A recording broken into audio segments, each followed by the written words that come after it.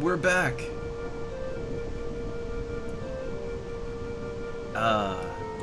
And here I am at ye old fishing spot.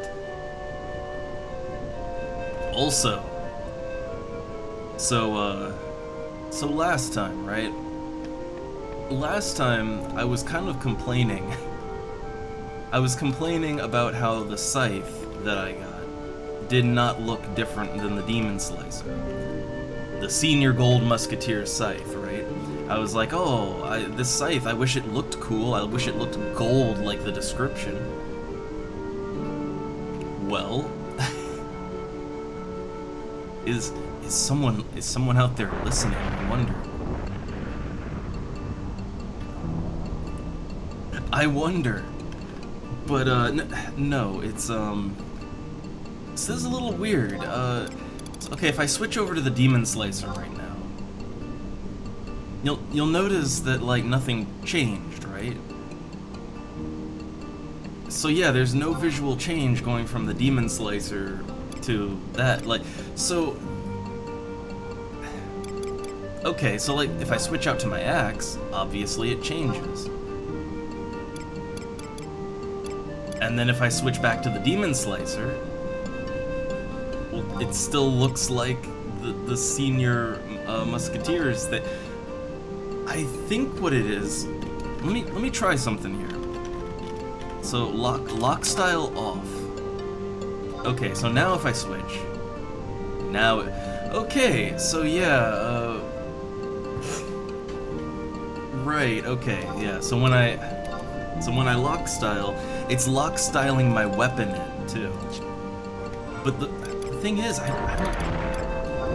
don't think that's how my equip macro is set up, right? Yeah, my equip macro, it just says to keep same piece, right? Like keep the same piece. That's what it said on. So I don't know. But yeah, apparently lock styling kind of,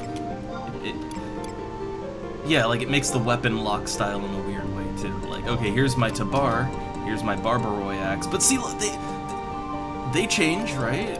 Yeah, look, when I equip my various axes, they change, the graphics change, but for the scythe, it doesn't. Yeah, the scythe doesn't change. I think I've stumbled upon a bug, perhaps. Perhaps this is bugs, I don't know. I mean, it's definitely lock style related, but, well, okay, it's lock style related, gotcha. However, it seems to be very selective as to how it, like, my axes, I can cycle through my axes just fine, no problems. So what's going on here? I have no clue. I have absolutely no clue. But here's what I do know. Here's what I do know. So, after the stream yesterday, two things. One, I got into an EXP party, and again, they barely went for an hour. I'm actually not even sure they did go for a full hour. I got some EXP, I'm about halfway through my level now. But, yeah, another premature ending party. And then the other thing is, my cooking skill is up to 22 now.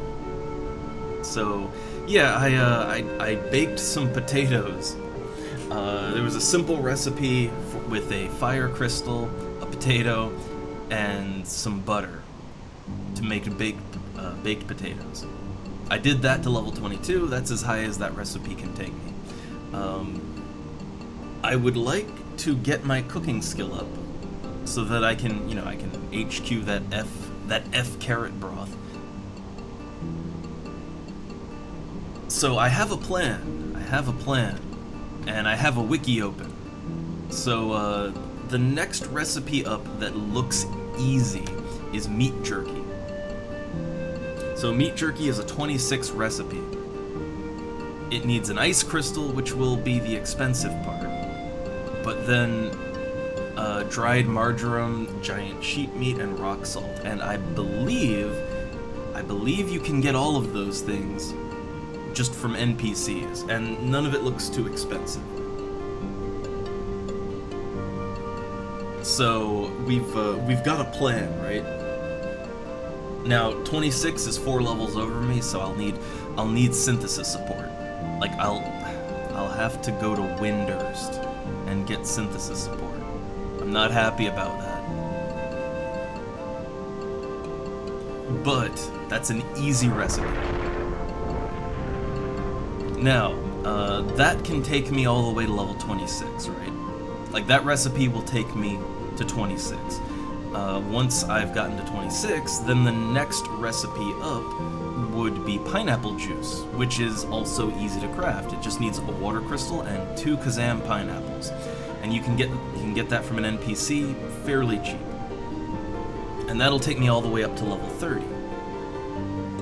And then from there, I'm not really sure. I have to look up the next bracket, but I have a nice, clear, and relatively easy path to 30, so I'm gonna take it. The thing that threw me off was that at level 20, I wasn't really sure what I could craft that wouldn't take a ton of ingredients. You know, what would be simple and cheap to craft, and none of them looked great. But the potatoes worked. That was a good recipe. But what I'm gonna do first, so I'm only a little bit of gil into 2.4 million. I'd like to get more gil so that I don't go under 400,000. Again, it's a me thing, I know. It's just how my brain works. But I'd like to make a little gil to so that, you know, I want to make gil for my crafting, because I know that I'm gonna lose a lot of gil crafting. Like, I am gonna lose so much gil crafting. So I just want to be ready for it. That's all. That's it. So we're gonna start things off with just a nice bit of fishing.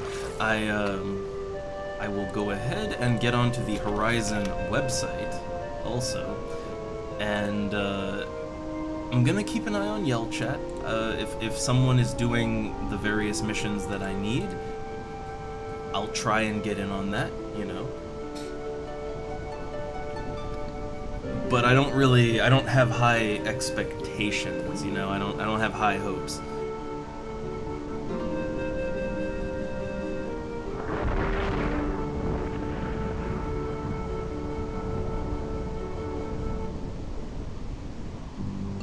The funny thing is that after the stream yesterday, there was a group that was forming up pretty quickly to do Promathia 3.5, the Diablos fight. But I had to make dinner. Like, I saw it, and then I had to make dinner, right? So, you know, I couldn't get in on that. And then, after dinner, there was a Zalart Mission 6 group that started forming up, and they managed to find 4 people, I think. Let's see, it was me, one, it was, they managed to find like 4 people, but they couldn't find like a good red mage or black mage at Sleepga. So that never, like, they tried, but it didn't go anywhere. And they were like, oh, we'll just get together later, and you know, when more people are on, and it's like, oh yay. Like, so when I'm asleep, basically. That's a problem that I keep running into when it comes to doing missions. I might see people interested, and they'll start things forming up, but then it's like, oh, we can't get that last couple people, like, well, let's just wait till later, and it's like, later for them is like after midnight for me, you know, like I have to be in bed.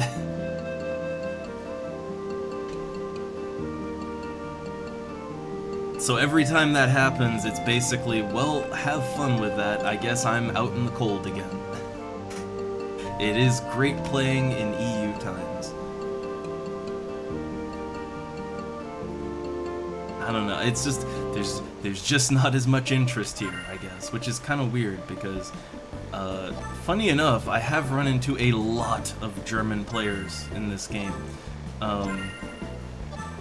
but I'd say overall, like the general interest for, well, I mean, in general games, it's just not as high here. So you don't, well, I think I know the other problem too. There's another problem, which is hours.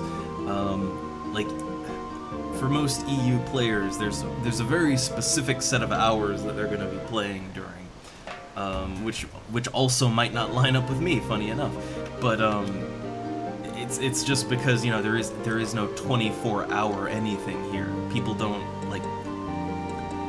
like for most people, there is absolutely no reason to be awake at like 3 in the morning, right? You can't go anywhere, you can't do anything, nothing's open. Like, you know, the EU goes to sleep after like 10 o'clock. So most people are kind of on the same schedule for the most part. Like, outside of, you know, the odd night owl. Most people are kind of on the same rhythm, right? The problem is, that means there's a very specific time in which you can get things done. And outside of that, it's also just dead.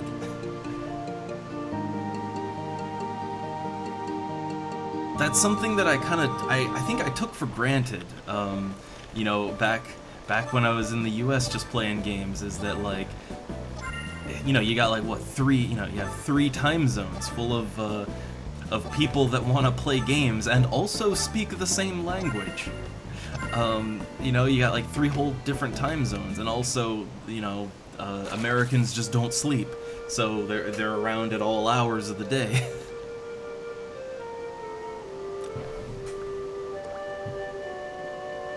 But you really realize once you're outside of that system, yeah, man, it's fucking hard to get things done in online games. It's really fucking hard. And if I want to get things done, like, well, I think of my wonderful Chinese link shell, right? Like, I don't understand a goddamn word they say. But they do content, so you know, that's what I got. Awkward situation all around.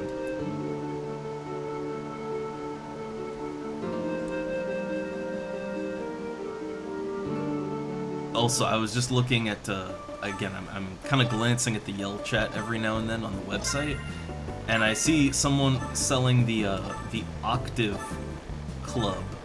Are they selling or buying? They're buying. So someone wants to buy the Octave Club for 20 million. 20 million. Like that. That is just that's an inconceivable number to me. Right? I can't comprehend 20 million gil.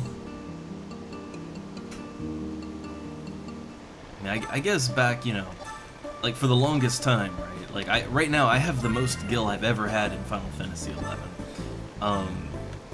And you know, if you'd asked me like a year ago, what's a crazy amount of gil in Final Fantasy XI, I would have said like 1 million, right?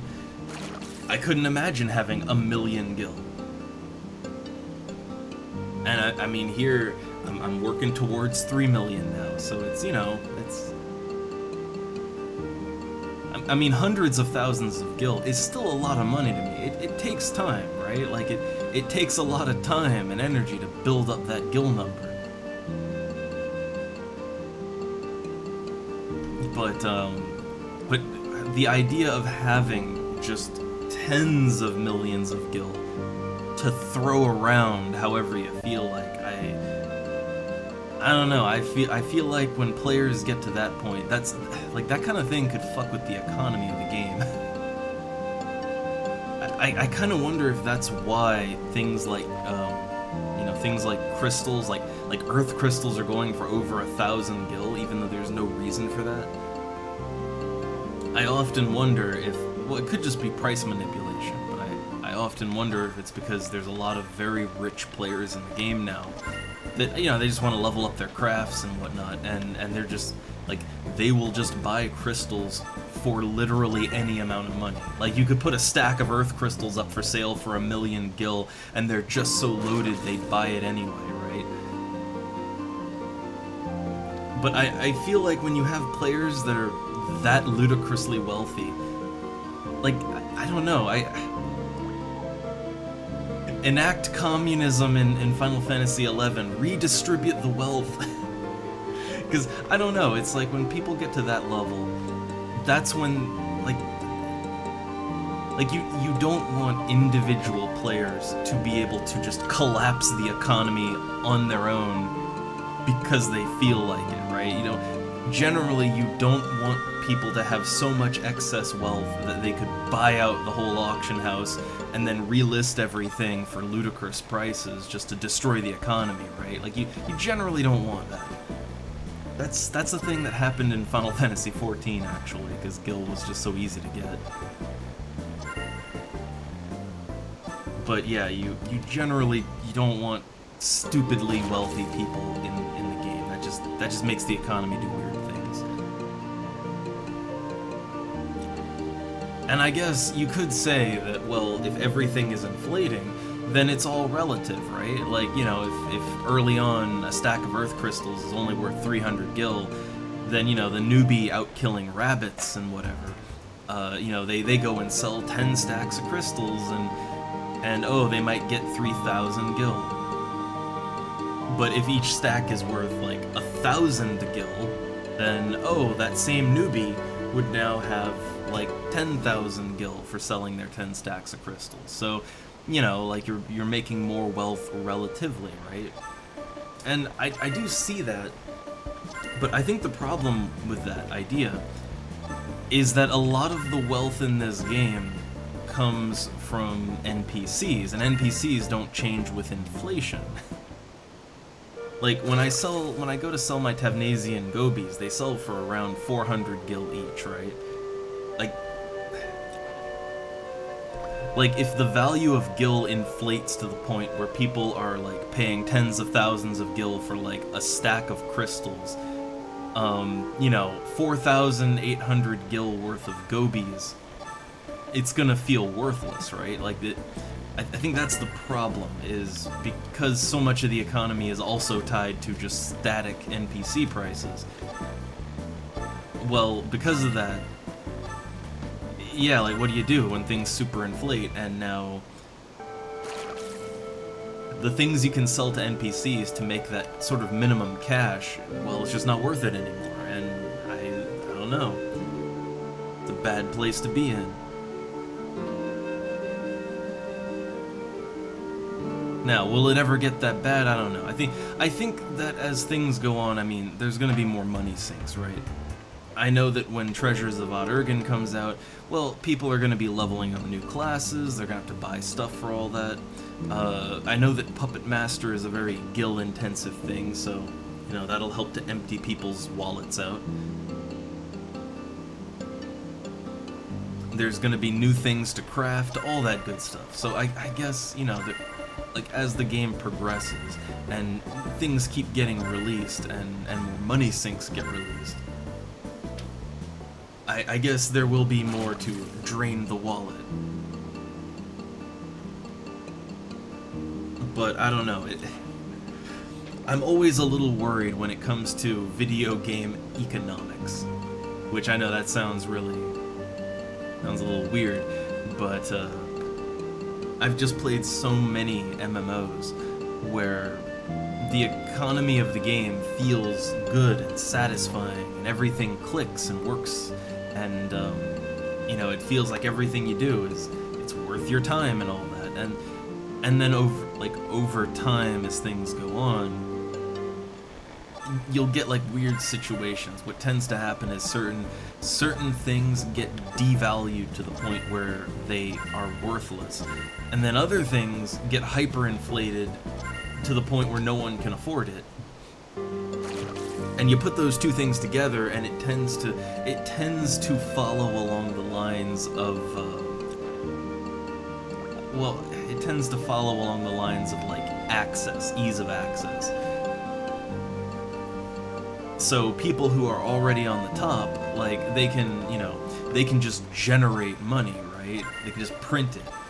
And so that leads to a lot of hyperinflation. But then people on the bottom who are just, you know, new players, people just starting out, people that are got left behind for one reason or another, well, they don't have that access, so then they're just left with the ability to sell things that are worth nothing.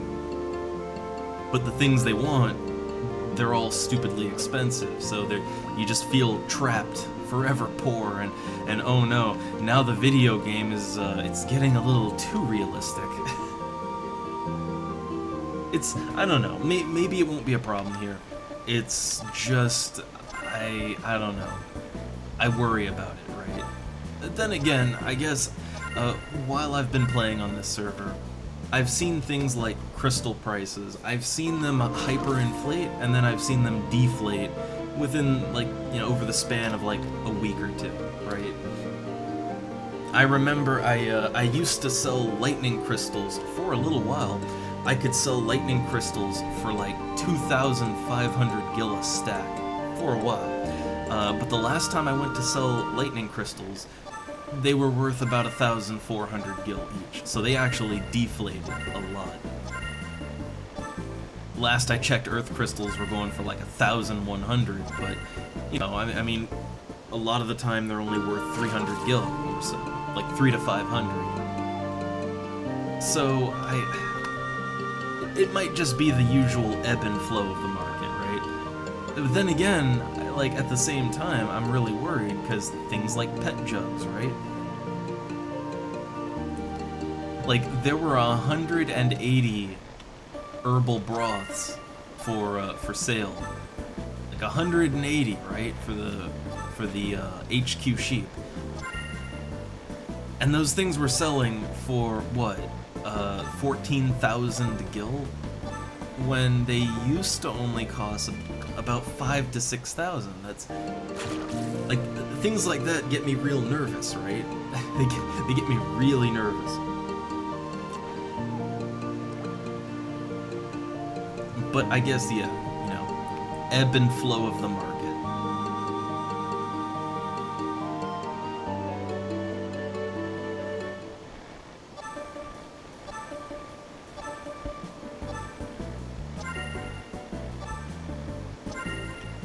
Okay, so I'm not gonna fish for too long. If I get a skill point, I'd be happy with that.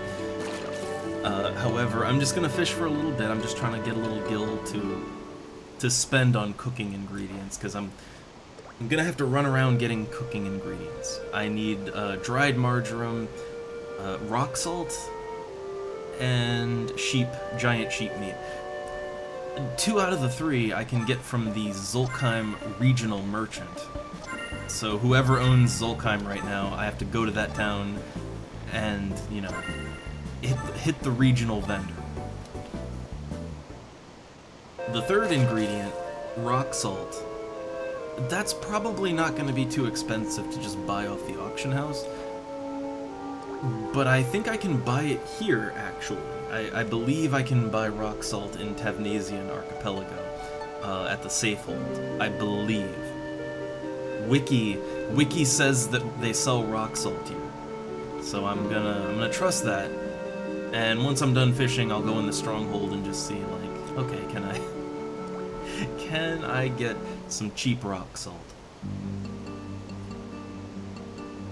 I think it would be pretty cheap off the auction house too. If I remember right, rock salt usually sells for just like 300-ish gil for a stack. You know, that's fine. But if I can get it cheaper, I'd like to. The big thing that will be a little bit of a bottleneck on this is the ice crystals. I think the ice crystals could be the bottleneck. Like, ice crystals tend to be a little more expensive. At the same time, if I go to, say, Bucidine, there's frequently ice weather there, and there's ice elementals just right next to the outpost. So I could farm some ice elementals just on my own. I could just do that. Man, I am getting a lot of fishing skill points. Before I started the stream, I did a little light fishing, and I actually got a full skill point before starting the stream.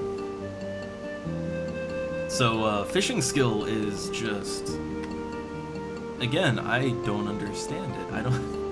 I don't know how fishing skill works, because yeah, like my skill points are just going up constantly right now, but I have fished for hours and hours and got nothing. But here I'm getting skill points fairly regularly, actually. It's going pretty quick, as a matter of fact.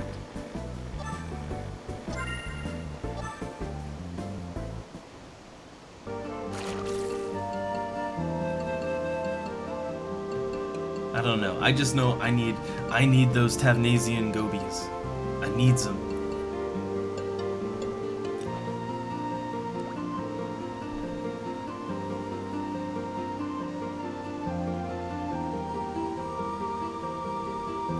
And I'm still so there's not much going on Yelp chat right now, as usual.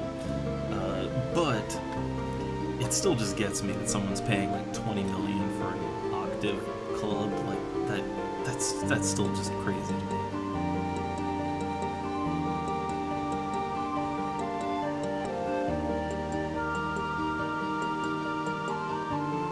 I can only assume that it's very amazing. I can only assume.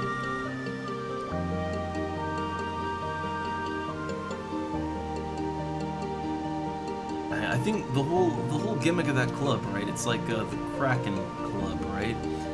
That it hits like 2 to 8 times. So it's really good for TP, but I mean, how is it as an actual weapon? I would assume the issue is that, okay, so when you get TP, if you change your weapon, like if you change anything in the top slots of your equipment, it resets your TP to 0. So like the club would have to be good enough that you would just use it, right? Like it has to be good enough that you could get the damage out of it, right? Or is that not why people use it? I wonder if it's is it like a mage thing? like do mages use the clubs? Because I know that there are club weapon skills that restore your MP. So I wonder if it's sort of a mage / paladin thing where you would use it just to build TP to do an MP like an MP recovery weapon skill. Because otherwise, like the club would have to be good enough that, for me, that would have to be good enough that even at level 75 I would use it. But I don't think that's probably not why people use it, right? I'd have to look into that one more.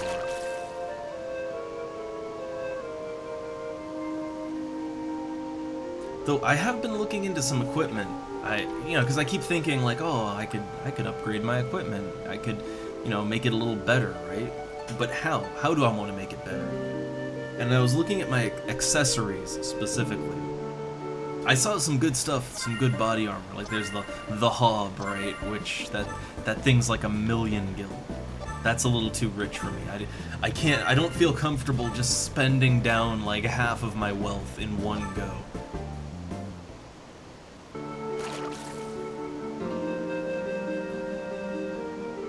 I'd call that like a life goal. Maybe get the Hob eventually, but for now I'm good. But for accessories, I saw some things that, they don't cost too much, but they look like they could be very effective. Namely, the Pilferer's Earring. The Pilferer's Earring is really tempting to me. And that's because I sub-thief most of the time, right? Like, most of the time, whether I'm solo or in a party, I sub-thief. The Pilferer's Earring is a latent effect 3%. 3% crit chance, which, like, that's noticeable. So it's an extra 3% crit chance, but it only works if your sub-job is /thief. So for a lot of characters, that wouldn't really, that wouldn't work out, that wouldn't be ideal, but for me, like, I sub-thief almost exclusively. So, I mean, 3% crit chance, I would love that. That'd be great. Like, that along with, getting my dex gear a little bit better, I feel like that could really work out. So I'd be triple hitting a lot and criticaling a lot when I do it, and that could work out nicely. The earring was only 70,000 gil, which, yeah, 70,000 gil is a little steep. it's a little steep, but it's like for me, anything under 100,000 gil is not too bad. Like, anything 100k or under, I would say that's my price range, right? My price range, me personally, is I don't feel comfortable spending more than 100,000 gil on a single item. So, no hob for me, right? I'm not spending $1 million on one singular item. But the Pilferer's Earring, that really tempts me. I feel like, because I sub-thief so much, I could get really good use out of that. And Beastmaster isn't the only thing I'd want to sub-thief to either. I mean, I could see myself subbing thief with a lot of physical melee jobs. Like, triple attack is pretty good. Sneak attack is pretty good. Like, even as a sub. The bonus dexterity is pretty good. And of course, treasure hunter, right? Having treasure hunter is nice.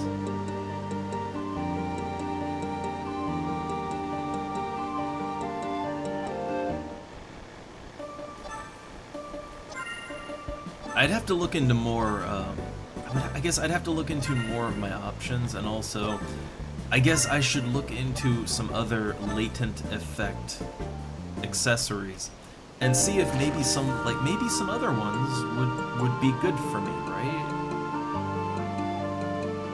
Like, I guess I'd have to see what the latent effect, like, if there's any latent effect for subbing Ninja, for instance, since that seems to be the go-to.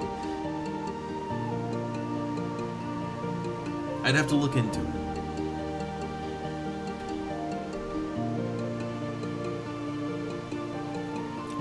I also saw some other interesting effect items. So okay, like there was like an earring, I think, and it was a non-unique earring, so you could have 2 of them.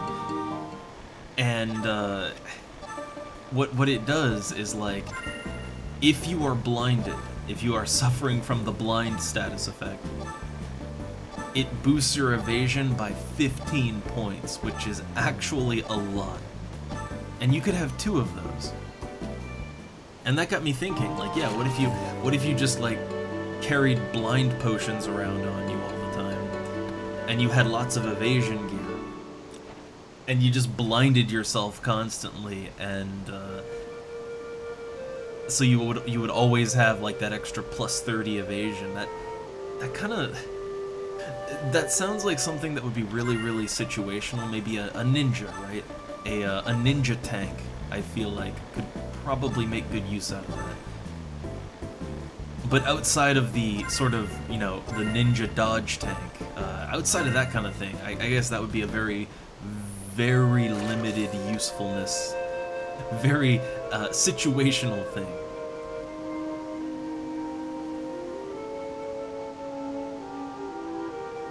Yeah, like, I don't know, I don't know how much blind like, there's potions you can drink to just blind yourself. I have no idea how strong that blind is. That's the thing about status effects. You can't really just offhand, you can't just see how much the status effects do. That's, And not all, like, yeah, not all blind effects are equal, not all poisons are equal. But that does sound kind of interesting, right? Like, if you were going the dodge tank route, I feel like that would be an interesting way to play.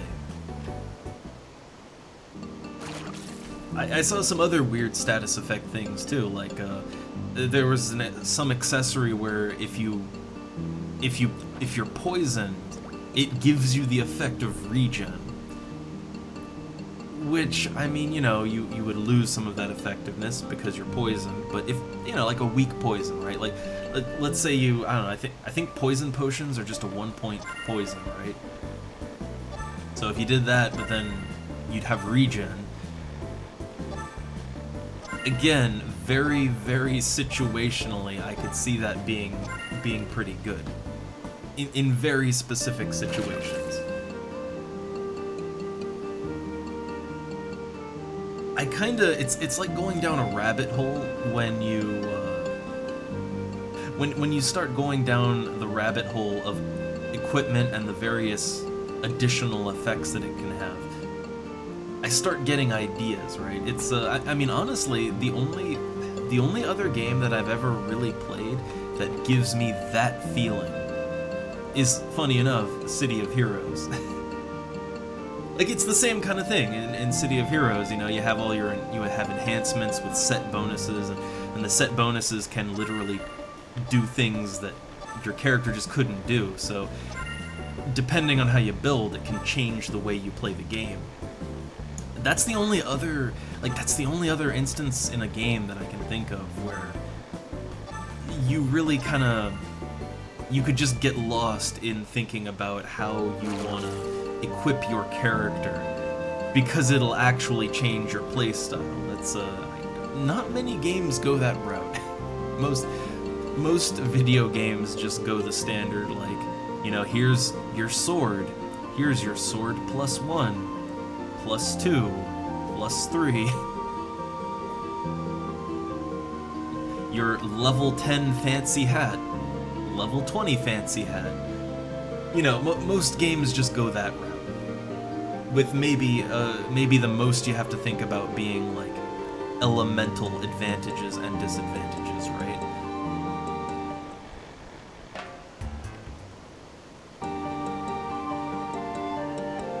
So whenever I play a game where you could just go down the rabbit hole thinking about all of the weird alternate builds and playstyles, like, I kind of love that. I kind of love it.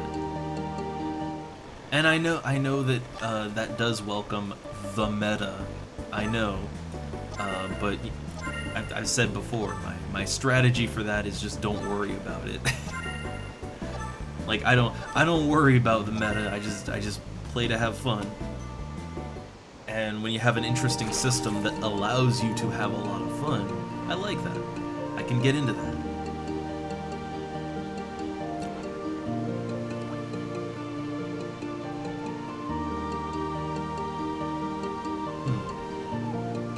I'm just kind of looking around, again, looking around that Yell chat, and apparently there's some... I don't think there's Dynamis happening. I think it's people asking for Dynamis, which I still haven't done. I have access to the basic Dynamis stuff, I believe. But I just go under the assumption, even though apparently you can enter Dynamis at 65. I assume that people want level 75 characters for that. Like, I assume people don't appreciate having, like, low levels just sort of leeching along. I would feel like I'm just leeching along if I joined below level 75.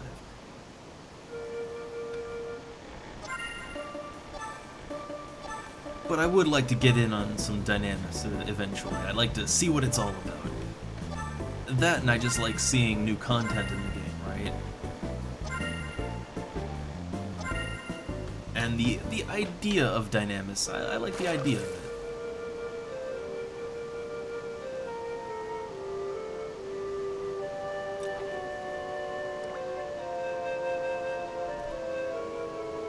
man, this I don't want to fish all day. I don't want to do that.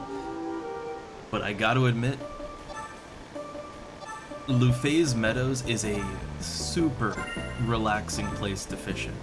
Like super relaxing. Especially right now. It's got like there's a slight fog going on in the area right now. So you have this nice calm, like this nice calm gentle stream here, right? And then just rolling fog in the distance, and man, that along with the music, like that's just super comfy. This is a super comfy place to fish.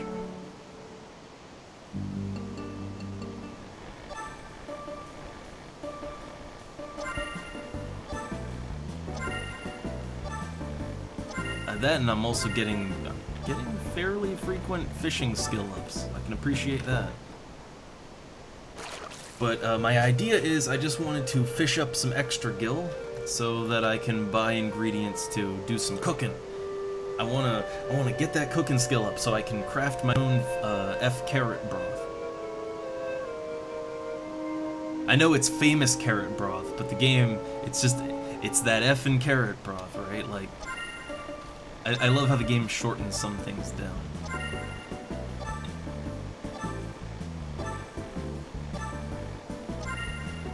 But yeah, I'd like to be able to make that, and possibly more pet jugs as well. I guess I would. Oh, look at that! Another .2. Look at all these skill ups here. Actually, hold up. How many skill ups have I gotten so far? I've got .2, 3, 4, 5, 6, 7, 8. I've got .8 skills so far. And I'm trying to remember if I had any skill ups before I started the stream. I'm not sure. But either way, like, the fishing skill is going super fast right now. So I'm really tempted, while RNG is on my side, I'm really tempted to just try and get one more skill point, right? I'm almost there right now. And see, with that attitude, that's when I just stop getting skill ups and I fish for like 10 hours straight without a single point.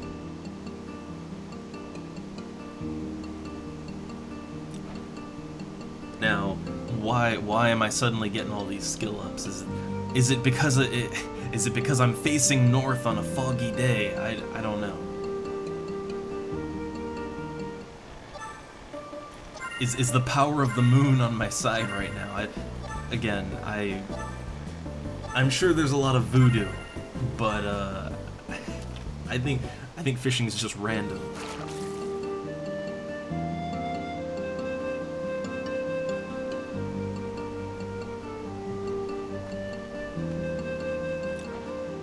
I think it's all just random.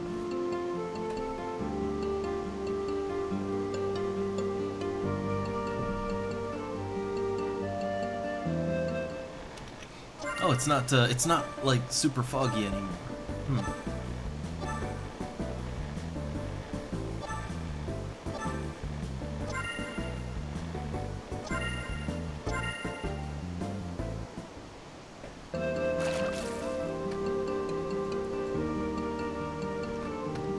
So I hope the fishing isn't too boring. I hope not. I mean, these Final Fantasy XI streams, it's just, I consider the whole thing to kind of be a very chill, laid back, let's just get everything that's on our minds out, right? It's a bit of a Zen stream thing until I do like some hard content where I'm just losing my shit constantly. And not knowing what's going on. Until that happens, it's a super zen experience to me. That's kind of the fun of this game, is, it can go from being a nice, chill zen thing to, oh god, what's happening? Everything is on fire, I don't understand. That's the fun of it.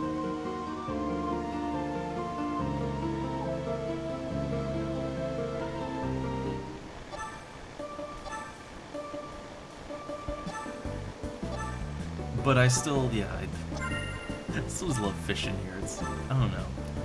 It's kind of weird. I didn't mind fishing in FF14 either, but I actually prefer how fishing works here rather than in FF14.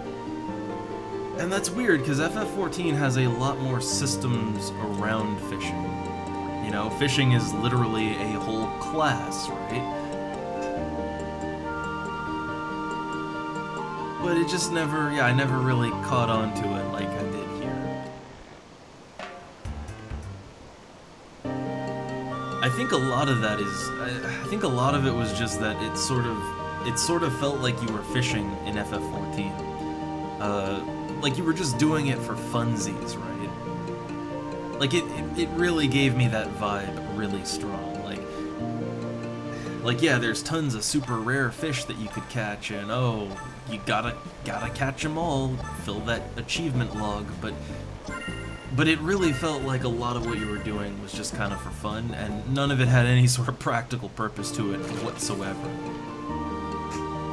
In this game, I mean, you know, these gobies, no one's gonna buy my gobies, right? But I can sell them to NPCs for over 400 gil, so... And that's how a lot of the fish are. Like, yeah, a player might not have much use for it, but an NPC will buy it for a nice amount of gil, right? And the fish that NPCs don't buy for good amounts of gil, players will want those. Because, yeah, for cooking and all that. I think some of it's used for alchemy, too, like cobalt jellyfish. So I just always felt like the things that I'm fishing up in this game, like, I'm not just fishing for fun. It is fun, and I do it just for fun, but it's not just for fun, right? There's a very practical angle to it, too. And I never really felt that with FF14's fishing. As well fleshed out as it was, it just felt like a lot of effort to get things with no value at all to anyone. It's kind of how gathering felt in that game in general, right? Like, you go out and you mine, you mine up 100 mithril ore. NPCs buy it for 1 gil. Players buy it for, I don't know, 10 gil. Or the same for crafting, like you'd craft things and yeah, nobody buys anything, so oftentimes, even though the materials were worth almost nothing, the end product is worth even less. Somehow. It just never felt good, right? Nothing ever really had a good, satisfying feeling to it in that way.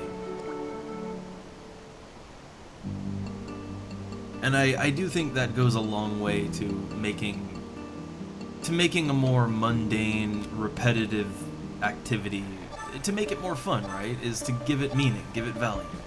It's kind of like, well, I hate to drop the E word, the EVE Online word, but, in that game, I found combat to be pretty boring, but the non-combat stuff, like mining and mining, refining, constructing things, all that, like, I found that to be really fun and enjoyable. And the reason was because all of that stuff had a pretty hard, tangible value, since people needed to buy everything all the time.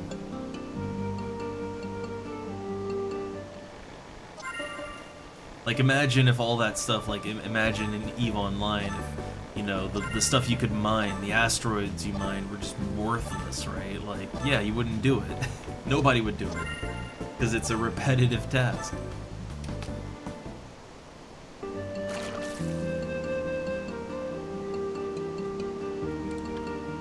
Nice! 66 skill. I kind of want to just ride this a little bit longer. Let's see if I can get another skill up.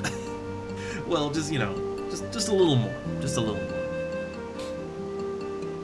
Oh, if I get up to level 68, I could do my next, I could go to the next tier, right?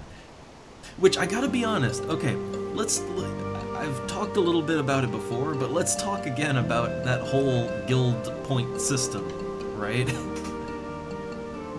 So, yeah, the way it works is it kind of, like, every day it goes up one rank, right? Like, it starts at rank 0, then 1, 2, 3, 4, you know, it goes up the ranks until it hits your current rank, and then it resets back to 0. The problem is that the lower ranks, like, I'd say half the ranks, honestly, like, half of the goddamn ranks in the game, the fish of the day, it's damn near worthless. Like, 50 cobalt jellyfish, which costs that costs a bit. 50 cobalt jellyfish for, like, a little over 1,000 guild points. That's terrible. But then, when you get to a certain point, so, like, when you hit a certain point, you will reliably get 5,000 plus points for your fish. Reliably. And even before that, you know, it gets a little better, like 2,000 to 4,000 points.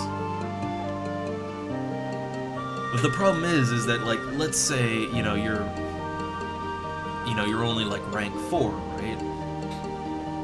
Well, you only get rank 0, 1, 2, 3, 4. Like, the only fish that's going to be worth anything is going to be that rank 4 fish. So that's kind of the issue, I think. So if you really want to earn guild points, like if you want to get those, you know, those big point items, you kind of have to rank your fishing up first, right? Like, you gotta rank up first and then go for the points. Which is a little bit not great, because there's some guild point items. There are some guild point items that, they will help you to advance faster. I'm pretty sure every guild has some kind of, like, synthesis support item, right?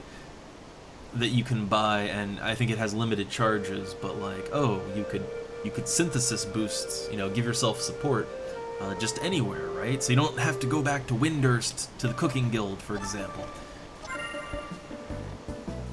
Like, stuff like that you would want pretty soon, but, you know, to actually afford it in a timely fashion, you'd want to be higher rank.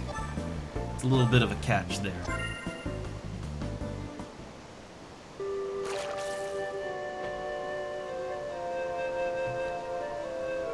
Now, how many gobies do I have? Quite a few. Oh boy, I've got quite a bit of gill and gobies on me right now. Again, I just want to try to get, like, a little bit more skill, and then we'll get to the actual business of the day. And the business of the day is getting that cooking skill up, because I wanna HQ craft some shit. Now, I am fully aware. I'm gonna try to do things as cheaply as possible, which means relying on things that I can just buy from NPCs. That's usually the cheapest you can do. But I am full well aware that I am going to lose gil crafting. And I'm probably going to lose a lot of gil at that. Like, as an example, to go from cooking skill 20 to 22, which isn't much, I had to buy the potatoes and the Selbina butter.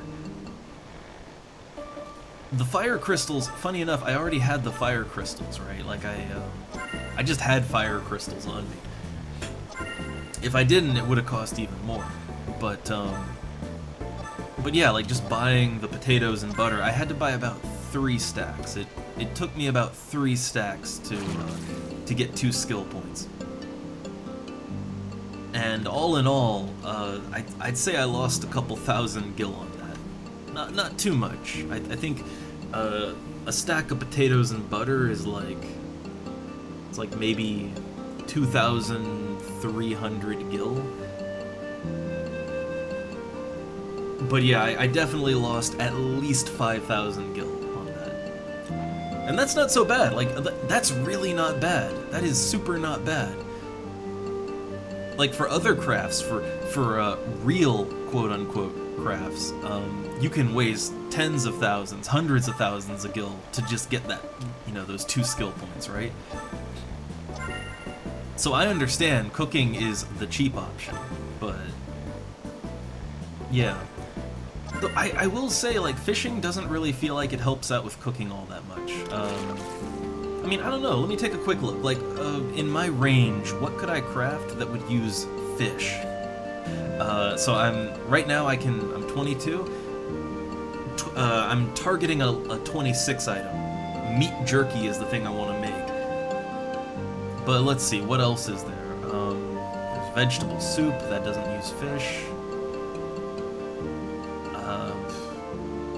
Salsa, pulse. That just uses flour, honey, distilled water. I don't see any recipes that use fish. Oh, there's one. There is one recipe that uses fish and dark crystals. Goblin chocolate. Or wait, that uses widgeon for, like, is that might be something from later on, maybe. No, I think I can get it, but that uses dark crystals, and we all know how expensive dark crystals are. So yeah, there's actually nothing that I can craft right now that would use fish. Like, I honestly really, like, I think early on there were a couple of things that used fish, but yeah, it's not that many fish related recipes.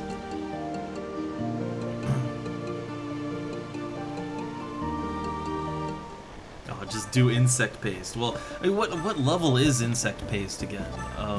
Because I kind of have to stick to my level range.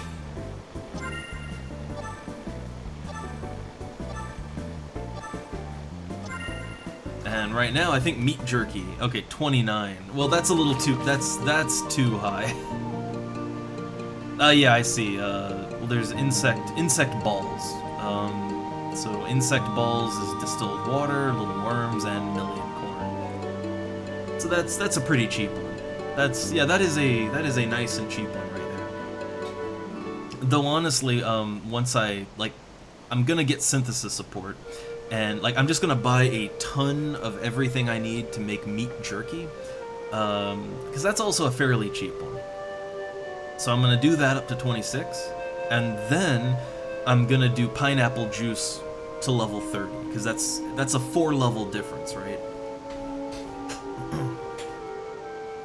The thing is that, like, the pineapple juice just takes water. It takes water crystals and Kazam pineapples. Like, that's simple. The pineapples you can just buy from an NPC. They're not too expensive.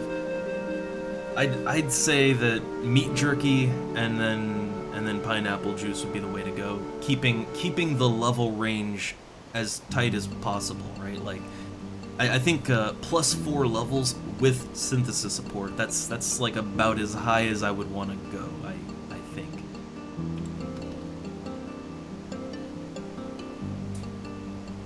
Well, yeah, it's not stackable, but like the way that I would do it is, I mean, like, all you need is water crystals and pineapple, right? So like what I'd do is I'd stock up on water crystals from the auction house. I'd go to the NPC that you can buy pineapples from, and I'd just kind of sit there buying pineapples, crafting a bunch, sell it back, like just NPC it, right? Just NPC it. And I just sit there doing that over and over again. Like, yeah, probably not the most cost-effective way to do it, but it's not that expensive, and also it would be quick, right? Like, it'd be quick and dirty. Okay, so 5 levels even on breaks. All right. I guess I was at least hoping that I wouldn't break too much, you know, like, I was hoping I wouldn't break too much. That's why I was gonna go to Winders to get the synthesis support. I hate going to Winders to get synthesis support. I really hate it.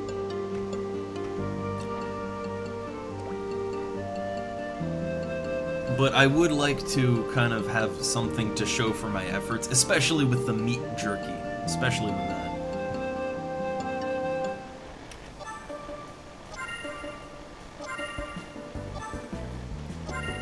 So, again, gonna fish a little more, and then I have a plan. I have a plan. So, okay, so half of the ingredients that I need for meat jerky, you get it from Zolkheim Regional Merchants. Who owns Zolkheim right now? Bastak. Okay, so Bastak owns Zolkheim. That means I have to go down to Bastak. Man, Bastak's doing really good right now.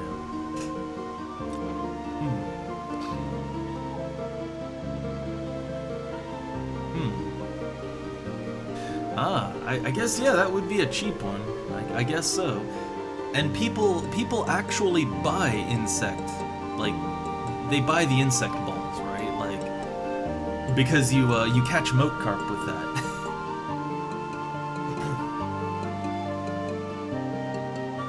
So that might work out pretty nicely.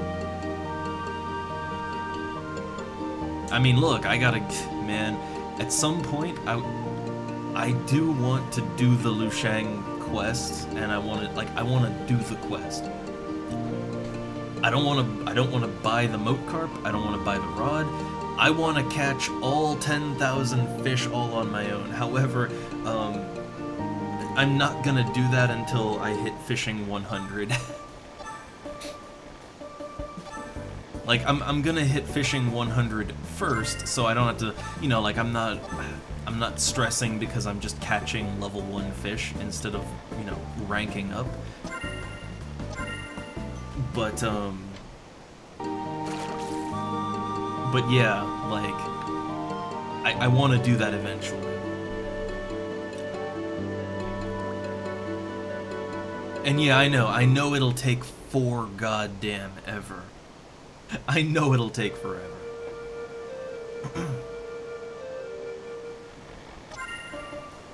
I mean, hopefully by the time that I get 100 fishing skill, hopefully by that time I will have also worked on my cooking skill, and maybe I could, like, you can HQ the insect balls, right? Let me double check that. Oh, they don't have a. It looks like they don't have an HQ. Huh. I mean, I guess you craft 12 each, so that's, you know, that's a pretty good amount. But no HQing it, huh? No HQing. I do find it kind of weird. I find it honestly a little bit weird that a lot of the crafts in the game, they have no HQ. Like, like, I can understand everything not having, like, a high quality version, you know, like carrot broth and F carrot broth. I can get every item in the game not having that. But I do find it strange that there's no HQing. Like, yeah, like, maybe HQ the insect balls and get, like, 24, 36, right? Like, it's a little weird to me. Some items do, but a lot don't. And as far as I can tell, there doesn't really seem to be any rhyme or reason to that. It's just some items have an HQ, some don't. Deal with it. That's just kind of how it is. But either way, I do want to try to, yeah, do more crafting. Not just cooking too. I want to level all the crafts up to, like, you know, 60 eventually. That's another life goal. Life goal, every craft in this game to level 60. Funny enough, mainly just so that I can, you know, so that I can craft things I might need, and let's say there's none available in the auction house, and so that I can desynthesize things. There's so many items in this game that you can break down into more valuable parts. So I kind of just want to have that option open to me, like, at all times. but mainly cooking. Like, cooking is the main one I want to level because I need that for my pet jugs, right? I use consumables, so I could probably stand to up that crafting a little. I'd love to be able to make, I don't know, my own, like, meat myth kebabs, right?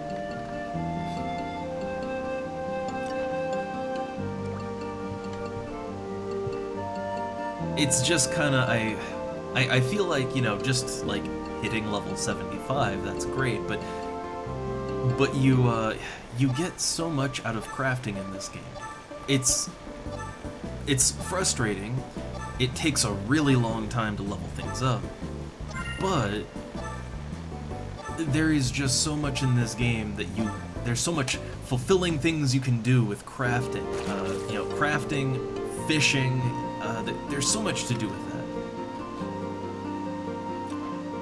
that. So I kinda, like I would like to flesh my character out and level those crafts. It's, the intimidating part is that, yeah, it's expensive. Like, when you first start in this game, it's kind of a newbie trap, right? Like, when you first start, you might be tempted, like, oh, hey, there's guilds that I can join, and oh, I can craft, and like, oh, I've got some fire crystals from killing things in the newbie yard. And you might think to, dip your toes into crafting, but then you very quickly will realize that, oh my god, I'm losing so much guild. So I do feel like crafting, as fulfilling as it is, I feel like crafting is really something that you should kind of put off until you're 75 or getting close to it, right? Like, I didn't really start increasing my crafts until I was like level 60, right? Like level 60 and over 1 million gil.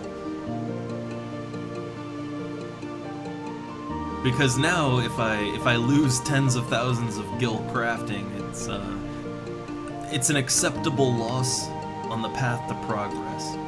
But let's say I did that when I was like level 30, right? And I had 20,000 gil to my name. That would just make me cry, right? Like, losing everything on failed / unprofitable crafts, that would just be miserable. So yeah, I feel like crafting is just it's a high level man's game.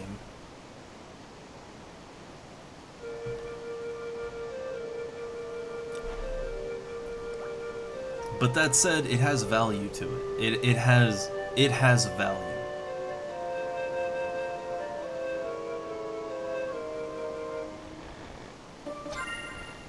Also, I keep saying, like, all right, I'm almost done fishing, but I keep getting skill ups, right? I keep getting skill ups, and these fish have a good value, and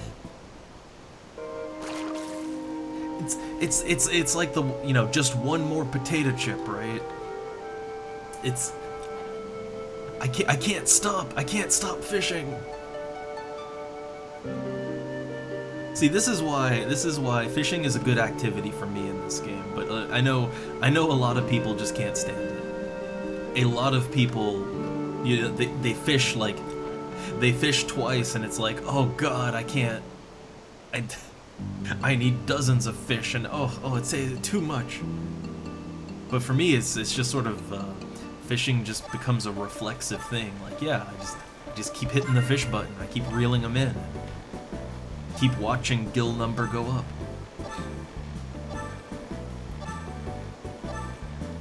It's another one of those activities that, much like grinding in general, it's something that my brain just kind of gets into and zones out on, and it just becomes this kind of zen experience. It's just what happens to me.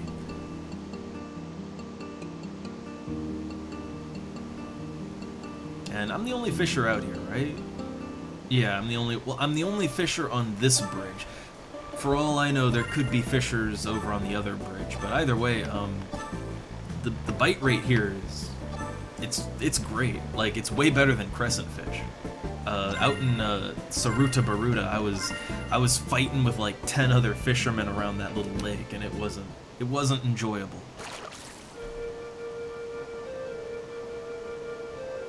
Look at this. Yeah, see, I keep getting skill points. Like, I swear, there have been times where I fish for like 8 hours, right, while I'm doing other stuff, and I get no skill ups. And then, you know, today, I got a whole level. I went from 64 to 65 just before I started the stream. Like, the skill ups just were happening like crazy. And now, yeah, like, I kind of want to just ride it while the skill points are good, right? Like, I don't know what's going on, but RNG is on my side right now, so I kind of want to just ride it as much as I can.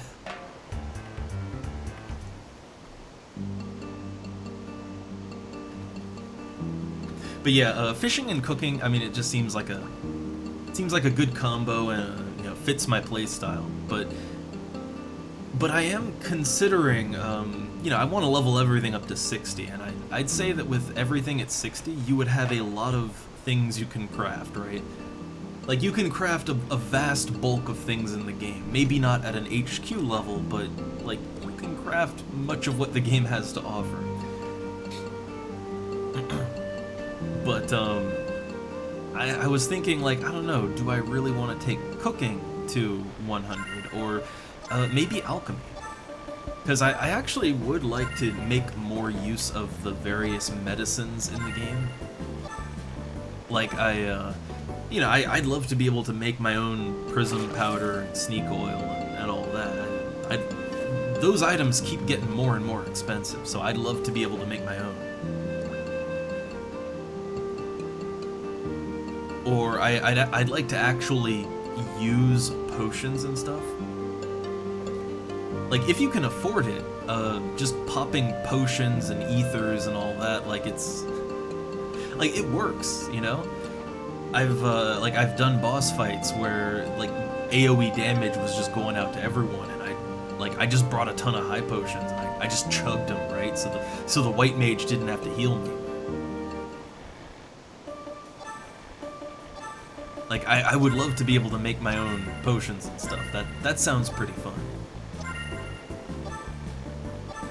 I guess in general, I find consumable crafting to be my type of crafting.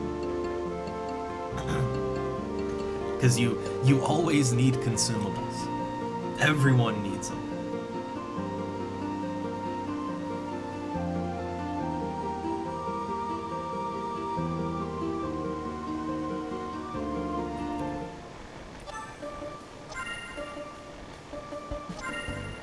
But yeah, I'd say like the other stuff like cloth craft, leatherworking, all that, that's more...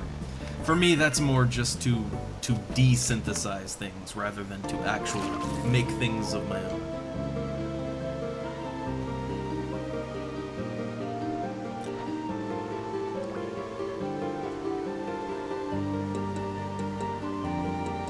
I gotta pull myself away from the fish, but like the skill points, they're just coming, and the fish are like a good bite rate for the most part. Like, it's really hard to pull away from fishing when everything is going really good.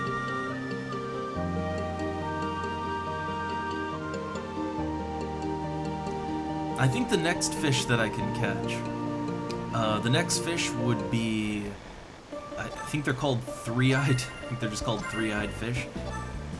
You catch them on Kufum Island. Apparently they're worth over 500 gil a catch, which is better than this, but they're a large fish, which large means that they don't stack, right? So I could see the issue there being, yeah, the issue there would be you'd have a bunch of fish that would fill your inventory up really quickly, and then you have to go back to town, right? The only time jungle catfish maybe, well, here's what I was thinking, like, three-eyed fish might be a good idea when, like, it might be a good idea when Sandoria controls Kufum Island, right? because when your nation controls the region, you can just go to the outpost that, you know, it's not far away. You could just go to the outpost with a full inventory and you could sell directly to the guy there. So you wouldn't have to, like, leave and come back. I'd say when Sandoria controls the area, that might make it worth it. But otherwise, nah.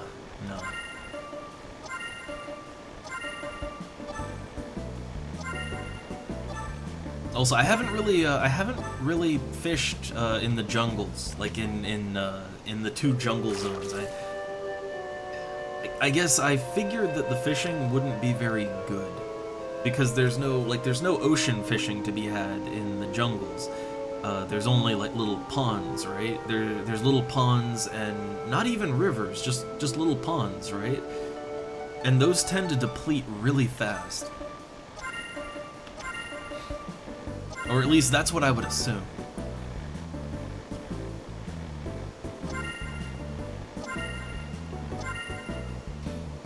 I will say that some water sources in the game, they are deceptively large.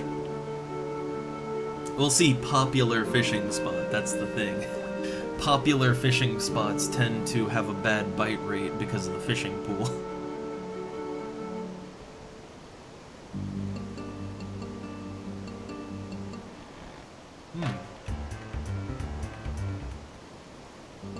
Oh, El Shimo frogs. Oh god, you need frog fishing for that though. You need frog fishing for that one. Oh no, I'm kind of saving my points up for the waders, which I will admit I want them both to increase my fishing skill, but also I want them because they're like for that glam, right?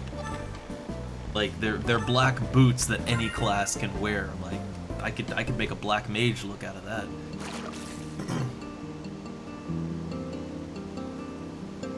Wait, I thought that was the whole point of the key item frog fishing. I thought that was the point of it. Like isn't that the point of the key item?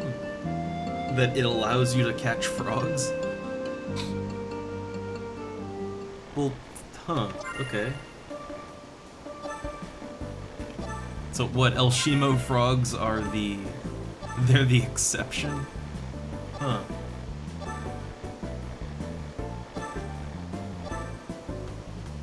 That's strange to me. I was under the impression that no key item, no frogs.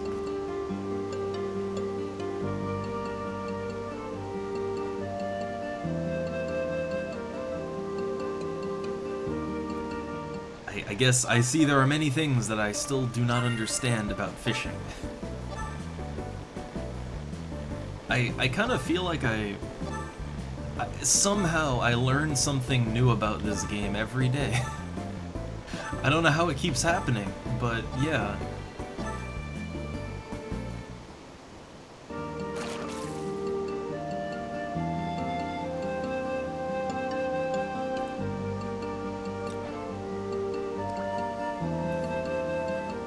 Alright, I want to check my inventory and also my skill points, and then I guess just, you know, I want to craft that meat jerky, which I might be able to sell, I don't know.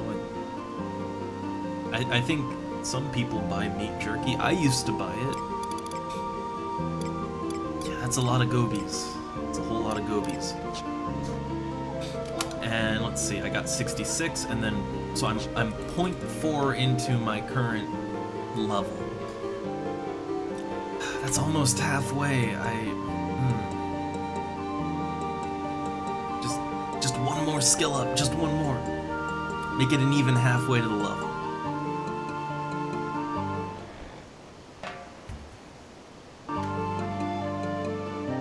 I don't know, I seem to be having, like, let's look at the log here. Like, yeah, look at that log. I am getting incredibly lucky when it comes to skill ups right now. So, yeah, I just want to ride that.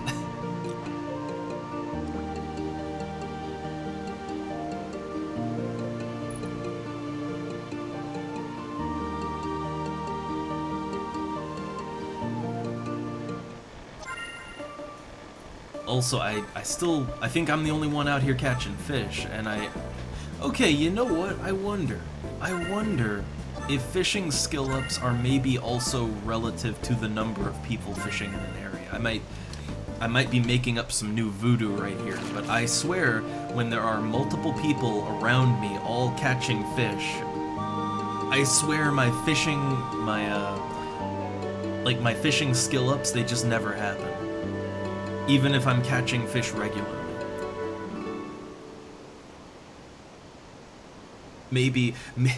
Look, new voodoo. Maybe the fishing pool doesn't just mean the fish, maybe it also means the skill points. There's a skill point pool, and oh no, the other fishers are exhausting the pool.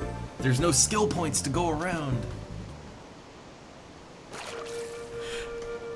I don't think so, but all I can say is, yeah, I seem to skill up better when I'm the only fisherman around. Coincidence? Conspiracy? You be the judge.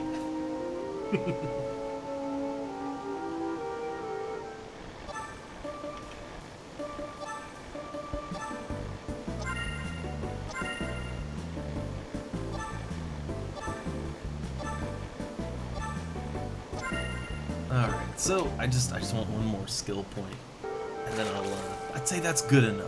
That'd be good enough. See, now the skill points are kind of drying up a little bit, but I got so lucky for so long, I guess it's fine.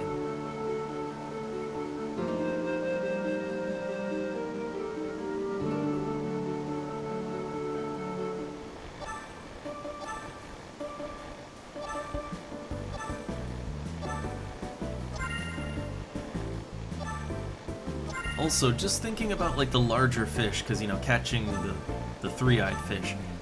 There is like a point system for that, separate from the guild points. There's like in Selbina, there's that Fishers Guild that they have like a fishing competition going, and you can get stuff for that, right? Like there's rewards for doing that, right? But the whole thing is you have to catch like a big fish, right? I kind of wonder. I kind of wonder if I maybe want to participate in that. Like, yeah, I can catch three-eyed fish right now, so maybe just catch a bunch and see, like, take the biggest one there, I guess. I've never done it. Not once. I have no idea how the whole thing works, but maybe it would be worth giving it a shot. Oh my god, a ring that increases fishing skill gain. See, that's one of those things where, like, yeah, I'm already so far along with fishing, right? Like, that would be super helpful, like, months ago. But, I'd still take it. I'd still take it.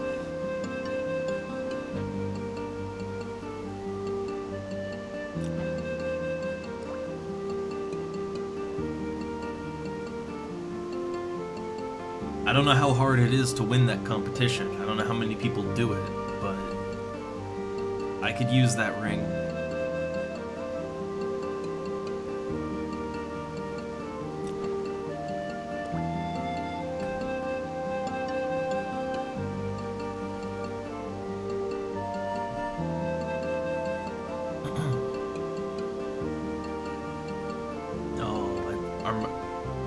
Fish drying up? Is my luck drying up? Possibly.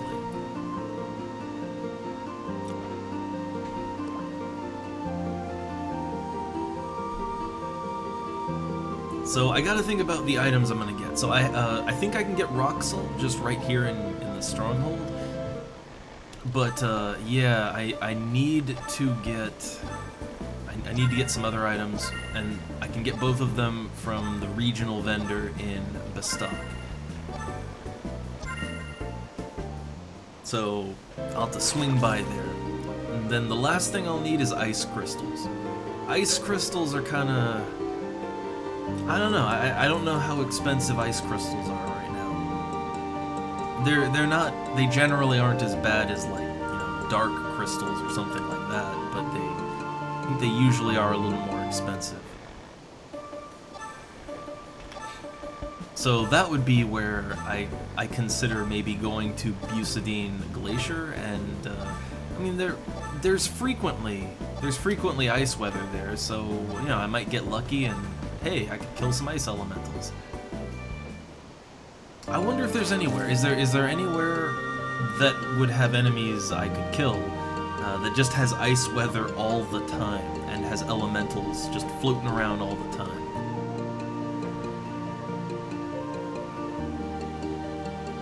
I'm not sure such a place exists. But I'll have to see how much ice crystals are going for on the auction house. Or ice clusters too. I guess ice clusters, you know, depending, because I'm gonna have to do a whole lot of crafting, right? Like, yeah, like this is it's like four skill levels away from my current skill level, so I'm gonna have to craft a lot. We'll see. We'll see how the prices look.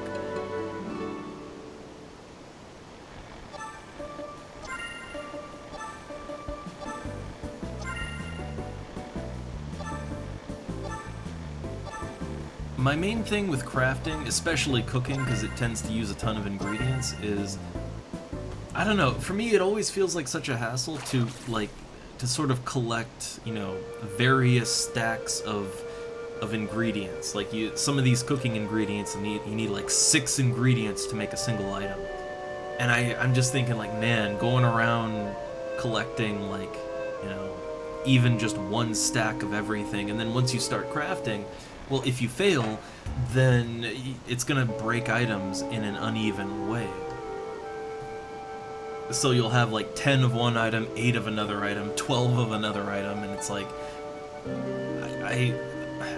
that sort of thing drives me goddamn crazy. That sort of thing makes me go insane. Like, I hate it when when I need all these items to make something and the stacks aren't even. It's one of the things that kept me from leveling up cooking for a long time, but I guess I just have to find some way to equalize it in my brain, right?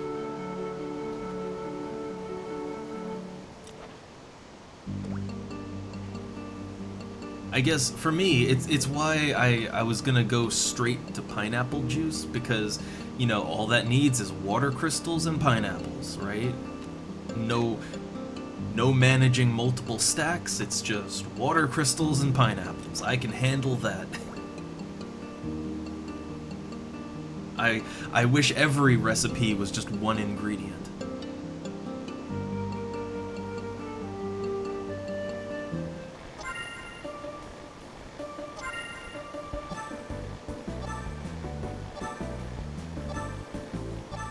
Alright, so I don't seem to be getting any more skill points, so I guess I'll have to try to pull myself away from the fish. But I got like, what, 0.4, right? Yeah, I got 0.4, but maybe I'll get lucky. Maybe I'll get lucky on this next one.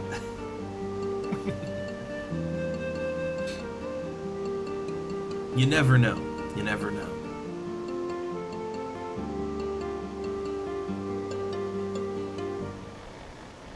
Maybe this will be the one that gives me that skill up. No, okay, let's just... No matter what, this is the last fish. Last boss here. And then I need to get to my crafting. It's way too tempting to just kind of keep going forever, you know? Way too tempting.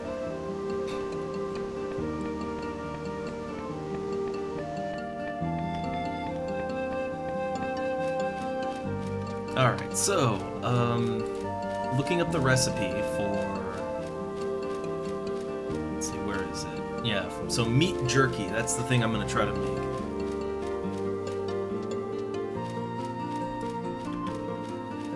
Or what else could I make? I mean, there's a lot of...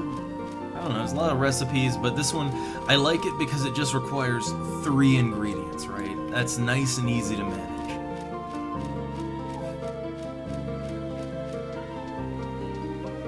So the rock salt is the one that let's see, where, I mean, can I buy rock salt in Bastok? It looks like it's a regional thing specifically from the Volbau region. But at least according to this thing, it says that I can get it from an NPC at G7 in the Safehold. So I'm gonna try that first and see how that pans out. And if it doesn't, I'll just buy the rock salt off the auction house. It's usually not expensive. All right, so the NPC is at G7. Yeah.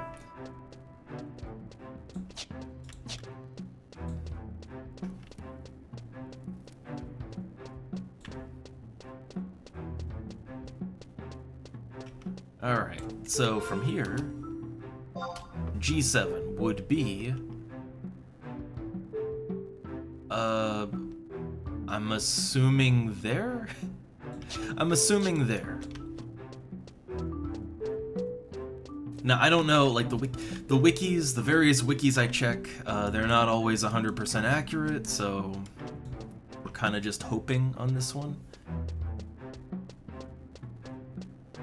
And I know that more things open up in the Safehold when you do the story to a certain point, right? So, will they sell things to me? They will. Okay. Oh, hey, look, you can just literally buy meat jerky right here. So this is the thing I want to make. I'd say as far as like cheap items, cheap consumables go, 3 strength and 30 attack, like, that's not bad. That's not too bad. If you can't afford much, that's a nice little boost to your damage.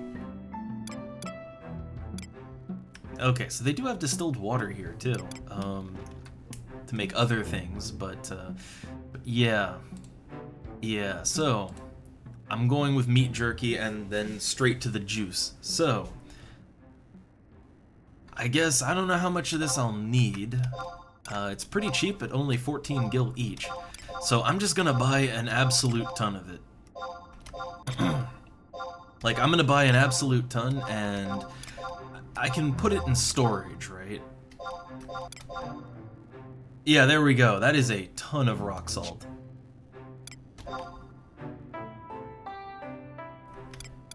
Now, let's sell our Tavnesian gobies. I swear I could sell these for 410 elsewhere. Huh. I mean, that's only what? It's 10 gil less. That's,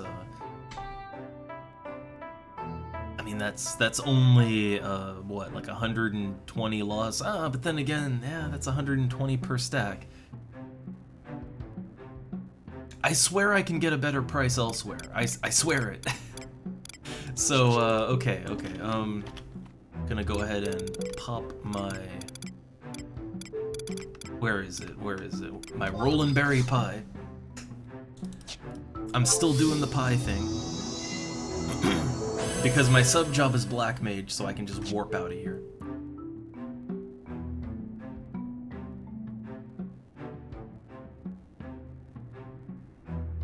Alright, so I need to get to Bastok. Best way to do that. Best way is, I mean, you can just take the airship. I mean, where's the... Okay, so I need to go to the Zolkheim regional vendor in Bastok. So where is that vendor located at? In Port Bastok, actually. So, I mean, really, it wouldn't be out of the way to ride the airship, right? Like, it wouldn't... I don't know, like... The airship would take me to the correct district, even.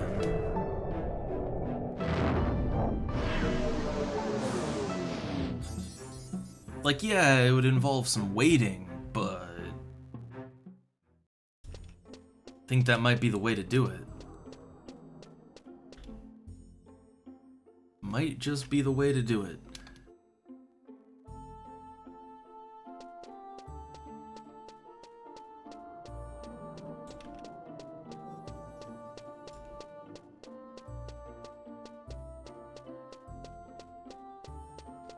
Well, let's see. How long do I have to wait for the airship to come into port?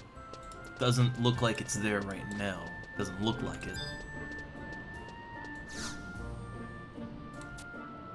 Okay, so the airship's not going to be here for 10 minutes. Well, in that case, I guess I got 10 minutes, right? So let's wrap up some business here. Hold up, I want to trade. Yeah, I've got a couple more seals to turn in. So I got 78 kindreds.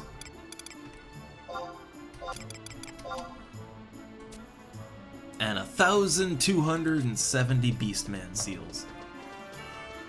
Hey, anybody want to do a BCNM? But alright, okay, so we got that done. I guess, I want to sell my Tavnasian gobies, and I swear I can get more than 400 gil for those. I swear it. Oh, also, I want to check the... Right, I want to check the auction house. I really want to check the auction house.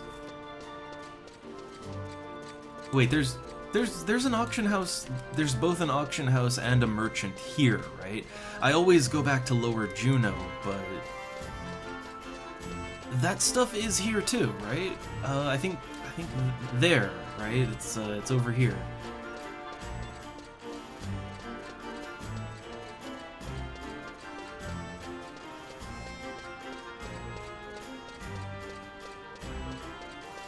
Yeah, I always just sort of go back to Lower Juno or Upper Juno even, just because I'm generally more familiar with those areas, which is weird.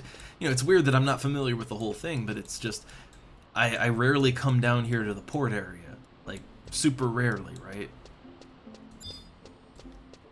Because, you know, I never take the airships, I always just port.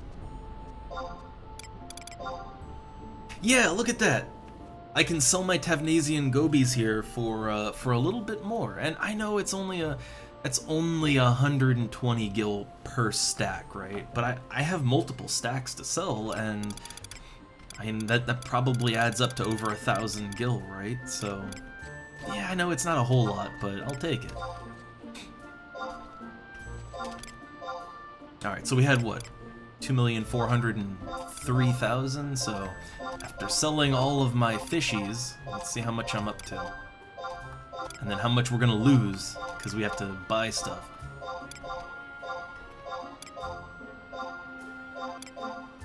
Okay, I now have 2.4, so 2,457,000. So that was about 54,000 gil. 54,000 gil worth of fish. Man,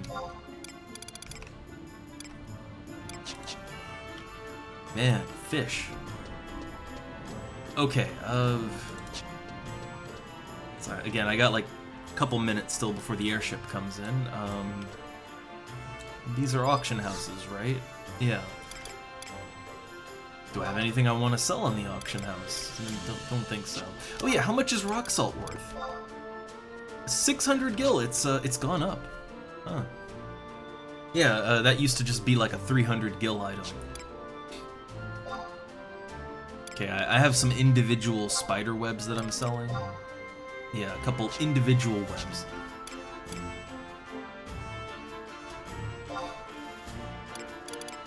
Alright, what did I want? Crystals, right, I need ice crystals.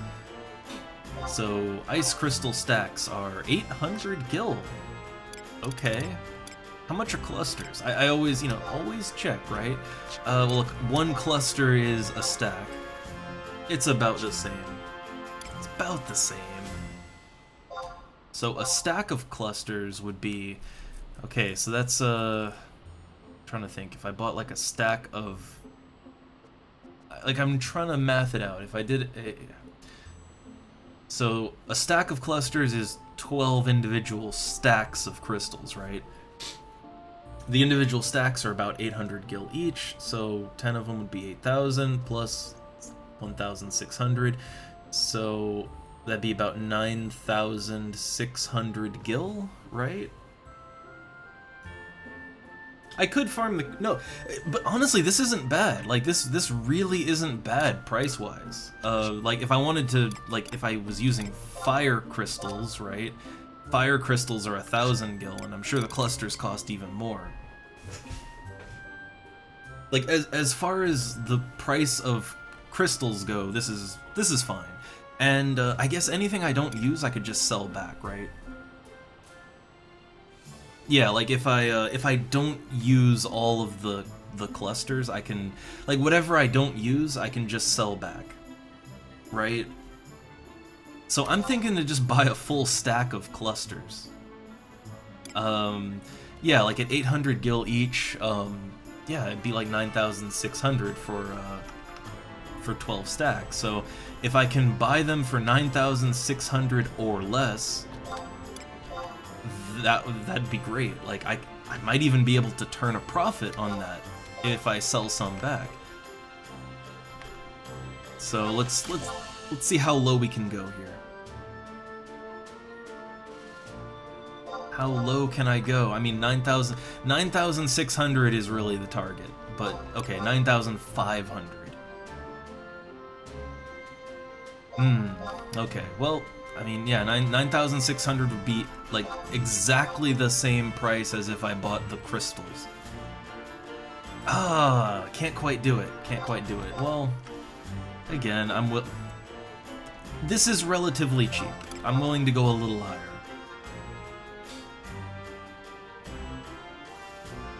Okay, 9,700. That's still perfectly acceptable. That's hey, if the price of ice crystals go up, then you could still, you know, that'd still be pretty good, right? I guess I was just worried that ice crystals were gonna cost more than 1K per stack. Again, like things like lightning crystals, for instance, like they can inflate like crazy sometimes. Like, I've had moments where lightning crystals sell for, like, 2,500 each, right? If I had to buy, like, 12 stacks of those, oh, that would hurt, right? That would fucking hurt.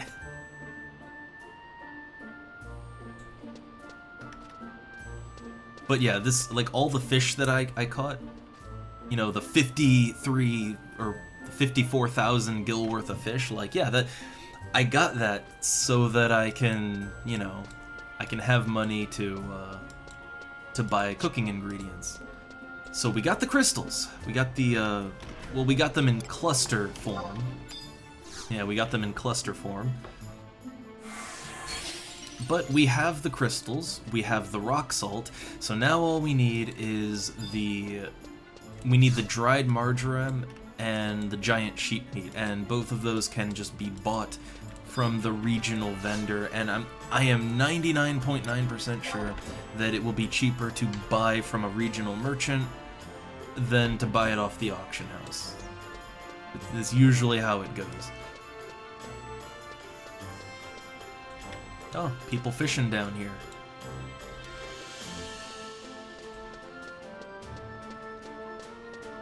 Which I guess, I mean, you can catch black souls at the, like, the black soul things. You can catch those here, right? Like, just while you're waiting for the boat? I mean, you know, if you have the skill, right? I don't have the skill, but if you did, you could do that.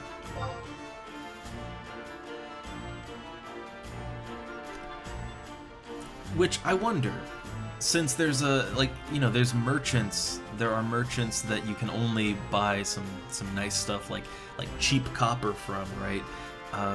But you can only buy from them, like, when you exit out, like, before you exit the airship in a town. I wonder if there's people that just sort of live between, you know, between the port here and the destination port. Like, they do some fishing here while the boat's in, and then they'd go back and buy some cheap materials. And I wonder if people do that. I wonder. Because I always wonder when I see people like that over there, like, they're just sort of perma-camped down at the port. And I wonder, like, you know, why here and not, say, you know, up in Lower Juneau, fishing off the side of the bridge, right? Like, it's the same fishing pool, right?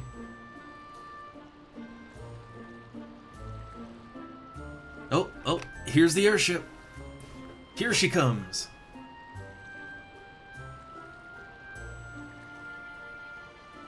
Timed it just right. Mostly just right.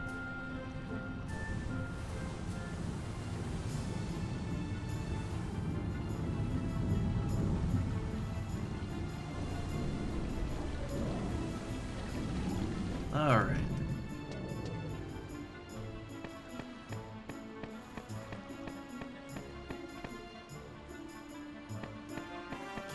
I wonder. Can't go out on the other side, right? No, it's just this side.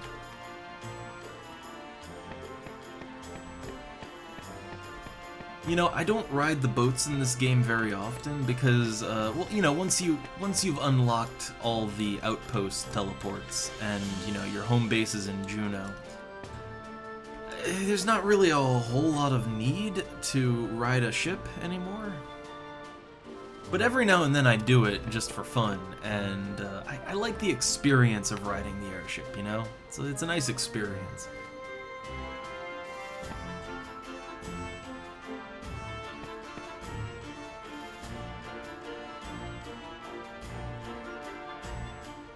Alright, so we're gonna have some waiting on our hands here. Gonna have a bit of a wait.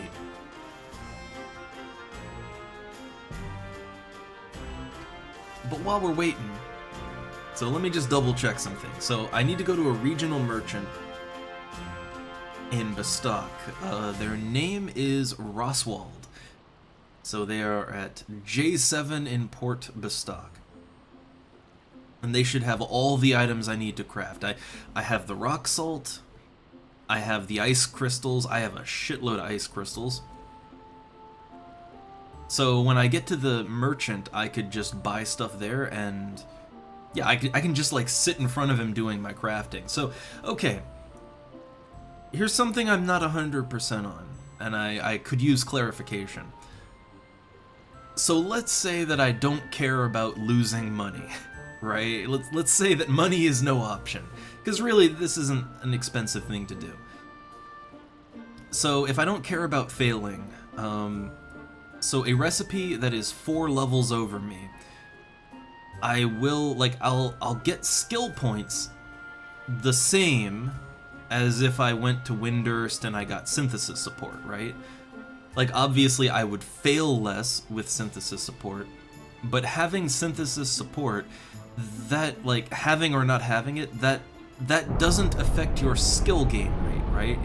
That's just your failure or success rate, right? Which I think that's what the yeah there is in reference to. So yeah, okay. Like, what I'm doing here, in the grand scheme of things, it doesn't cost a lot of gil. So, like, yeah, I'll just take the hit on it, and I'm just gonna do my crafting right in front of the regional merchant. That way, if I need to get more ingredients, like let's say I didn't buy enough, if I need to buy more, I can just get them straight there, or I can, you know, if it's rock salt or ice crystals, I can just get them on the auction house. Like, that way I don't have to I don't have to leave and go to Windurst. Because going to Windurst would, you know, it takes time to get between nation states. It takes time. Even with outposts, it takes a little time, you know? It takes a minute. So I'd rather not. I'd rather stay in Bastock. Now, if I'm gonna do it like that, I could potentially power straight through to level 26, right? Like, I could just power right on in there. The next recipe is is pineapple juice, and Kazam pineapples, which I get the insect paste thing, but honestly, pineapples are easy, right? It's one ingredient. And water crystals. Water crystals are like, they should still be pretty cheap. They should be cheaper than ice crystals anyway.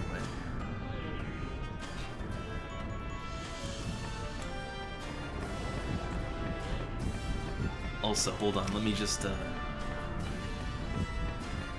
let me just get a nice view here while we're riding along, and also set that draw distance up. There we go. Hold up, if I set it up to like 100. Okay, see, there are limits to the draw distance. You can't just see into infinity, right? Like, there's limits. And honestly, I think this is perfect. I think draw distance 2, sometimes 3, I think that's just right. Like 1, like that's too close, right? That's way too close. 2 is nice. 3, I mean, you're just kind of peeling the fog off with that, and I think a little fog is a good thing. I think the game looks better with the fog. It's just, I don't want the fog to be like 10 feet in front of my face, you know? Oh, hey look, there's the crag. There's the crag of Dem over there. I like how the game just, you know, puts in these little miniature details. I love that. But okay, so real quick, I'm just checking something. The next recipe up, pineapple. So Kazam pineapples. I mean, obviously you can obviously get them in Kazam, but you can also get them at a regional vendor for the El Shimo Lowlands. And here's what I'm wondering: who controls the El Shimo Lowlands right now? Who's on that right now? Let me take a look. Like if it's Bestock, that'd be great actually. Windurst. Okay, so I'm just gonna go to Kazam then. Like I'm gonna go straight to the source. So for Kazam pineapples, yeah, there's the regional merchants, but then there's a merchant at G7 in Kazam. They're just a standard merchant, and apparently they sell the pineapples. All right, so I have a plan now. I have cooking plans.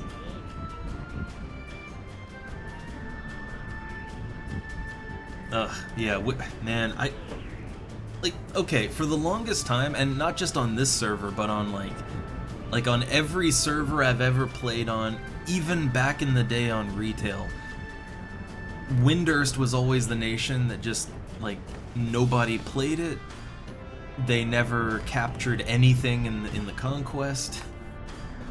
Like, Windurst was always dead last.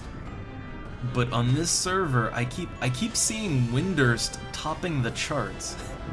Like, somehow, Windurst keeps coming out #1. And Bestock also comes out #1 a lot, which, Bestock was always popular because, you know, Sid's there, right? So it was always kind of popular with people. But Sandoria is often just #3 on this server, which is crazy. I chose poorly.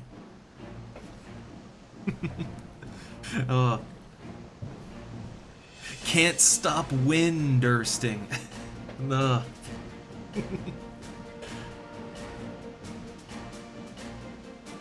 I do wonder, when it comes to, like, okay, when it comes to changing your nation out, I just had some thoughts, which is, so, like, okay, you don't lose, like, the Mog wardrobe slots, right? You don't lose those when you change nations, right?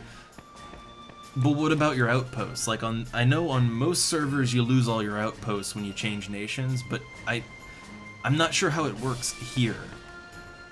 Like, if you also lose your, you know, you lose all your outposts if you switch, because honestly, I kind of want to switch to Bestock. I do like Bestock. And also, it would work out really good with this scythe. I hate that this scythe, you only get the +7 accuracy if you're a citizen of Windurst. Ugh. Or not Windurst, Bestock. God, Windurst is in my brain. It's living rent-free in there. Oh. Okay, so I can get copper ore here, and I was doing a little crafting with copper ore. Like, I wanted to, you know, I wanted to get my craft on with that. So I might get a little copper ore just for you know, just for goldsmithing purposes. Maybe, I don't know. I mean, when am I gonna go through the airship again?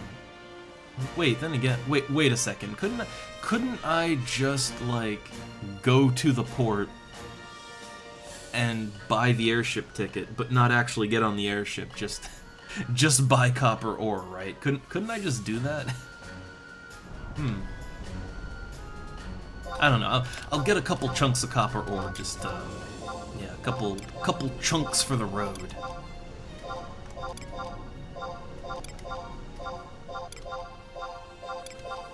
Okay. Yeah, there we go. A couple copper ores to put in my Mog house for later.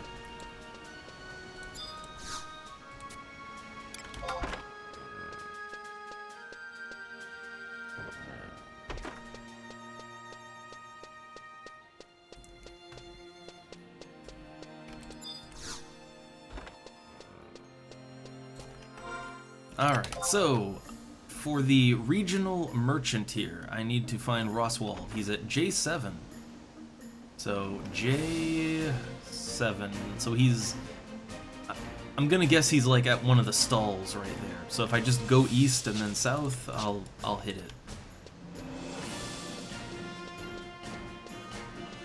Man, see, here's the funny thing. Yeah, like, my character is Sandoria on this server, but honestly, like, the Bestock tune, right? Like, that really jaunty, upbeat, yeah, man, adventure, fuck yeah! Like, that Bestock town theme is super iconic to me. Because when I made a character back in the day, when, you know, my very first time ever playing Final Fantasy XI, I played Bestock, right? And so the town of Bestock and the music of Bestock, it's really iconic to me. It's very iconic and nostalgic to me.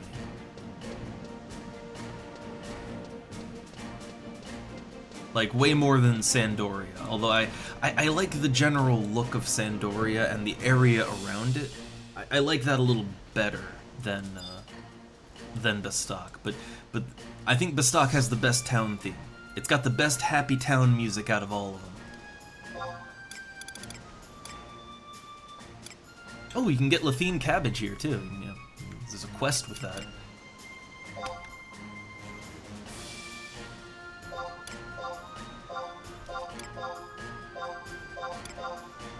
Alright, so I'm gonna buy like 4 stacks of each one of these. 4 right now.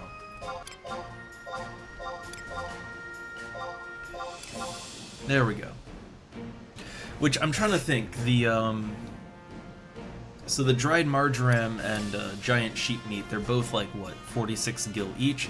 So for 10, that'd be 460, it'd be a little over 5. So it'd be like I mean, it'd be over 500, but not quite 600, right? So that's like 1,000, let's round up, say 1,200 for a stack of each. The rock salt was only like, what, 12, 14 gil each? That's nothing. And then the ice crystal. So I don't want to think too hard about it, but yeah, we're gonna lose a good bit of gil doing this. Well, then again, I mean, I had like, what, I had 456,000, right? And now, or no, it was like 457,000. Now I'm down to 442,000. I mean, I don't know.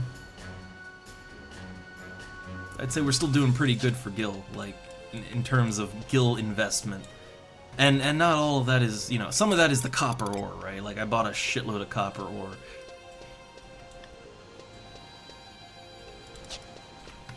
Okay, begin the synthening. So, ice crystals.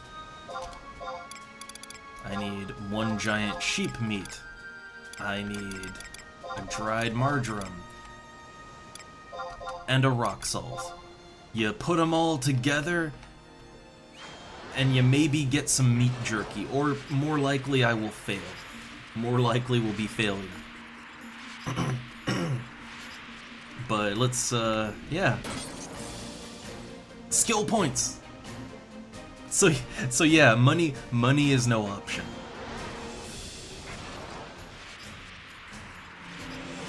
Right? Like, we don't care about how much gil we lose, we just want to get up to 26 skill.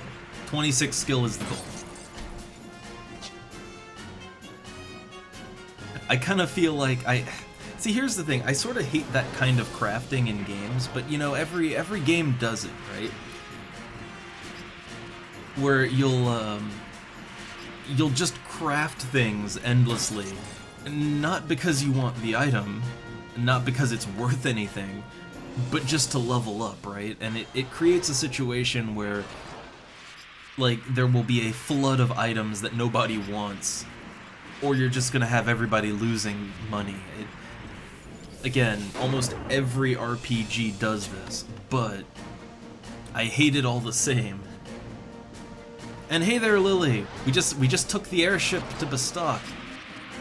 I'm getting my crafting skill up. I caught 50. I caught like 55, something like that, 55,000-ish gil worth of fish. And I'm using that money now to level up my cooking. I'm making lots of meat jerky. I am jerking that meat as hard as I can, alright? And skill points, they're just pouring out.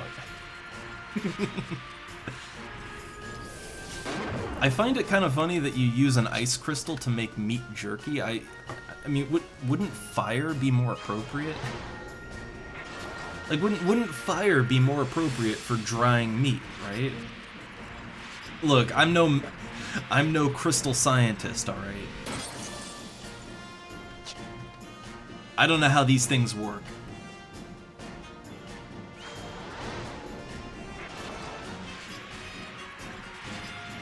But also, I also bought a ton of copper ore getting off the airship, because they only sell it when you leave the airship.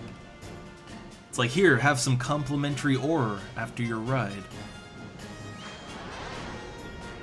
But I'm gonna do a little goldsmithing too. I think I have a few fire crystals still, so I was gonna try and get one more skill point of goldsmithing too. I really want to improve my my crafting skills. Getting level 75 is not enough. I need to be a well-rounded character. Also, actually, hey, this works out. So once I get up to level, hey, cooking 23. So once I get up to cooking 26, my next craft is gonna be pineapple juice, which I'm not sure how much that sells for on the auction, but I was basically just gonna vendor trash it. But pineapple juice is it's a mage drink, you know, you drink it and your MP regenerates. So I know that Lily plays mages, so if you need some pineapple juice, I am going to have quite the surplus of it very soon. Wait, did I burn through all my crystals already? I didn't, wow. It was a good idea. It was a really good idea to buy a stack of ice clusters. That was a good idea.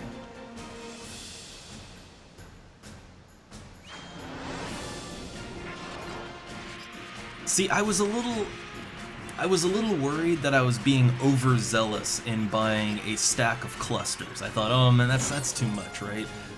You're not gonna use all those, but like, come on, this is Final Fantasy XI, right? So yeah, I'm happy I bought the full stack now.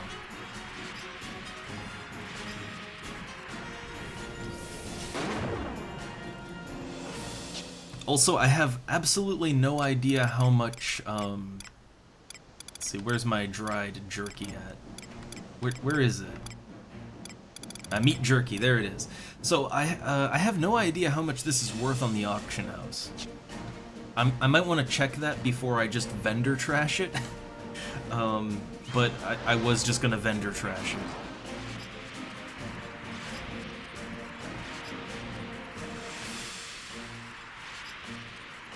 Oh no, power outages. Yeah, I didn't see any other messages.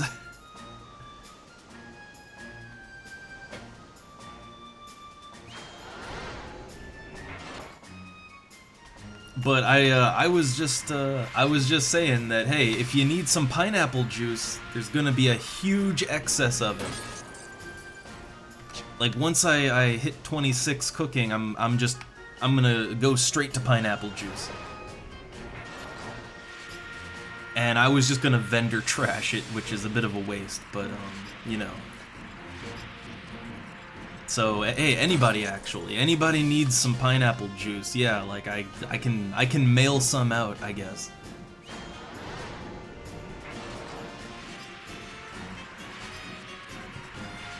I don't really know how much pineapple juice goes for right now. I mean, the main thing is that it's an individual non-stackable item. You can't stack it, so like selling like 50 pineapple juices, that ain't gonna happen. I forget how much, actually, hold on, I'm on the wiki right now because I'm looking up all the cooking stuff. So let's see, pineapple juice. So pineapple juice gives refresh +1, so you get 1 MP every 3 seconds, 80 in total, over the course of 4 minutes. So over the course of 4 minutes, you will regenerate 80 MP total.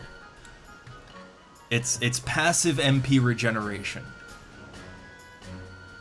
And I am going to craft an assload of them to level up. And they're just going in the trash, basically. So, you know, anybody needs that juice, just say so. It's just, the thing is, they're non-stackable. So, like, if I craft, like 100 of them, I would have to sell each one individually on the auction house, and that, ain't no one got time for that.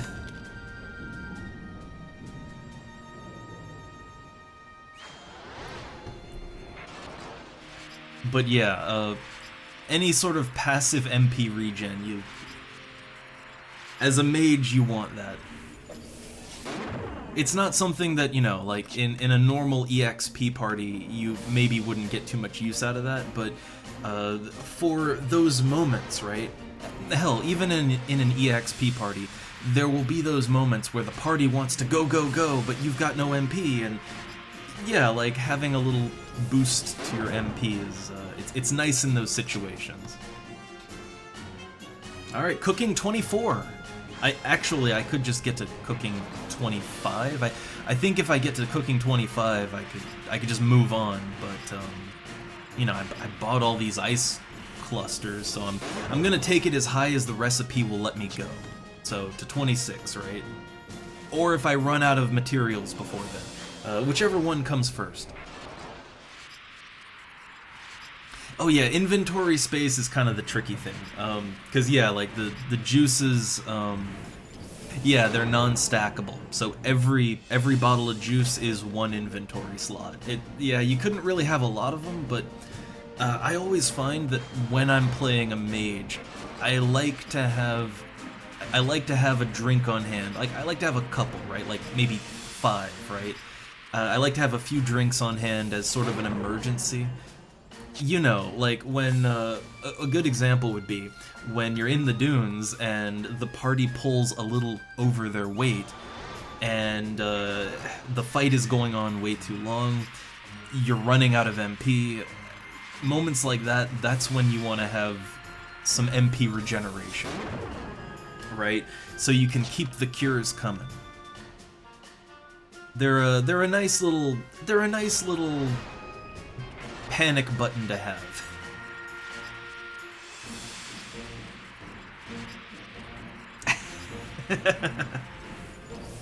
Oh, nice, nice.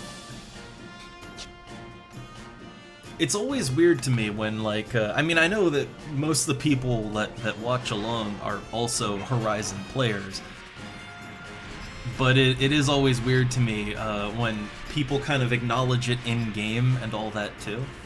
I really do try to be as low-key with my streams as possible, which I think that might be a little hard now, because I think I've been noticing that when I do FF11, I'm kind of like the FF11 stream happening.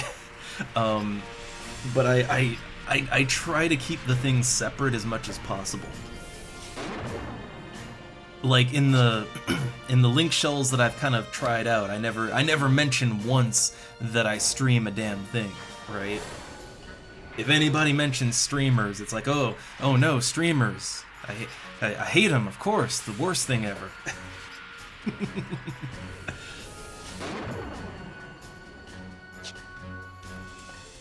But I don't know, that's just me. I've always liked to keep my streams kind of low-key, you know? Low-key and cozy.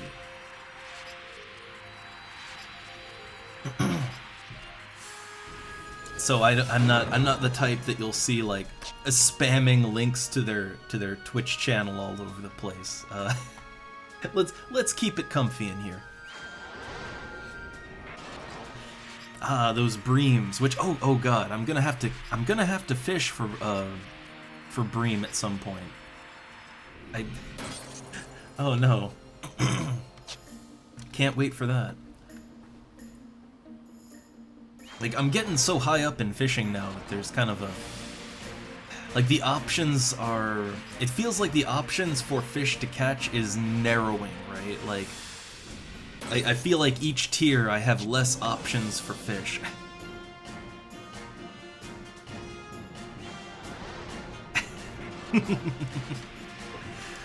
I don't know. Look, I've always looked at it like I don't go out of my way to make the stream look or sound fancy or anything. I'm a very just direct, here's the thing, here's what we're doing, and I do like to keep, as much as we go off topic a lot, I do like to keep the focus as much on the game as possible. I think I do that more when we play other stuff, right? Like, you know, when I'm playing like XCOM, I try to keep it a little more focused on the game. Or Swagman, you know, I try to keep the topic more on focus. With something like this, I go off the rails more. But I don't know. I am the type of person that even if I wasn't streaming, like this is maybe why I can just talk to even an empty stream, which that hasn't happened in a while, but you know, we all start somewhere. I don't really think, I don't have the thinking thoughts in my head. I have to verbalize them. So I'm the type of person that I'll just, like, you know, when I'm just around the house or whatever, like, I'm just thinking out loud, right? I think out loud. So just spilling my thoughts out and going over them verbally is kind of, it's just something I do. So I guess that makes for good streaming, I guess.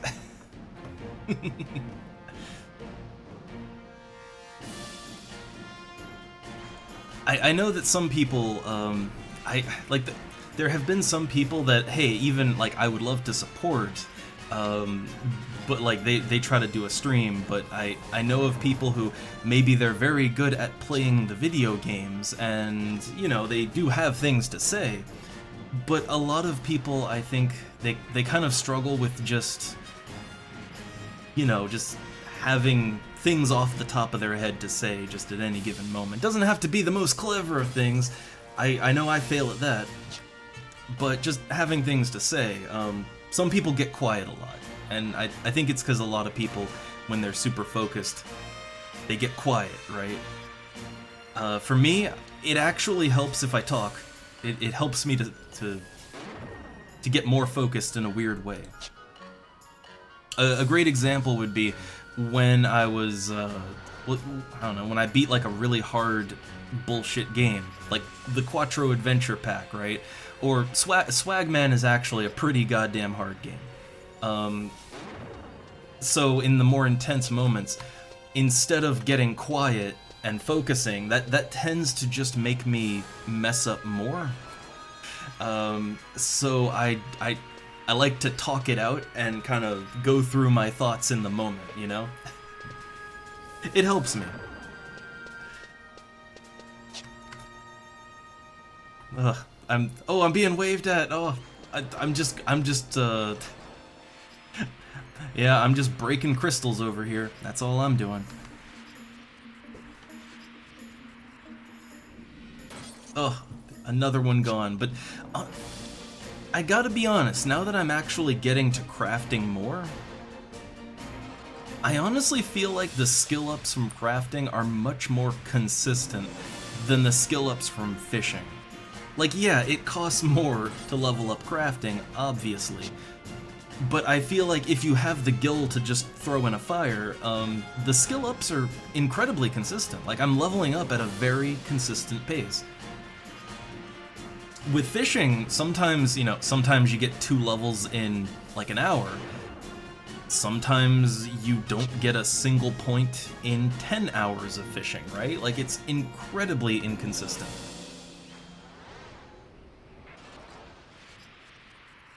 You're doing the Mog House quest then, to get like the alleyway thing opened up, right? Like, good choice of quest. I think I'm almost done in Bestock here. Once I hit 26, I don't need anything else here. I'll be done jerking my meat, all right? And then I'm just gonna go to the auction house and see what I can get for that. And if I can't get anything good, I'm just gonna vendor trash it all. I always feel bad to vendor trash anything, but I mean, you know, if no one's buying it, then, well, what are you gonna do? Or if it's not worth the time to sell it. So, okay, I've hit cooking 26, that was quick. I still have 7 ice clusters, and so I have 8 full stacks of ice crystals to sell. 8 full stacks. Man. Alright, well, I have 1 loose crystal. I'm gonna get rid of that. So the meat jerky. It's worth 31 gil each. So if I sold it all just to an NPC, let's see, that'd be what? 300, 360, about 370-ish gil. That's not great, but I mean, it's, you know, it's something, right? It's something. So, okay, what I'm gonna do first up here is I'm gonna go over to the auction house. Okay? I'm gonna hit the auction house. See if I can get any more for the meat jerky. I have, oh god, I have a lot of ingredients, don't I? Yeah, I still have a full stack of dry marjoram. Do I have any? Yeah, I have a full stack of giant sheep meat. I actually have a lot of leftovers from my crafting. I have tons of rock salt, right? Like, actually, I could just sell all this stuff, right? Oh yeah, you need a... I forget what the flour is. I forget what flour you need for the Mog House here. I had to look up the wiki for each one. It's a different flour for each quest. But either way, I just, I mean, the easy way to do it is just buy the flour off the auction house. I guess you can get it in the world, obviously, but it would probably be difficult to get it from Bestock. I'm not sure what the red flour is. Again, they're like, I think they're under alchemy ingredients, I think. It's either a misc or an alchemy thing. Ah, Amaryllis. Okay, so Amaryllis for Bestock. I don't think any of the flowers are particularly expensive, but yeah, it's one of those quests you want to do.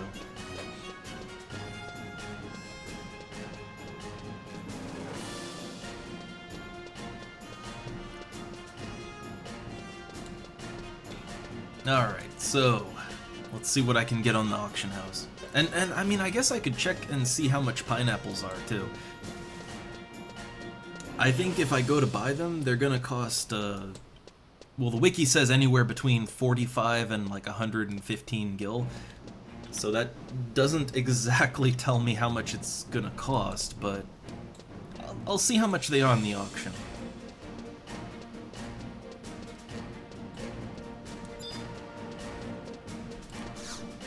Alright, so first off, I have so much to sell. So, giant sheep meat, I paid what, so each sheep meat was 46 gil? So I think for a stack of them it was like around, what, no more than 600 gil. So selling them for even just 700, that's a profit right there. That's net profit. Ice crystals, not clusters, ice crystals. Those are, I think I can unload them for a minimum of 700, I think. Okay, the dried marjoram. Ooh, nice. Again, dried marjoram was only like 600 gil a stack. Ooh, hey, money printer right here. So, hey, if you buy dry marjoram from the regional merchant in Bastock, it only costs like no more than 600 gil a stack. You can sell them on the auction house for 1,000 or more a stack. So hey, that's just free money if you want it. I guess it depends on how much people are buying, but it looks like people are buying it. It looks like people do want it, although it looks like the value's going down. It was 1,100, then 1,000, so I'm just gonna try to sell it for like, yeah, around 1,000. But either way, it's more than the 600 gil it would cost to buy a stack. Okay, so rock salt is, so okay, when I bought rock salt in Tavnasia, it was only like 14 gil per rock salt, so let's see, that'd be 140. It's less than 200 gil a stack, right? And they sell for 600 a stack, so again, that's just printing money, right? I didn't buy them to sell, I bought them to craft, but I've crafted everything I need for the moment, so I'm just selling it back. Getting my money back, right? Getting a little bit of my gil back. Oh no, you failed as the white mage. You let everyone down. Everybody wagging their fingers disapprovingly. There's a lot of reasons people die in a group in this game. Oh, that reminds me. I was in a Beastmaster party, a Beastmaster with one white mage.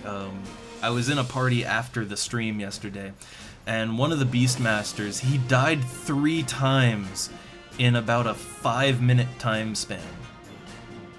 And the reason is because, well, he kept getting attacked by stray mobs, and literally nobody noticed.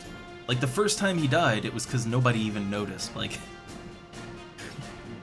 the party was so unobservant that people were dying and no one even noticed or cared.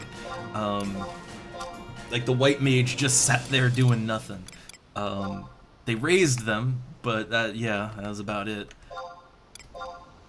And that said, I got a lot of EXP in a short amount of time, so they were fast still, but yeah.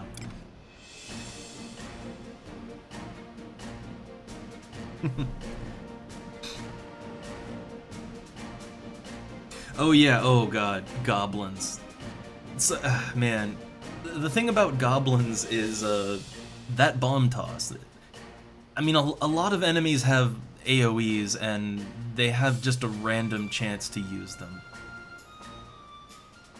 Like, I've been in parties where we're fighting goblins, and the goblin just bomb tosses over and over and over, just spams it, right?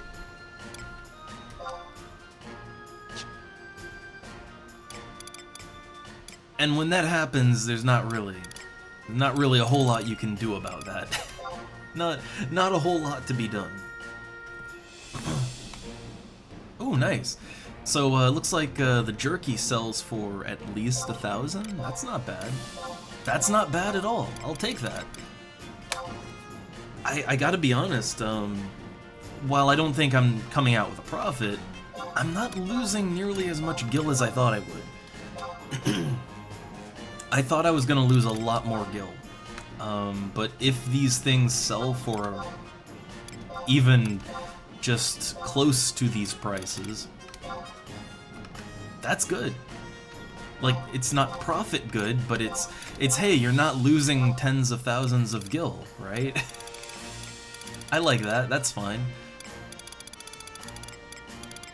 Okay, so I have 7 stacks of ice clusters. I'm gonna go ahead and smash these open. Yeah, here we go. I'm smashing open my ice clusters, and I will sell the individual stacks.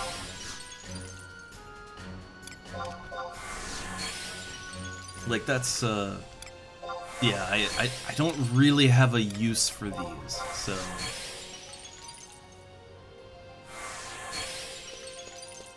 Now, the funny thing is, watch and like, oh, next recipe after pineapple juice, you need ice crystals.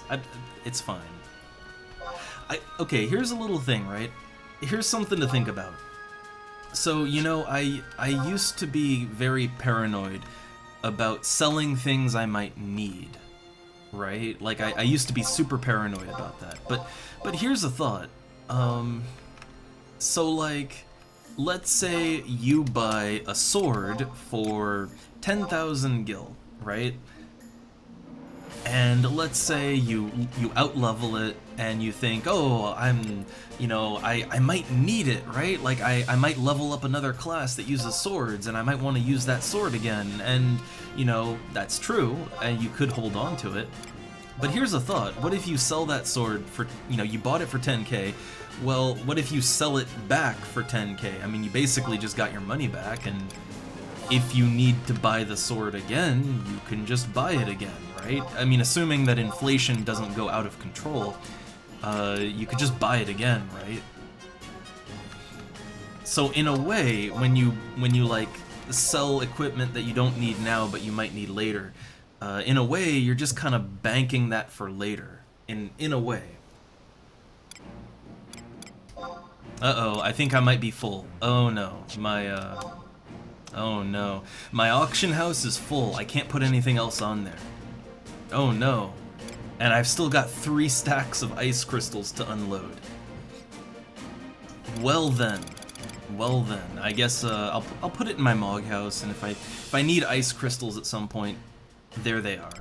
Or I'll sell them later when my, you know, when my auction house is a little more open. So let's take a look here. How much do Kazam pineapples sell for? I want ingredients. Yeah, so got Kazam peppers. I would assume that it's gonna be cheaper to go to Kazam, right? Like, I can't imagine that it would be cheaper to buy them on the auction house. I couldn't imagine that. But I am just curious to see how, like, okay, how much more expensive is it? If it's not a lot more expensive, I'd totally just buy it. You know, support the economy. But, it depends. Oh, hey, wild onions. Yeah, so wild onions, there's actually a lot of recipes that I could make that use onions. But a stack of onions costs 14,000 gil. Much too rich for my blood.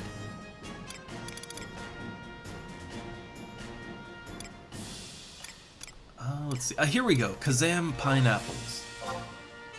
Oh, they're only 800 gil a stack.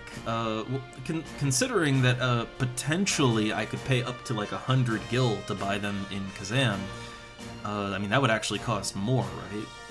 I think the bare minimum cost was 45 gil, which, you know, that would be cheaper, but not a lot cheaper, actually. Like, actually not a lot cheaper.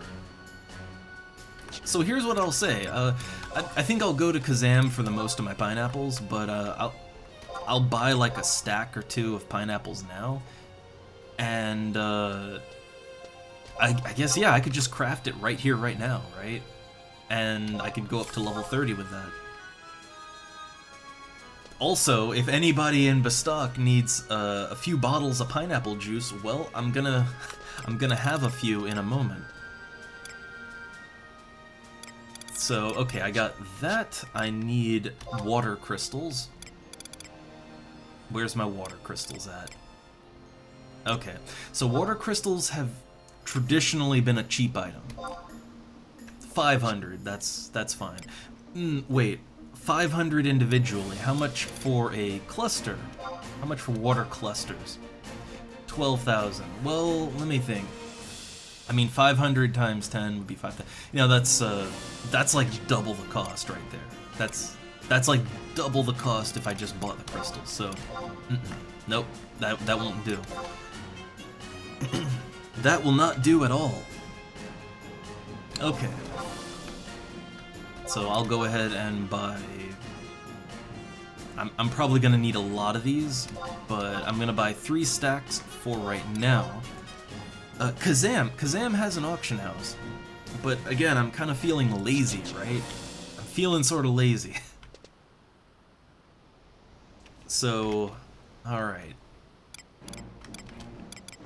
Water crystal plus 2 Kazam pineapples equals... Well, it probably equals explosion, but it's pineapple time. Yeah, I know, that lazy markup. See, I get it, right? Like, there was a time where I couldn't understand, like, hey, you can just buy this item for like 10 gil over here, but people are buying it for 100 gil on the auction. There was a time where I just didn't understand.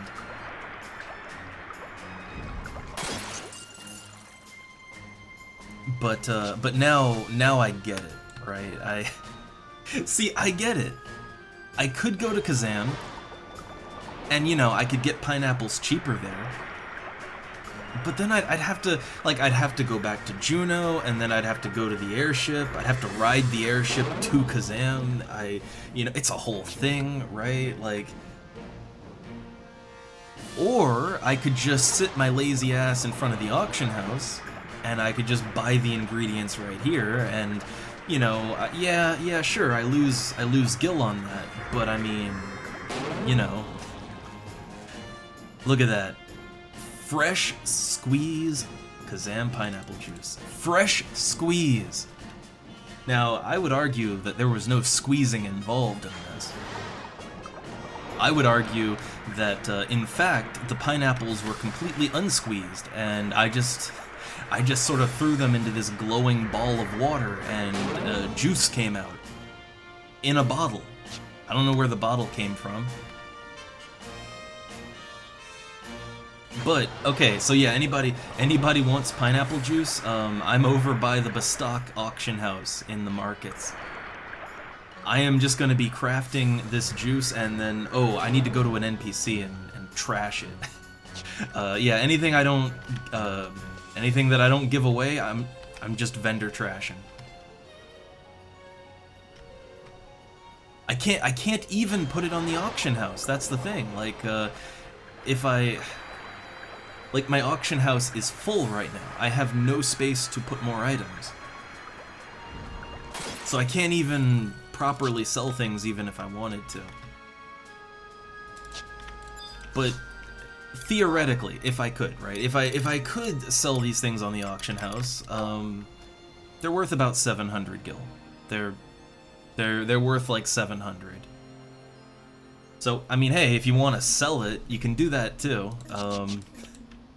They're not worth a whole lot, but yeah, I am literally just crafting to level up. Oh, I don't have a mule. I actually, this is my only character on the server. I do want to make another character. I'd like to do a bit of a challenge run with like a hardcore mode black mage. But Yeah, in the moment I don't have any ults.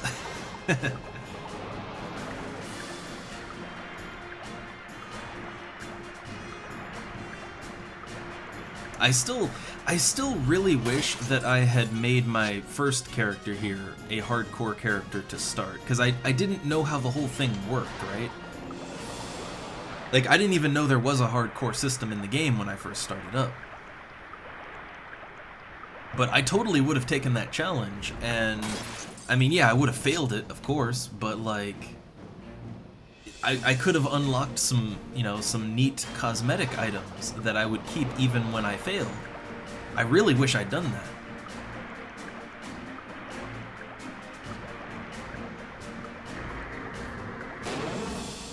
Oh no, just inventory slaves. I guess, I mean, yeah, I probably will at some point want more inventory space, like from another character. But I would actually like to make another character to play.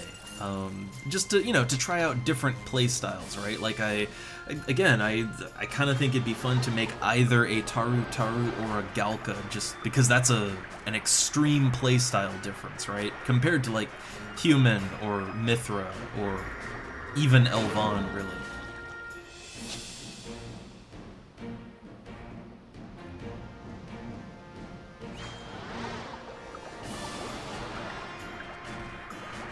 Alright, my inventory's probably gonna fill up really quick now.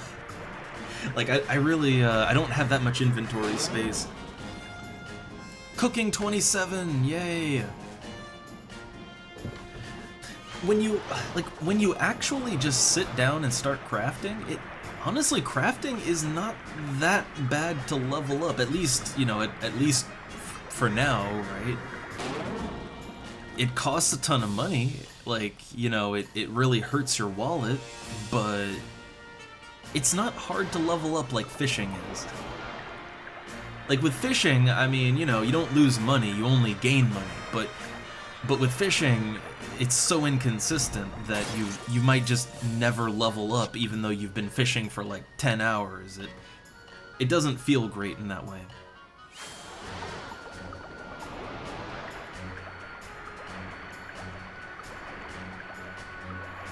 Well, yeah, I was gonna give them away to for free to anybody that wants them. Because again, literally, I know I'm losing money on these crafts no matter what.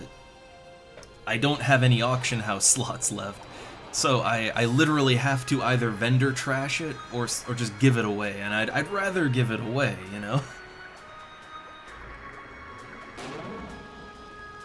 But I'm just filling my inventory up real quick. Oh god, look at all this pineapple juice, which okay, to me, when I look at this bottle of pineapple juice, I have one thought in my head. That's a bottle of Orangina. Anybody who's ever had an Orangina, they come in little glass bottles like that, just look like that. They look like little potion bottles, and Orangina is, funny enough, not orange, it's yellow. It's a lemonade. So I look at that and I'm just like, man, I got me some nice Orangina TM. But alright. I guess, yeah, I will go ahead and I'll send out an inventory box full of these. Again, just go nuts with them. In a party, I would say, honestly, it is a good idea to just have a few drinks in your inventory whenever you party up as a mage, just because every now and then you might want or need a little boost to your MP, right? And when you're solo, I mean, when you're solo, it'll save you some downtime. You know, it's less time that you have to sit down and meditate. So really, yeah, I know that they take up inventory space, but just use them, right? Like just burn through them. It'll make life easier. Yeah, when you're like leveling up from 1 to 10, it's really great for mages because you basically just never have to sit down, you know. All right, let's see. So hold up. The name, the character name. Here it is. Okay, I have to make a note of this in a way where I really wish we had a friends list, right? I really wish. But since we don't, I'm just gonna write this down, and then I can look at it and type it in when I'm sending. Okay. Making sure I spell that correctly. Okay. So I'll just send as many bottles of fresh Orangina, I mean pineapple juice, as I can.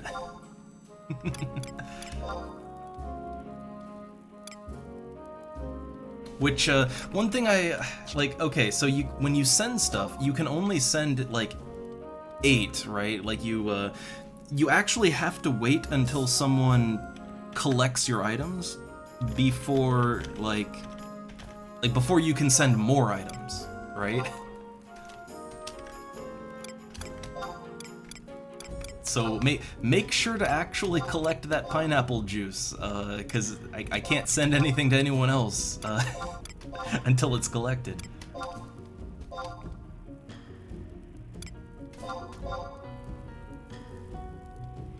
But yeah, I really wish we had some friends list in here. I really do, because it would make so many things smoother. I know that Discord is used a lot with Horizon, and you know that works. But I would like to have something just in-game, readily available. You know. Ah. Well, a fitting name for a white magic user. Time to holy spam. Oh.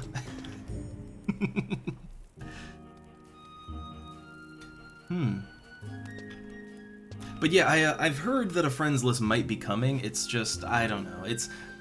It's one of those things where, yeah, you don't technically need to have a friends list. Like, it's not a core feature, but it would be a really nice feature to have, right? It's not core, but it'd be nice. That's all. Okay, so I have a bunch of copper ingots.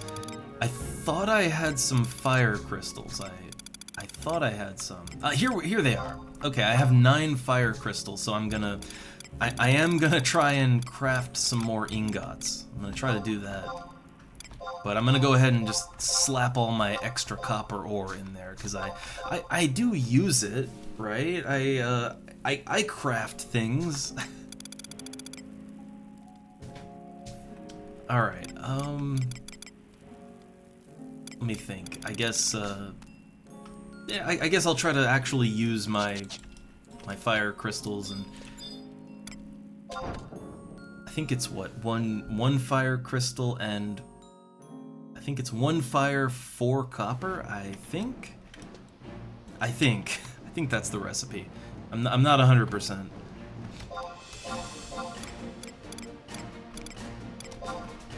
Let's try it out. Yep, that's it. 4 copper.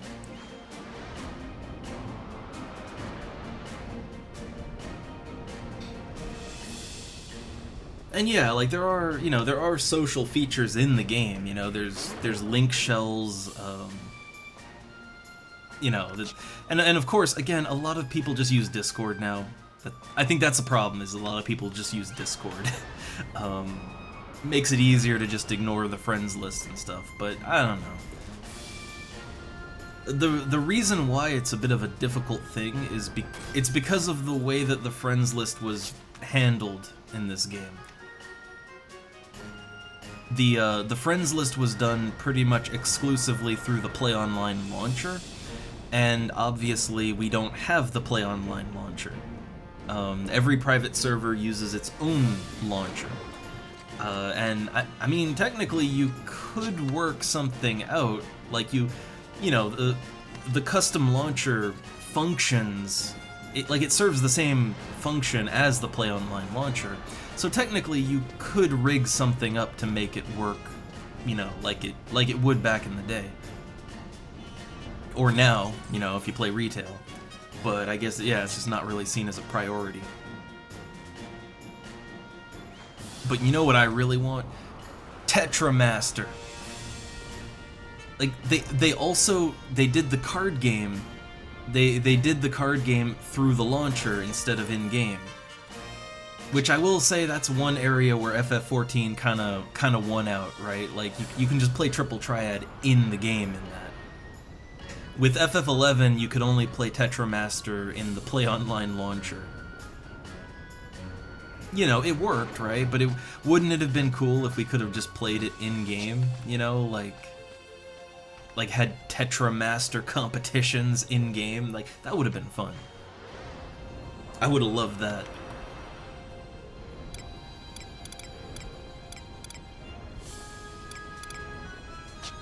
Alright, I'm just gonna burn through my fire crystals, and I hope I get a skill point? Yeah, there we go! Goldsmithing 2! Yay! Look, every skill point, right? Every skill point helps. I think I can't level it up anymore on copper ingots, though. I'm pretty sure it won't level up anymore off that.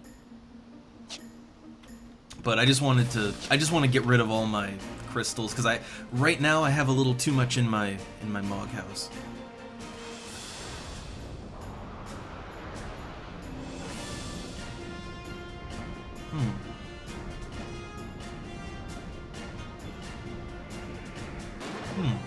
Yeah, I mean, I know, like, they clearly have ways to integrate and cross-communicate with things in the game and things outside of the game. I mean, like in other examples, the way that, okay, so, for example, if you want those Mog Satchel slots, right? Like, I have 30 Mog Satchel slots. If you want those extra 30 inventory slots, you link your Discord account with your in-game account, and they have a thing to kind of cross-communicate that. So it's clear that, like, they can rig up systems to work together with things in and out of the game. It's clear it's possible to do that. It's just, I guess, you know, it's tricky, right? I guess it's tricky, and they gotta find a good way to do it.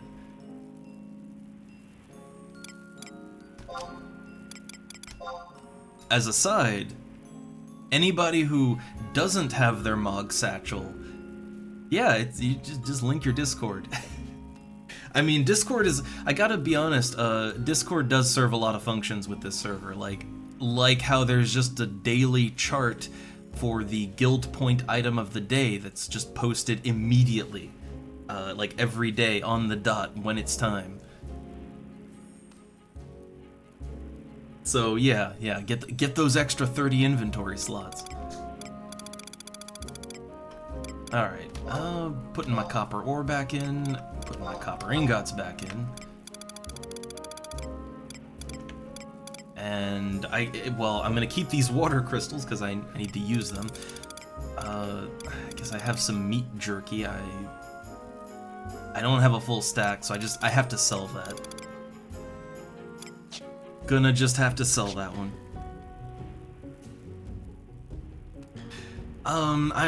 I forget how exactly, but I'm pretty sure either on their website or I'm pretty sure on the Discord somewhere. On the Horizon Discord, I'm pretty sure they have somewhere in there they have how to link your Discord thing to get your Mog Satchel. It's one of those things that someone pointed it out to me, and then I went and looked into it and did it. But I can't remember exactly how, and it's been a while. Okay, it's in the welcome channel for their Discord. Okay, so there you go. The welcome channel for the Horizon Discord.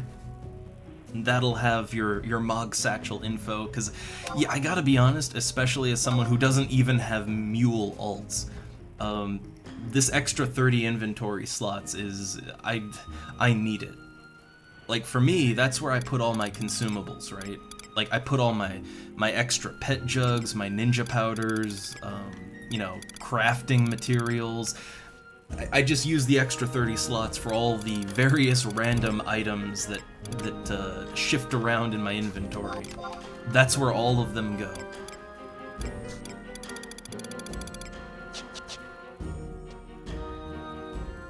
Alright, I just want to check, see if anything's sold. Nice!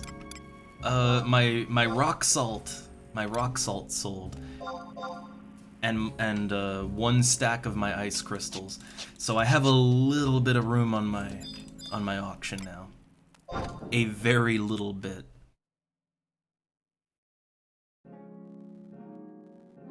Ooh, nice! HQ! HQ!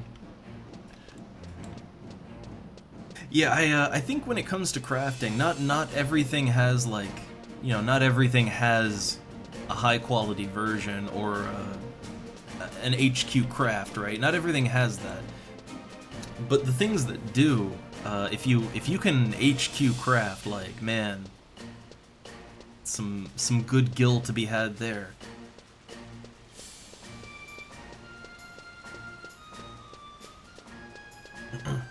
But, okay, yeah, I'm not at that point yet, like, well, actually, the one thing that you can HQ craft is desynthesis. Whenever you desynthesize something, I believe you just always have a chance to high quality, like, you always have a higher than normal chance to HQ, right? So you can get more materials and stuff. Desynthesis is, it works a little different than normal crafting, I guess. It's a reason that I want to level my trade skills up, just so that I can desynthesize real good anything I find, and just get all them materials. All right, so I have enough water crystals for right now, but I need more pineapple. The thing is I know that if I go to Kazam, I could buy the pineapples cheaper, I know, but, like, I don't know, it's, I guess the laziness is kicking in, right? The laziness is kicking in real nice and good. It's also just that it's not that much of a loss, honestly. I just want to see if I can maybe go a little lower there. No, it's 800. Now, if it starts costing more than 800, then I might have to cave in and actually go to Kazam. Like, if I buy all the cheap pineapples and they start costing like 1,000 gil, then I might have to go to Kazam.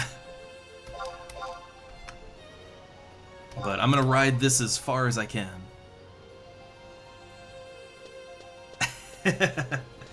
No, see, I'm taking the lazy route. I know, lazy path.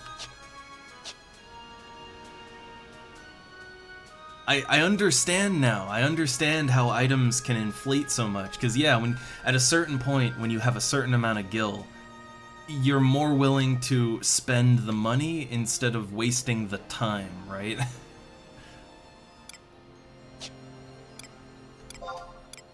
Alright, and let's see. I want to get one more stack of water crystals. Which, I guess, you know, those are like 600 each, right? Let me show. I don't want to overpay. No, those are 500. Yeah, I don't want to just overpay for no reason.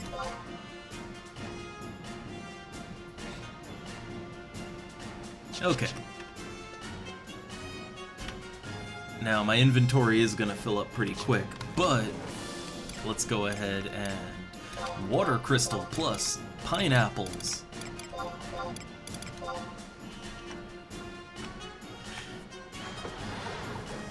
So yeah, this will get me all the way up to level 30.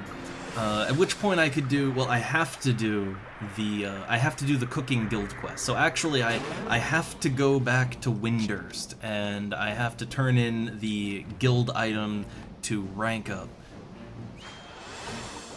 But yeah, my immediate goal. Okay, immediate goals. So in order to HQ craft, right? There's like 3 tiers, right? And as I remember it, it's 11 points over the item, 31 points over the item, and then 51 points over the item, right? So my immediate goal is to get up to cooking 33, because that would put me that would put me at that sort of mid-tier for high-quality crafting when it comes to carrot broth. Carrot broth is super cheap and easy to make, but the reason I want to make it is so that I can make my own high-quality rabbit pets, right? Like, I want to make my own rabbit pets because remember last time I had that problem where I wanted to buy more rabbit pets, because that's my pet of choice. It lasts the longest out of all of them. It's a great poor man's pet. But I went to buy it on the auction house and there just weren't any available. Not a single one. So fortunately, someone crafted me some. But I never want to be put in that position ever again. I want to, like, if I see that there's none available in the auction house or that they're selling for some ridiculously overpriced amount, I want to be able to make my own. Just whip up my own carrot broth on the spot. That's kind of my immediate goal with cooking. I know that's it's a very low bar, but yeah, that's my immediate goal. I mean, my secondary goal is I would like to be able to make a better juice, right? Juice can't be high quality crafted, so going over the skill doesn't really matter. But I'd like to be able to make like I think the next juice up is melon juice, right? And I believe melon juice, it lasts a little longer, and I think it provides +2 MP regeneration, right? It's a little bit stronger. I'd like to be able to make my own melon juice. Like, I think that would be really handy. Yeah, that's kind of a place I like to be with most MMOs that I play. Like, if there's some kind of consumable item, I don't care so much about crafting like equipment and all that, right? Like, I'm willing to buy my equipment, but when it comes to consumable items that I use on the regular, you know, food, drinks, or in this case, pet jugs, right? Or, oh, if I ever want to play Ninja again, or even Slash Ninja, it would be nice to be able to make my own ninjutsu powders, right? Or if I ever go Ranger, it'd be nice to craft my own arrows. So yeah, like any consumable that I use regularly, I would like to at least have the option to make it myself. Now that doesn't mean that I only want to craft it myself. Like, that doesn't mean that I'm a total cheapskate that just doesn't want to participate in the economy. Usually just because of laziness, I'll just buy it anyway, even if I can make it. But, you know, every now and then you run into situations where there aren't any to buy, or the ones that are up for sale are some ridiculously overpriced amount that, like, just shouldn't be, right? So making your own is good when those events happen.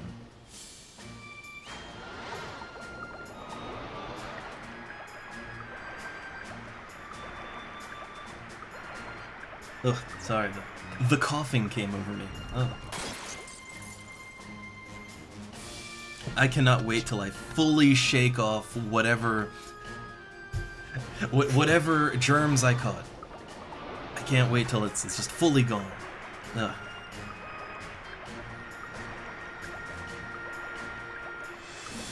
Alright, these pineapples are coming along.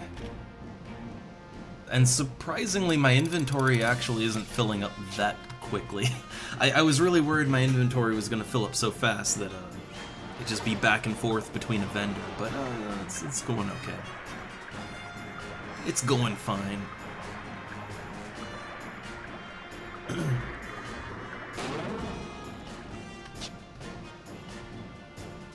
But yeah, I will say I definitely also want to level up alchemy.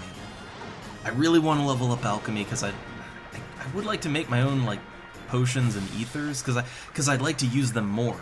The reason that I don't use them as much as I could is because they cost a lot of money, right? They're expensive.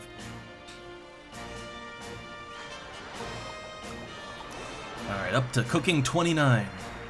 Almost there. Like, yeah, once I hit 30, I have to look up what the guild item, the guild test item, I have to look up what it is exactly. But once I find what that is, yeah, we gotta go back to Windurst. Back to Windurst. The place I hate to go.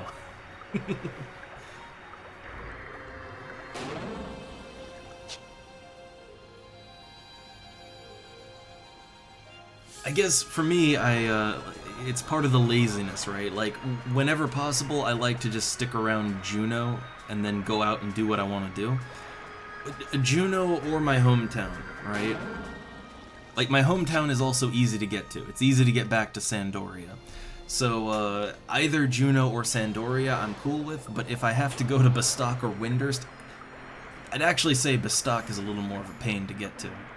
Bastok is just weird in how the outpost is laid out. Like, the outpost is in North Gustaberg, but not the part of North Gustaberg that actually connects to Bastok. You have to exit out to south and then go to Bastok. It's the furthest away from town as possible. So I end up taking the airship a little more often when it comes to Bastok.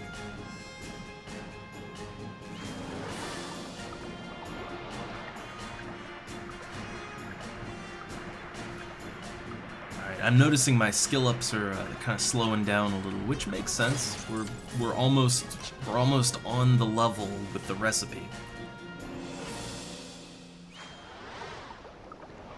The funny thing is, I still kind of, you know, as incredibly expensive and time-consuming as crafting is in this game, I still kind of prefer it to like Final Fantasy XIV.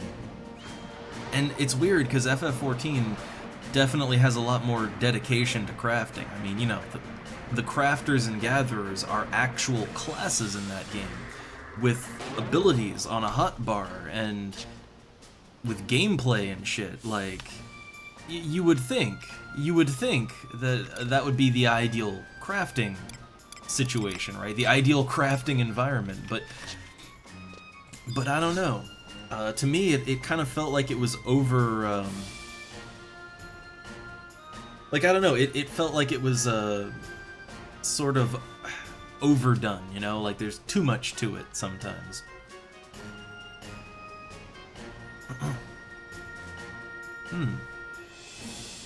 Oh, completely stopped at 3. Well, I mean, like, every recipe in the game has a, you know, it has a level, so... Like, I can only go up to 30 on this pineapple juice. And then I have to move on up. Which I'm actually not even sure what the next like, I haven't looked ahead, right? I have not looked ahead. I don't know what the next recipe will be. No clue.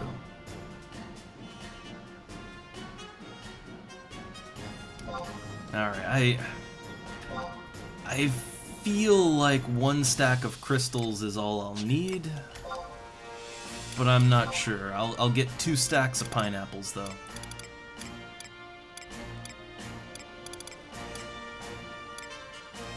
Let's see, have I gone past the pineapples? I kind of just like skipped down really fast. Yeah, I went past the pineapple.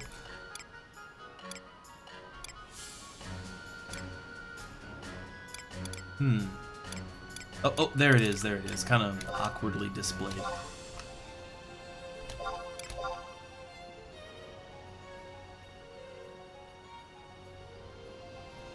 Alright, we can still get it for 800 gil a pop. That's fine. That's fine.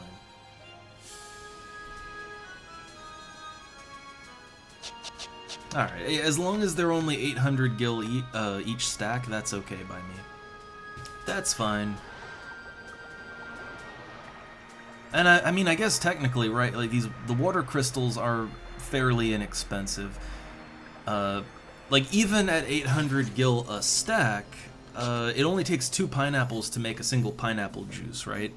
So here's the thing, technically speaking, if I actually sold my juice on the market, you get 700 per juice, right? Well, selling one for 700, I mean, that would almost make up the cost of the full stack of pineapples, right? I mean, okay, let's maybe math it out. So let's say that we perfectly crafted every single juice. You can make 6 juices with 1 stack of pineapples and 6 water crystals. The water crystals are fairly inexpensive, not much of a factor. And then the stack of pineapples would be like 800 gil, right? So 6 of them, that'd be 6 times 700 gil. So even buying off of the auction house, if you actually bothered to sell the pineapple juice back, you would turn a profit. Like, you would make your money back and then some. If you bothered to sell it on the auction house, that is. I think most people that are crafting pineapple juice, they're just doing it like me for the skill ups, so they're probably not really bothering to sell it.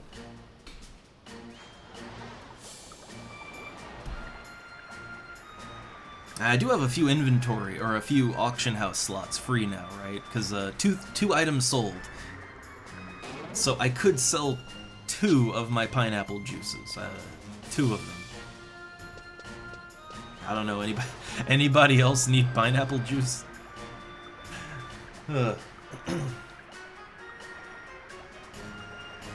I have no idea how much these will sell to just NPCs. I guess I should check that too, right? I should give it a check and see if it's worth anything.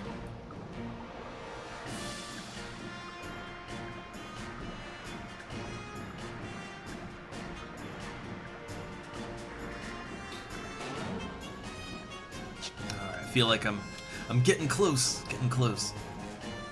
Now so I will still need to, in order to HQ the carrot broth, because I think carrot broth is, it's only level 1, right? Like,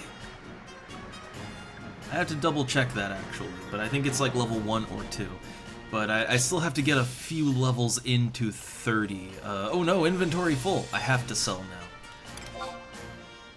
But yeah, I have to go a little higher than level 30 in order to have a decent chance of HQing, like, in order to just have a decent chance of high qualitying the carrot broth, I have to go a little higher up than 30, but for right now,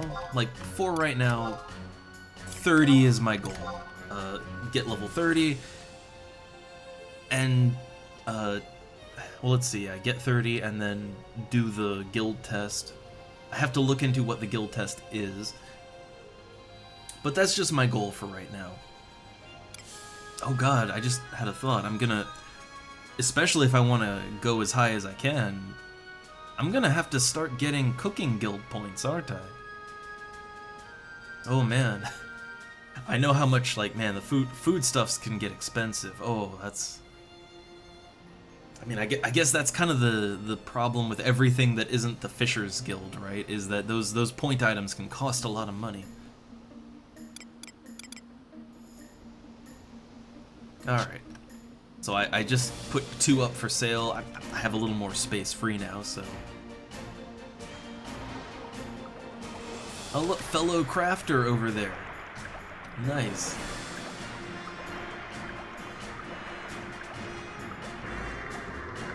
Yep, they're just making their gold ingots.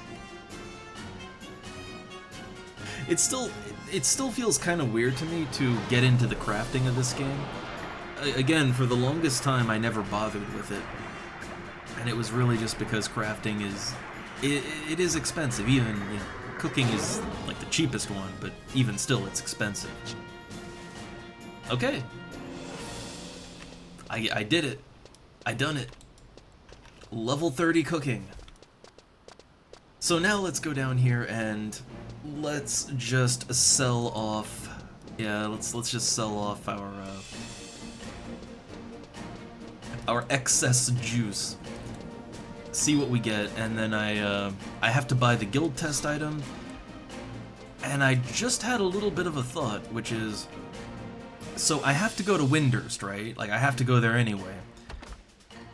My Windurst rep is actually my lowest rep in the game. So, what if we buy some cornets here in Bestock? Like, you can get cornets cheap in Bestock, and that is the, that's the fame item, the fame quest item in Windurst. So I could just grab an inventory full of cornets and haul it on over to Windurst, right? Like, while I'm doing the cooking guild stuff. And that might be a good use of my time, actually. Alright, so I no longer need these water crystals. I'm gonna sell everything that's, all the leftovers, right? Just getting rid of all the leftovers. I want it out of my inventory.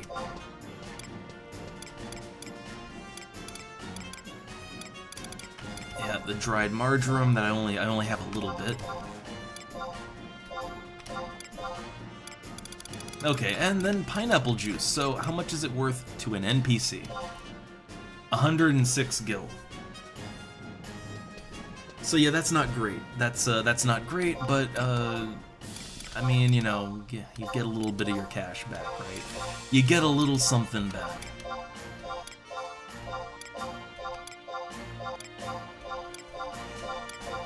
And I want to do a bit of a final tally on... I mean, I do have a lot of items, to be fair, I do have a lot of items up for sale on the auction house. So I will get a couple thousand more gil back. But I want to see, like, where I'm at right now. Going from cooking 22 to cooking 30, which I consider that quite a leap. So when I first started, I had about 256, 57, something like that, thousand gil. I had 2,457,000, right? Like that's how I'm rolling my numbers. So now we're down to that 38,000. So that's not a huge loss. Like, yeah, that is almost a 20,000 gil loss, but I went up 8 levels, right?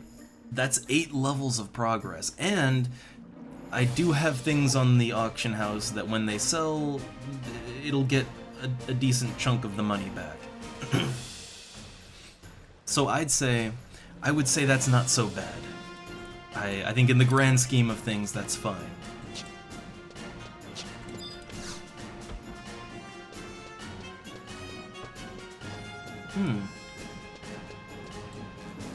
Oh, nice. Starting those nation missions. I see. Oh, also, I will toss a wave, the customary wave. Oh, trade. What we trading? What am I trading? Oh, I just sold all my pineapple juice. I don't have any more to give. I have no more to give. Oh, carrot. Okay, I'll take it, and I'll use it. I will use it, and salute.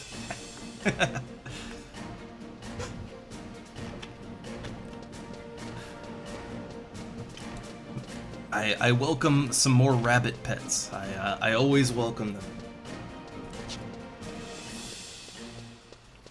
Alright, so let's see. I guess, first off, I have to look at the guild test item, right? Like, what's the guild test item for my next rank up?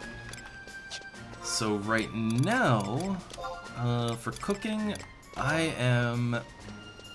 So for cooking, right now, I'm an initiate at 30 points. So what's the 30-pointer, and what is the rank called? Yeah, the F carrot broth, it's not hard to make, it's really not. It's just there is some luck involved, right? Like, it's not hard or expensive, it's just there's a bit of luck involved in actually crafting it. That's why I'm trying to level up to at least like 33 or so that I can, so I can HQ it a little bit more reliably.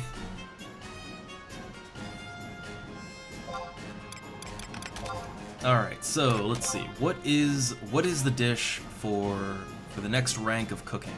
So I'm done with pineapple juice. I can close that out. Where's the guild test item?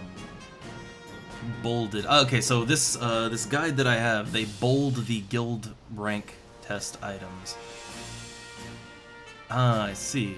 Though that doesn't really, it's laid out a little bit badly. It's laid out a little bad. Let me, FF11, cooking, guild test item.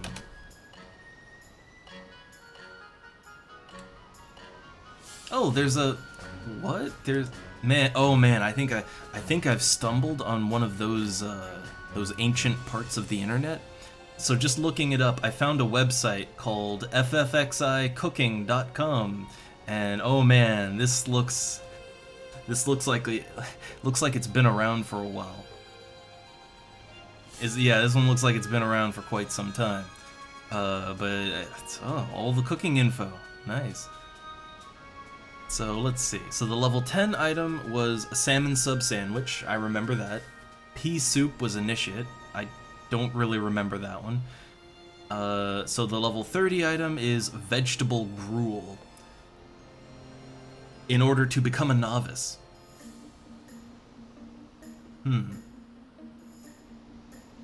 Alright, well, I assume that's a soup, right? Vegetable gruel sounds like a soup.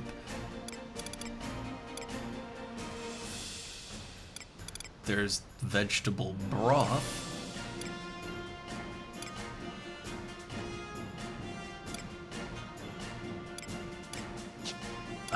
Is it under vegetables, maybe?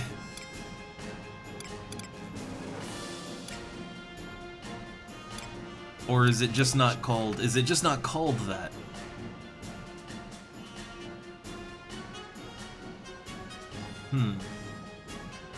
Let me look for the items on another list. I have another list for cooking stuff.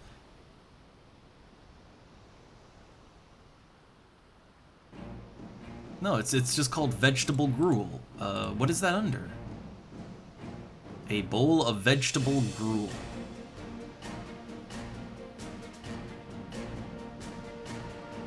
What? Huh. Okay, so it's under breads and rice, not vegetable, not soups. I thought gruel is a soup, right? Oh, setting a search comment. That's not too bad. So you go into search, and then edit comment. And then you just choose what you want to do, like missions and quests, seek party, and then it'll pop the little box down there, and you just type what you want in, and yeah, when people are looking for you, that's they'll see the little dot and your info. Nice, and I want to say nice and simple, but honestly, that is a little bit hidden, I will admit. It's a little hidden. So, okay, I need to find food, meals, breads and rice. And I know, it's a little cheesy that I don't craft my own item, but I mean, come on. I just spent 20k crafting items. I'm good with that for right now. Okay, vegetable gruel. I hope it's not expensive. 4k. That's okay. That's the cost of business. See, I've come to accept so many things as just the cost of doing business in this game.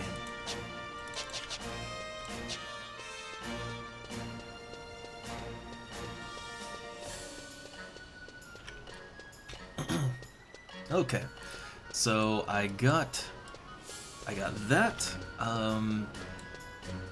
So I don't actually need to be a beast mat. Like, I'm not going anywhere hard. So I'm gonna switch my classes out to white mage / black mage, because that way I can teleport and warp. So okay, yeah, I'm gonna do that, and then I'm gonna maybe put some more inventory items into storage, so that I have more space to carry those cornets to Windurst. And I do need Windurst rep, because I eventually want to do both the mini avatar fights and the big ones too. And especially for the big ones, you have to have pretty high reputation in those towns. So getting my rep up. Gotta get that fame.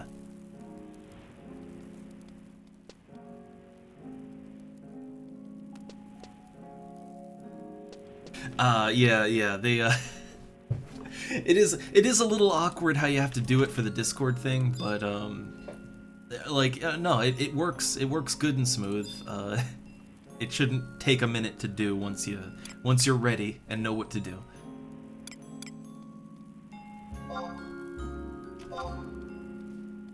Oh, more things sold! Okay, yeah. So my ice crystals, they sold. Yeah, like all of the excess ice crystals have been selling, that's good. Okay, and this is all, so this is unrelated to my crafting. I had some spider webs up for sale, just individual spider webs. So, okay, those sold. All of them sold. Good. I mean, hey, look, I'm almost back up to where I was when I first started. Almost. See, this is why I say that, like, crafting, I mean, cooking, you can do cooking as a lower level. I think cooking is cheap enough that you can do it as a lower level, but for, like, I wouldn't even dare to take on a lot of the crafts in the game. And even cooking, I wouldn't go that high with it, and you know, until, yeah, like I got higher level, right? Because man, you lose money so easy, but as a high level character, and you know, once you got fishing leveled and all that, you can get the money back fairly quickly, right? So it doesn't feel so bad to lose a ton of money on crafting.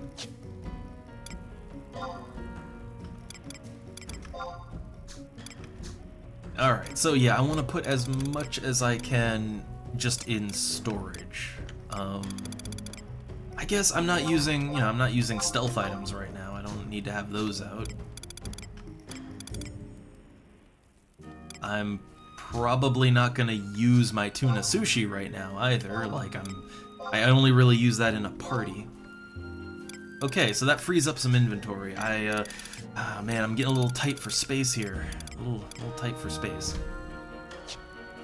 Oh wait, you know what I could take out? I could take out these goblin armors. I'm not really doing anything. Well, then again, I break those down into threads. So no, keep those in there. There's definitely things I could take out though. There definitely are. I mean, I've only got 2 Shihai powders. I mean, like, there's 2 extra Shihai powders. Just get rid of those. No need to hold on to it. I also don't slash ninja very often, so 1 stack of powder is good enough.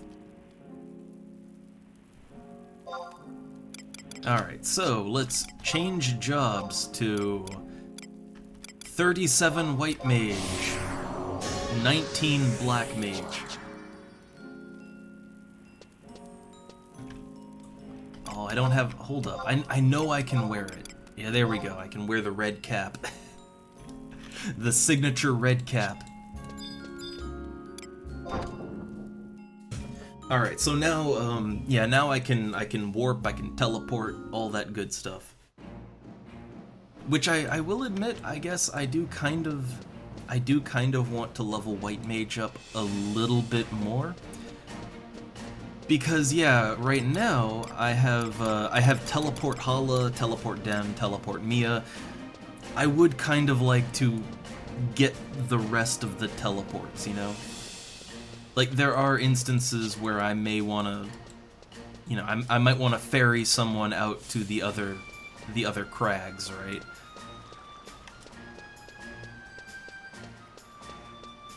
Like, I can't really think of too many instances where I'd be in a party and I personally want to teleport everyone to Altepa or wherever. I can't think of too many instances, but just like, you know, say I'm sitting around Juno and people need teleports, right? Like, oh yeah, sure, I'd like to be able to ferry them around.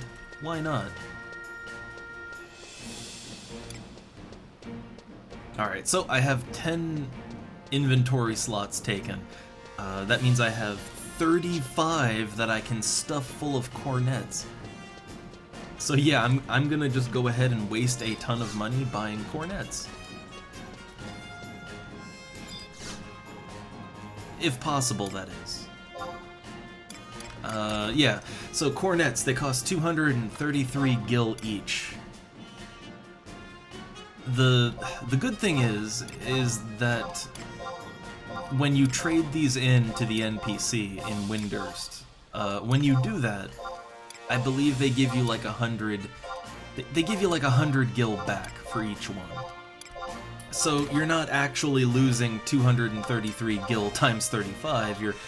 You're only losing 100 gil times 35, which isn't quite as bad, right? That's not quite as bad. So alright, I'm just spam buying cornets right now. Until my inventory is full.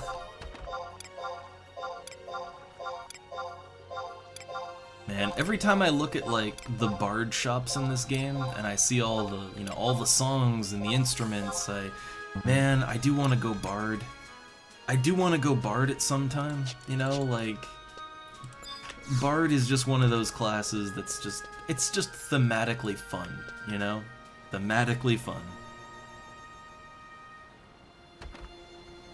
Yeah, like, it does feel good to just have the option to teleport people around. I don't do it too often, but, especially, hey, especially when they're offering, like, 1 or 2,000 gil to teleport, like, sure, why not, right? Hop on board. It sort of, okay, so for me, it sort of takes me back to my EverQuest days, and in EverQuest, one of my favorite classes is Wizard, and both Wizards and Druids in that game, they are the only classes that get any form of fast travel. They can teleport to certain, like, spires, right? Or Druid ruins. And, like, being a bit of a taxi for people, it's one of the main ways people make money in that game. And it's just fun to do, too. So for me, it really harkens back to that real old school type of mage, right? It gives me that nostalgia. Alright, so Black Mage Warp. Back to Juno.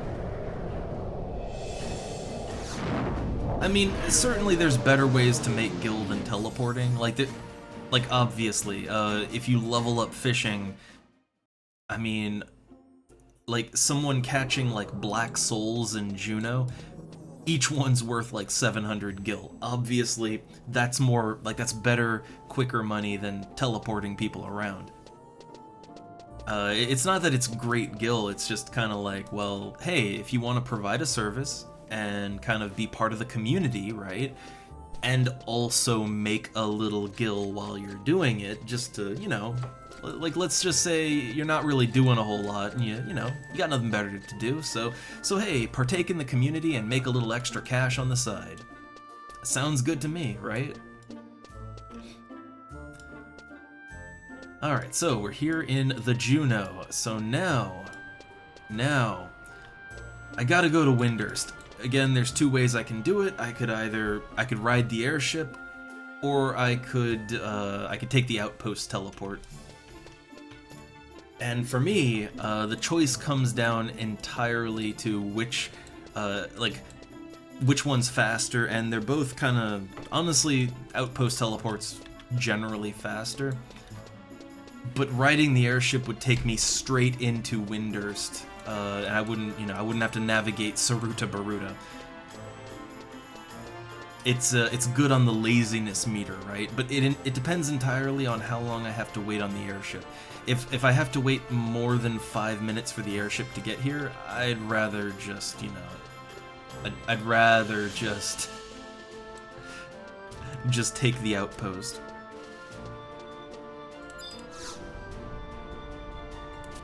Yeah, 8 minutes. That's, too long for me. I ain't sitting here for 8 minutes. Ooh, the Dangraf Wadi. Again, I used to play Bastok a lot, so I know, I do know the first couple of nation missions fairly well for Bastok. The Dangrif Wadi one it's actually really, really easy.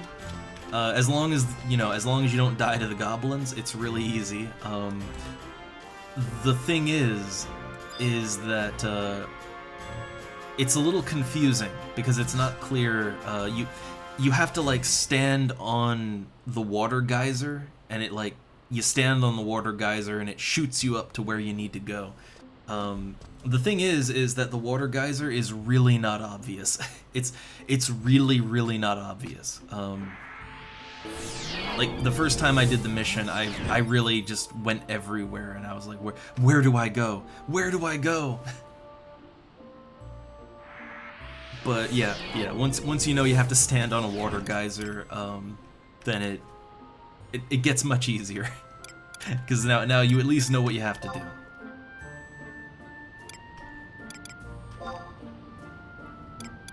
Alright, and let's see. Saruta Baruta, that's where I gotta teleport to.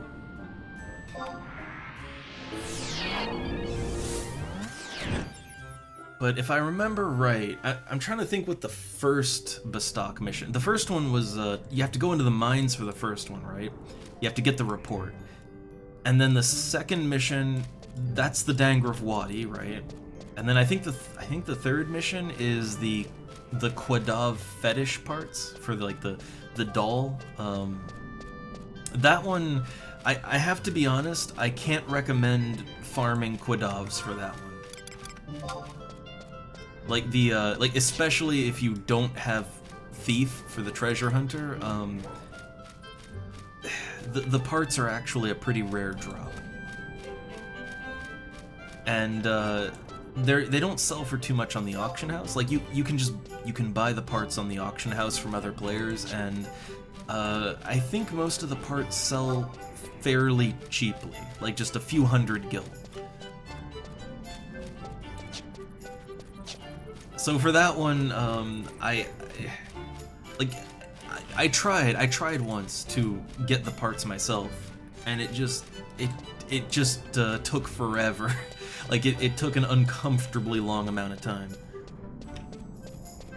But people are always selling them on the auction house, because yeah, you know, you can get a couple hundred gil for it. So people that are out just killing Quadavs will just sell the parts.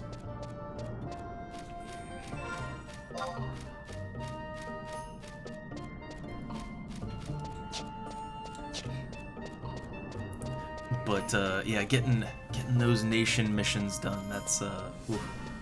The one that always caught me up was 2-3 for any of the nations. 2-3 is that's when you have to fight the Doom Dragon. That's kind of the first bottleneck that I ever ran into.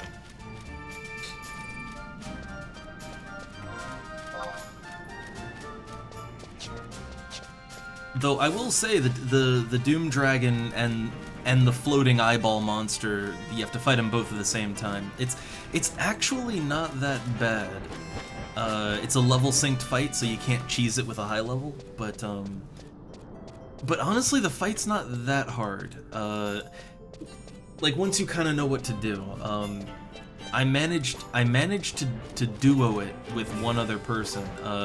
I did it as a Beastmaster, and the other guy was a warrior slash, I think, yeah, he went in as a warrior slash ninja. And we duoed it. Nobody died. We duoed it. It was pretty tight. It was kind of down to the wire, but I feel like if I had to do the fight again now, like now I can actually afford consumables, right? So like I'd be pumping out potions and shit, so it'd be a little easier for me now. But I could help out with that when you get to it. It'd probably be more comfortable to do it as like a trio though. Like having a third person would probably make it a lot smoother, but but it is, I know for a fact it is duoable with a Beastmaster in there. Like, oh look, here, there's someone, look, Sandoria 2-3, help.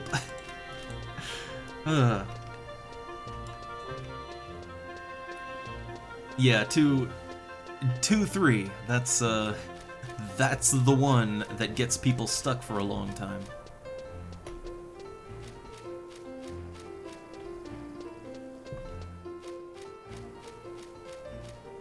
Like I guess, you know, the problem with it is that you can't cheese it. That's the problem. No cheese, no cheese.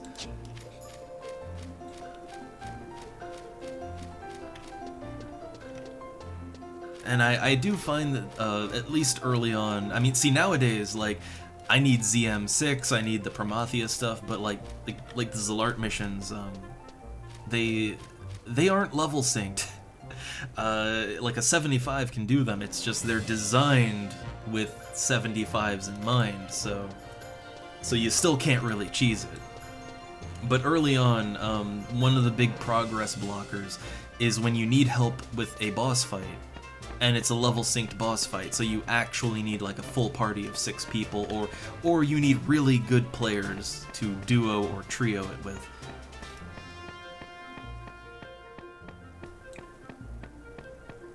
But yeah, that's one of those things that'll kind of get you stuck for a while. But I have to say, like, the missions in this game, I honestly like them. Like, they can be really frustrating sometimes, the harder ones, but honestly, I like this game's story mission structure. Like, every time that I do a mission, it feels rewarding, right? Like, it feels like I really accomplished something, and on this server, it helps that you unlock wardrobe slots when you complete hard content like that. So you get sort of an extra bonus, but even without that, it just feels good to do the missions.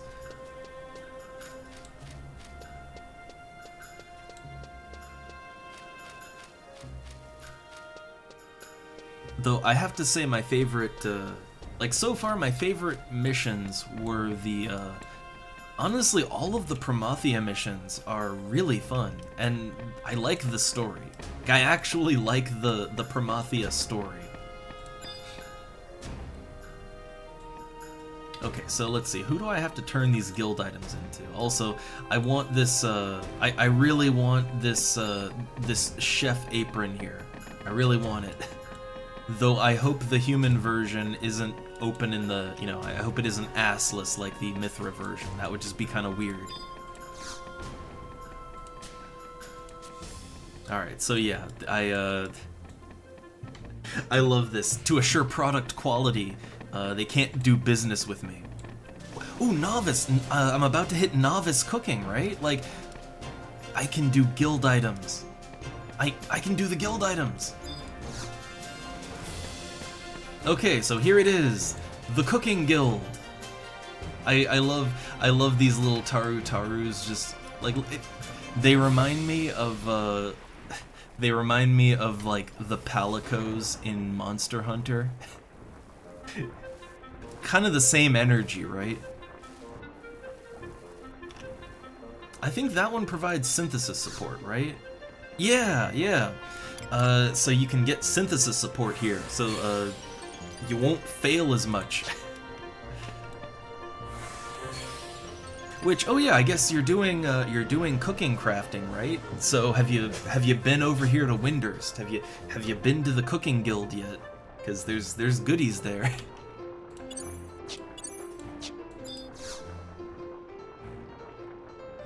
Okay, so yeah, I need to turn in a bowl of vegetable gruel.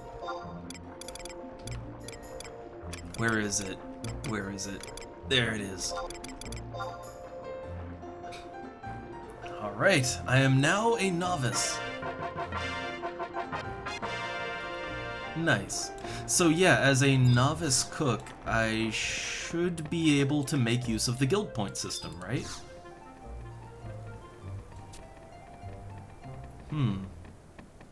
Wait, what's this? I see that you currently have a trading contract with the Fisherman's Guild. I'm sorry, but I cannot do any business with you. You do have the option to terminate your contract with the Fisherman's Guild and form one with us. Oh no. Not today, not today. Yeah, so, oh man, I guess I thought that you could do like all of the guild's things at once. I thought you could do like all of them that you were qualified for. Oh, so you've gotta You have to choose. You have to choose which guild you have a contract with. Oh man.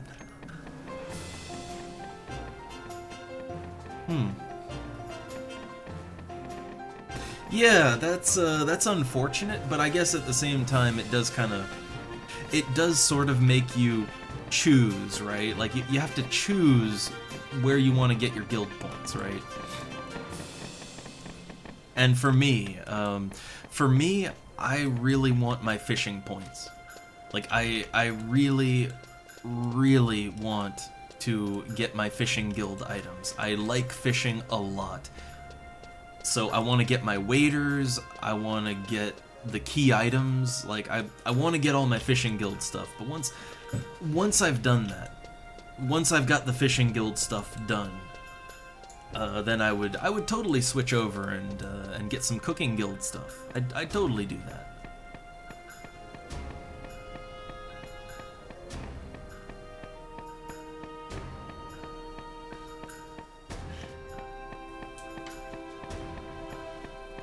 Oh, nice.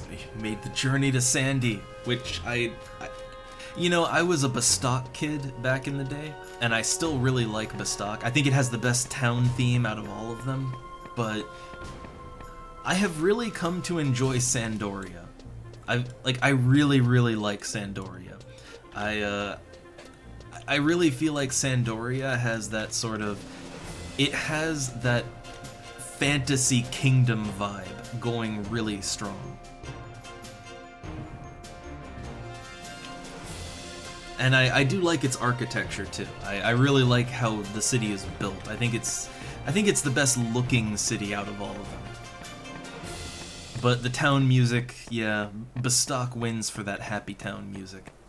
It wins on that one.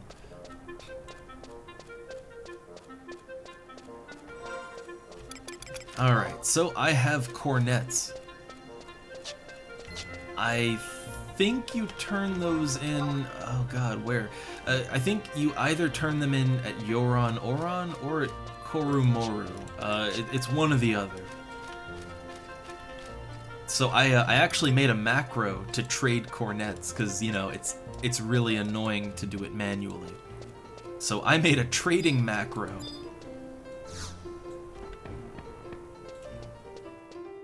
Okay, so I think this is the cornet guy, I think? Yeah, he's the one. Oh, I thought you got 100 gil for turning it in. You get 200 gil. So remember, each cornet that I bought, it cost 233 gil, right? And I bought 35 of them. And that's a big loss, right?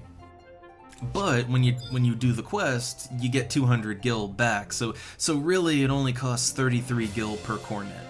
Like at the end of the day, you're only losing 33 gil on each one. That's not bad. And you get, you know, you get tons of fame. Which, in advance, I'm sorry. All I can say is I'm sorry. But we're turning in a lot of quests right now. I have 35 cornets that I am turning in at once. Yeah, I've already turned in quite a few cornets. I'm not sure how many exactly, but I've done the cornet run a few times. Like, I'm not keeping track, but my fame is decent. My fame is very, very decent.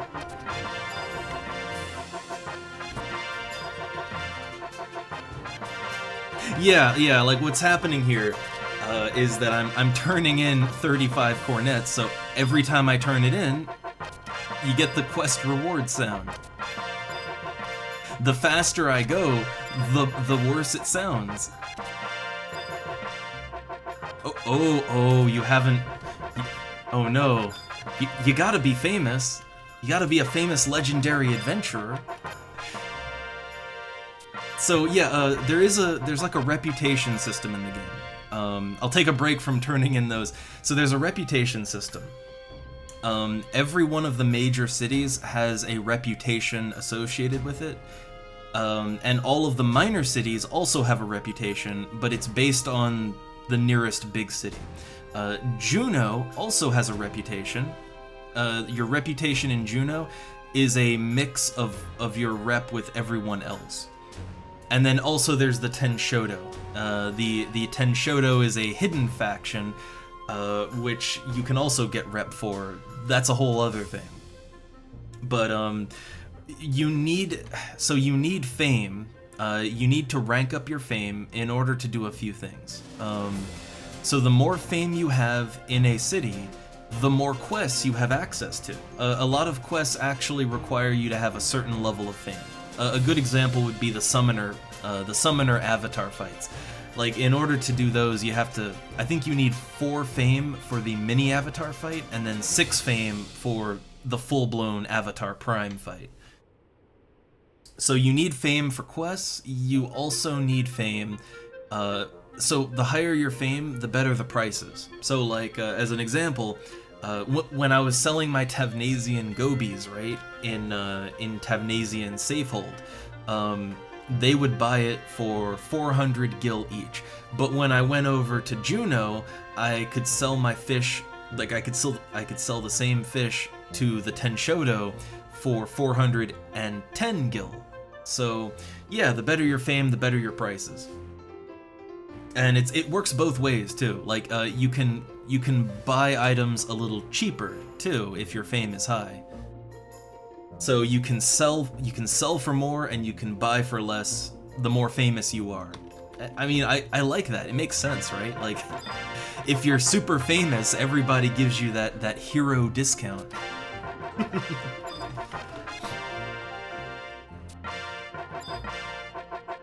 So yeah, you get fame by doing quests, so do quests. That's all I can say is do quests. Do lots of quests. Like, every time I turn in a cornet... Oh, did I trade them all? I traded them all! Alright, the ear torture is over. I traded in all of my cornets. But yeah. Ooh.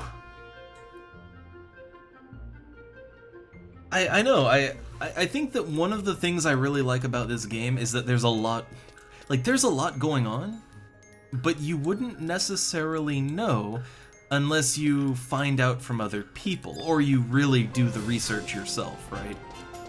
Like, I've been playing this game for so long. I mean, I played back in the day, right? And, I mean, there were so many things I never knew about. Like, there were so many things I didn't know about. And there's still things I don't know about. And you really only learn just from interacting with the community, you know? I kinda think that's something that's missing in a lot of games now. Like, for a lot of games, they either just don't really have any sort of hidden systems. Like, I think most games now, they lay everything out on the table, and they pretty much show you exactly what you can and can't do from the go, right? Like, from the moment you start up. So there's not really any surprises, but, like, I think that's what's missing, right? Like all of those little quirks, those little oddities of gameplay that just come together to make an interesting experience. And it's things that make a community strong, too, I think. Like, I think it's good for the community of the game if there's just, like, tons of things that people are confused about, and, you know, they need clarification on, or they just don't know they can even do something, so you ask other people, like, oh, hey, how do you get that? And then they tell you, oh, it's a guild point thing, and then you're like, what's a guild point? And then they tell you, and then you're like, oh my god, I need to get guild points now. I think that's missing in a lot of modern games. Those you could call it archaic, but I just think it's, you know, it's in-depth, complex systems that aren't explained, but you're meant to find out just through playing the game and socializing, right? Like, I like that. I really like that. It's one of those things that, again, you are either 110% on board, or you absolutely hate it. When I tried to get people to play this game with me in the past, they always dropped off because for them, these sort of hidden systems, they hated it, right? Like they hated that they didn't know what's going on, and that like they were never quite sure what they should be doing, and so they would drop off pretty quickly. But really, that's the magic of the game, right? Like that's the fun part. That's the fun part.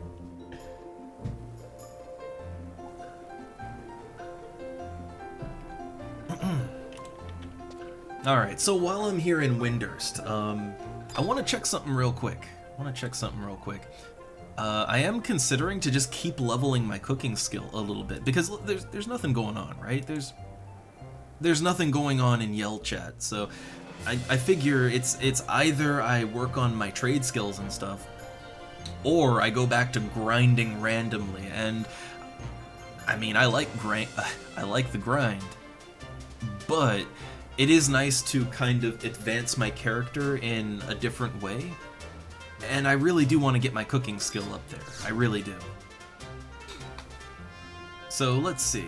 So first off, I want to double check something, which is, so what level is carrot broth exactly? Because that's HQing carrot broth is kind of my goal.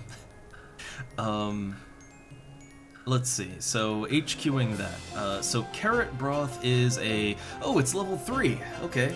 It's a level 3 recipe, which means that if I want to HQ it a little more reliably, so you need to be 31 points over the recipe.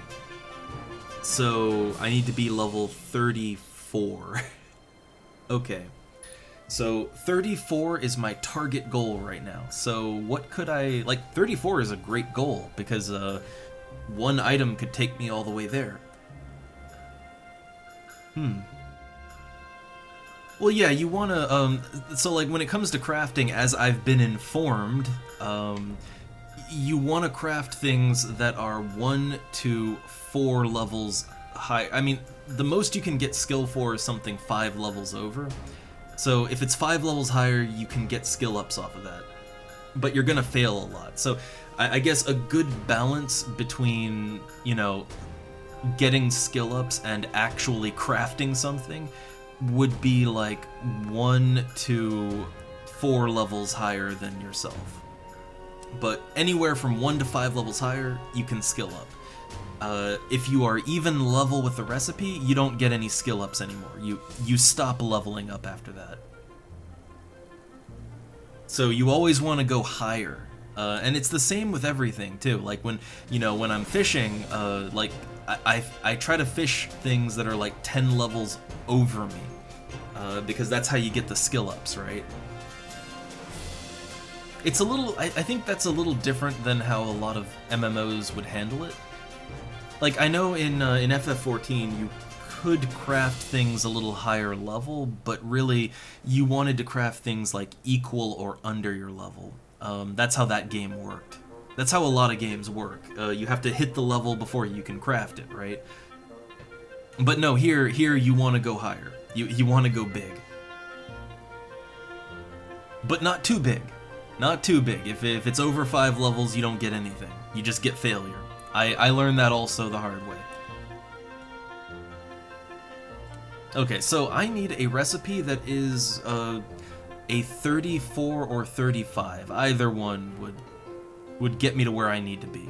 I'd even go higher depending on how much gil I'm willing to lose, right? Depending on how much loss I want to incur.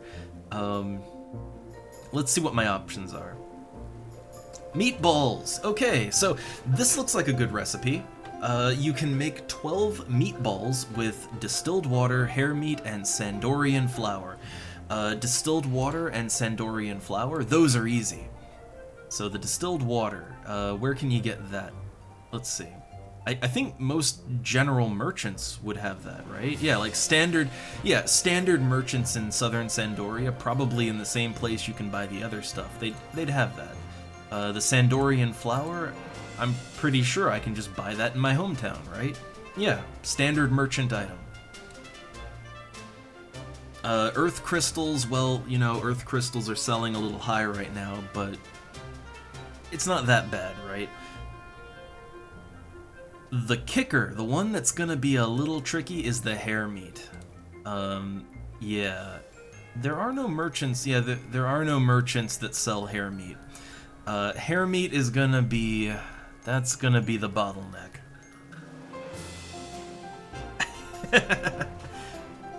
It's kind of funny you say that, because that's one of the reasons most people quit on me, is they consider the game as having too much downtime. Now, to be fair, this, like, Horizon actually boosts up your, like, your resting rate, so there's not as much downtime here as there would be normally. But I think what gets most people is, like, combat. It's the combat that usually gets most people. They, like, especially if they play a mage, but even otherwise, like, you know, they fight a bit and then, oh, now I have to sit down and meditate, and it's that, oh, sit down and rest. They hate that part, right? But there's ways to mitigate that, and also, I kind of like that downtime. It's time that you don't have to constantly give the game attention, right? Like, you can go do something else for a second. I kind of like that downtime. But anyway, yeah, okay, let's see how much hair meat's going for right now. The last time I checked, hair meat was going for like 5,000 gil a stack. Like hair meat wasn't cheap last I checked. It was hair meat was actually one of those good sellers. I suggested it often to newer players that wanted a quick source of cash, right? So has hair meat, like, has it devalued? 5,400 gil for a stack of hair meat. 5,400 gil. Yeah, look, I'm pretty lazy, but that's too much. That's too much to pay. Like, consider this, I'm gonna have to craft so goddamn much. That's too much. That's way too much. I'm gonna farm the hair meat myself, okay? I'm gonna farm that. But I will buy the other parts. I'll buy the other stuff. Although, how much is individual hair meat? Is it any cheaper? No, it's not. It's not. So yeah, I don't consider 5,400 gil for a 12 stack. I don't consider that cheap.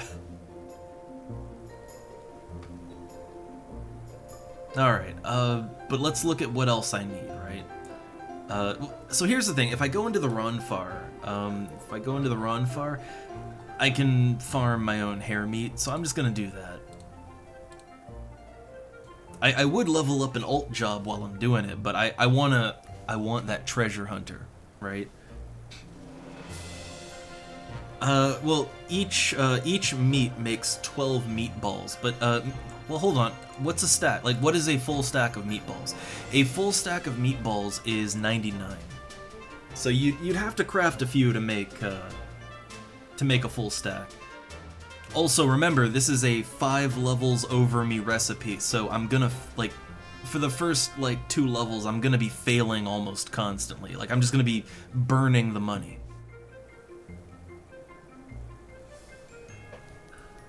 So yeah, my first couple crafts, it's just gonna be failure. So, yeah. Okay, the distilled water and the Sandorian flour, I can buy those in Sandoria cheap. That's no problem. The earth crystals, I'm just gonna buy those on the auction house.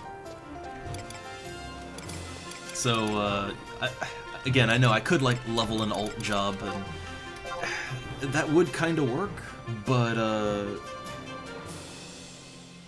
I won't get the hair meat doing that. Like, the hair meat is it's not a rare drop, but it's not a super common drop either.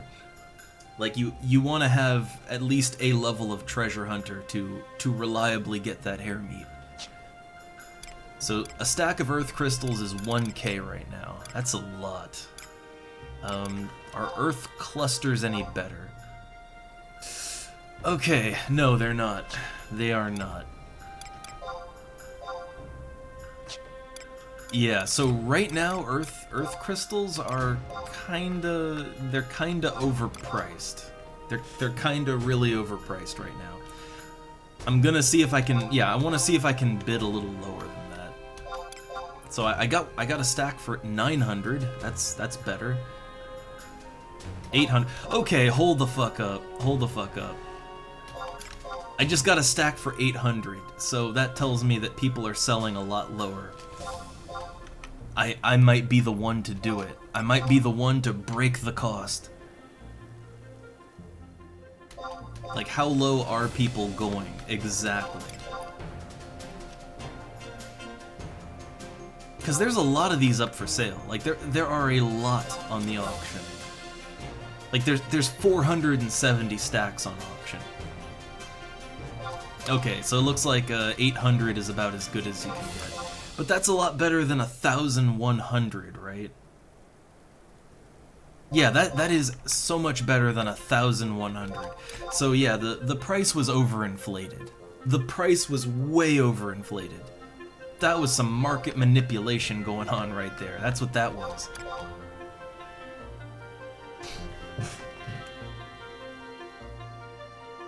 Well, look, they put it up for sale. They put it up for sale for 800, right? So like, to me, 800 gil for a stack is like that is so much more reasonable than 1,100. That is so much more reasonable. Okay, so I got me a bunch of earth crystals. I'm probably gonna need more, let's be real, but that's good for right now. Okay. So the rest of the ingredients, I gotta go back home. Return to Sandoria! God, I gotta be honest, leveling Black Mage up to 17, that was one of the best things I ever did in this game. Like, you get Thief to 15 for Treasure Hunter, you get Black Mage to 17 for Warp. Man, those two things, they make you money, they save you money. Big recommend.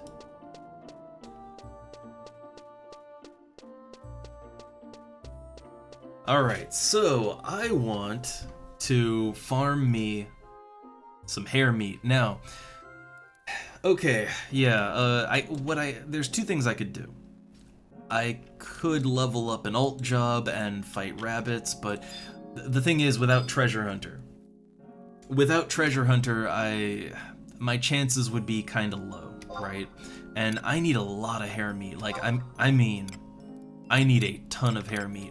So I'm gonna go in as a Beastmaster / Thief. So I have Treasure Hunter, but I'm also high level, so I can kill things pretty quick.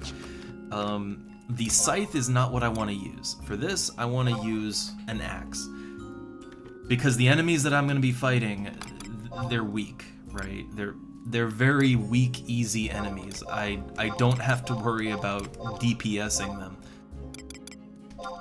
I'm gonna go ahead and use... Yeah, I'm gonna use one of those F-carrot broths. So I'll use Keen-eared Steffi. And also, hold up, gotta re-glam here. Gotta re-glam. Alright. I do like the Beastmaster artifact armor. I like how it looks, but I like sort of my thrown together look. I like that better, you know? Ooh, I'm actually not sure on the drop rate for the various rabbits. Like, I'm not sure on the various drop rates, exactly. Also, don't parties fight the rabbits out there sometimes? Like, the thing is that around Sandoria, there is going to be an overabundance of rabbits. Even with newbies out there fighting things, there's gonna be rabbits everywhere. So, and you know, they die in like one hit, right? So, I figure that would be better. Now, I wonder, is there anything even faster I could kill them with? I think the axe is pretty much as fast as you're gonna get. Oh, also, check that delivery box real quick, because I have so many things up for sale. A lot of it has sold already, actually, but I want to see if more of it sold. Not yet. Not yet.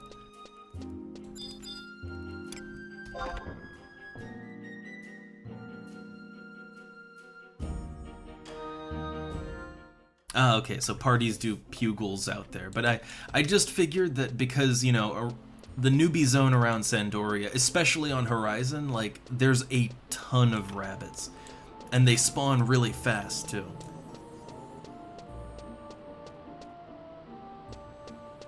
Oh, bow and arrow. The problem is I don't really have any, like literally Beastmaster has no ranged skill. It has no range skill. So yeah, that wouldn't work for me. So I guess I'm gonna be doing it the more inefficient way. I'll be going nice and inefficient.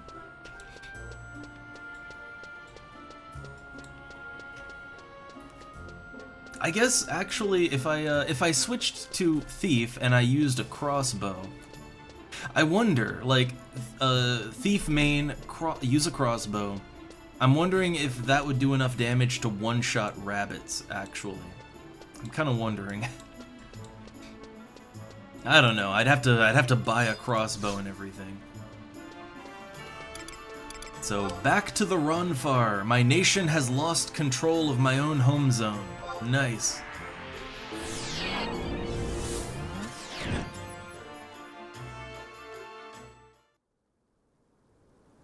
Oh, okay. Well, again, I'm too late now. I'm kind of committed to this. I'm committed to this course of action right now.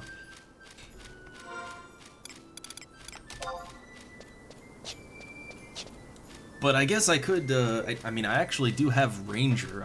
I have all the classes unlocked. I could just, like, I wouldn't get any treasure hunter out of it. Like, I'd have a harder time getting the loot, but I could level up my bow skill. Like, I could do that, right?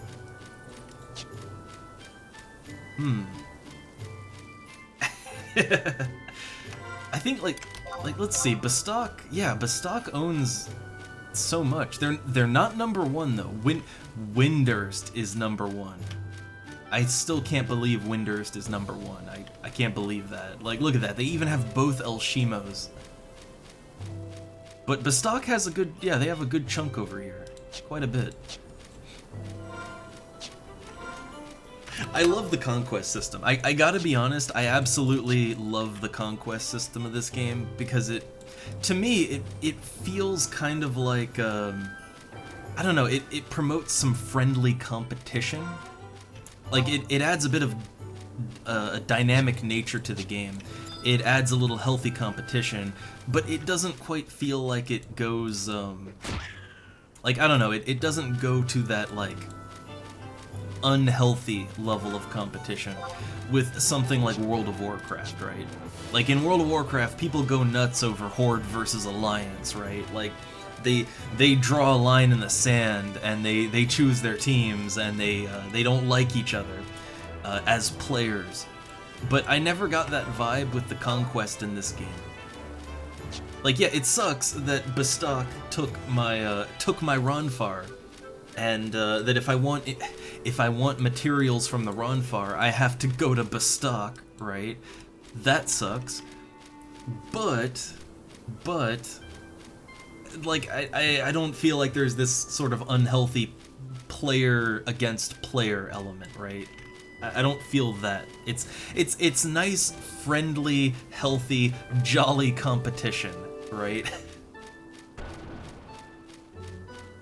And also it adds a bit of, you know, I like the system. I like how it kind of influences the resources that you have to craft with. Because, you know, resources come from the regions, and whoever owns the region owns the resources. So, like, yeah, I like that. And you're not locked out of the resources if you're from a different nation. You just have to go, like, I have to go to Bastok if I want to buy Ronfar items. You know, that's all it means. That's okay.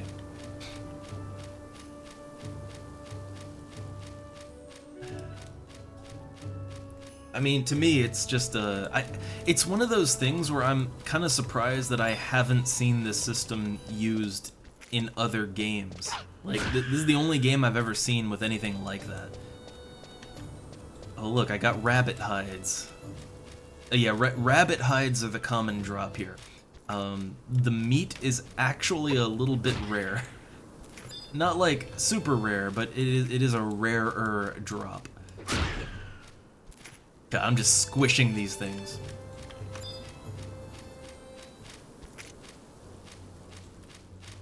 Like, I'm trying to think of games that had something kinda like the Conquest in this, and the only thing I can really think of is, well, I don't know, I guess, yeah, it's not really the same thing, but like in EVE Online, you know, corporations can claim control over systems, but that's, like, that is a strictly PvP thing. Like, that's very unhealthy competitive. Anarchy Online. Anarchy Online had a, it had sort of a resource tower control system between, like, Omnitech and the rebel clans, and they, you know, guilds could put up their resource towers, and yeah, it was PvP related, but, like, even people that weren't involved in that at all, they'd get the benefits from it. But I'd say even that is still bordering more into just being a PvP thing, right? Yeah, I can't really think of anything. I can't think of anything like the Conquest system. I don't think I've ever seen something like that in another game before.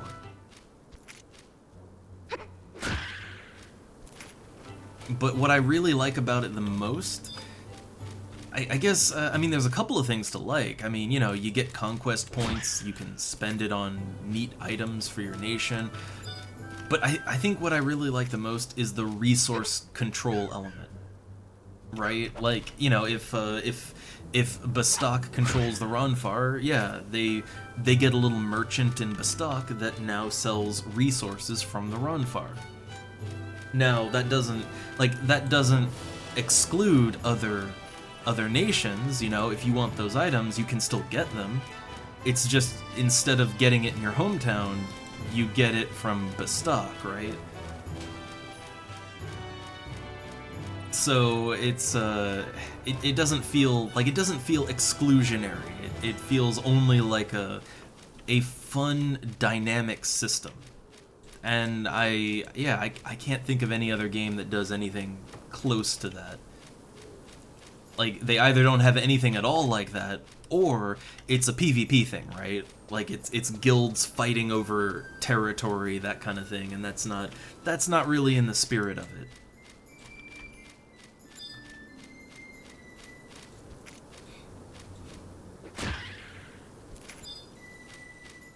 God, even with Treasure Hunter, the drop rate's pretty sad. The drop rate on hair meat is really, really sad. I guess, yeah, maybe there's a place with better drop rates. I'd have to actually check and see. Like, some wikis have the drop rates listed, some don't. The one I was looking at doesn't have the actual rate listed.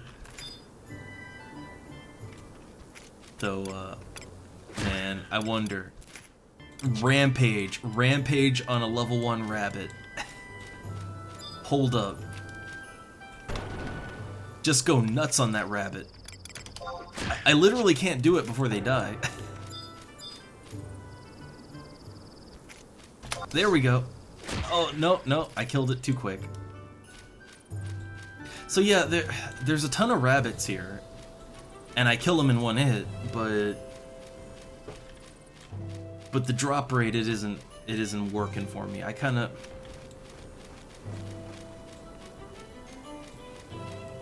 Yeah, well, oh yeah, I'm just doing wild rabbits, but there are other rabbits here, right? There's the forest hare.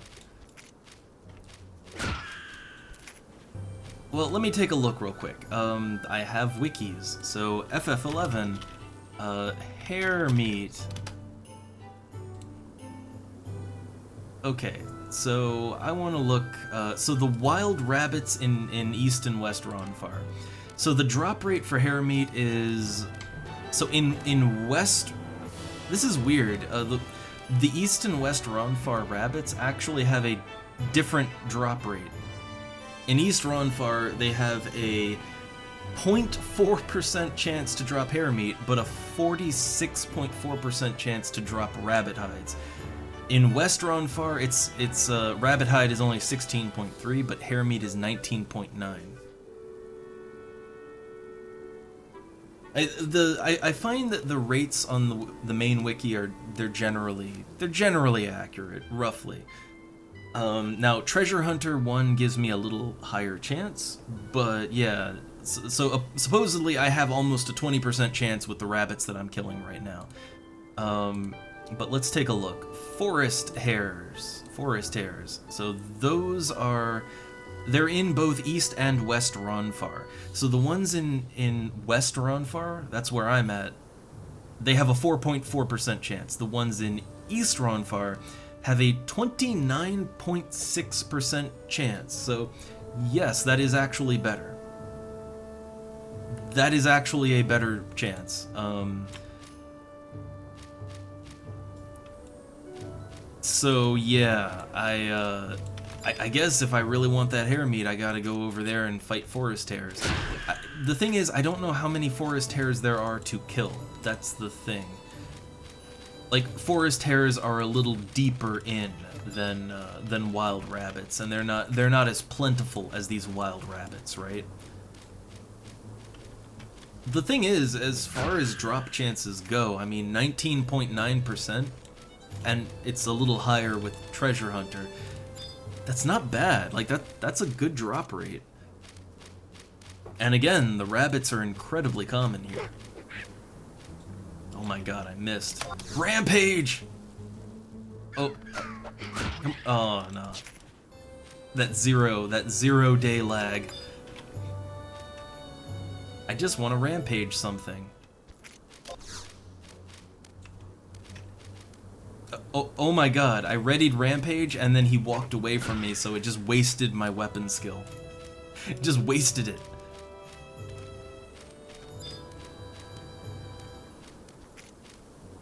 Alright, so how much hare meat do I have? I have 4 hare meat. I mean, it's, you know, it's getting there, right? Like, we're getting it. Not as quick as I'd like, but we're getting it. I will be honest, this kind of makes me, like, there's higher level cooking recipes. Like, there's actually quite a lot of recipes that use hare meat. This kind of makes me want to, level Thief up to 45. Like, if I leveled Thief up to 45, I would have Treasure Hunter too. Like, that would give me a much better drop chance than I have even now. Then hare meat would be no problem.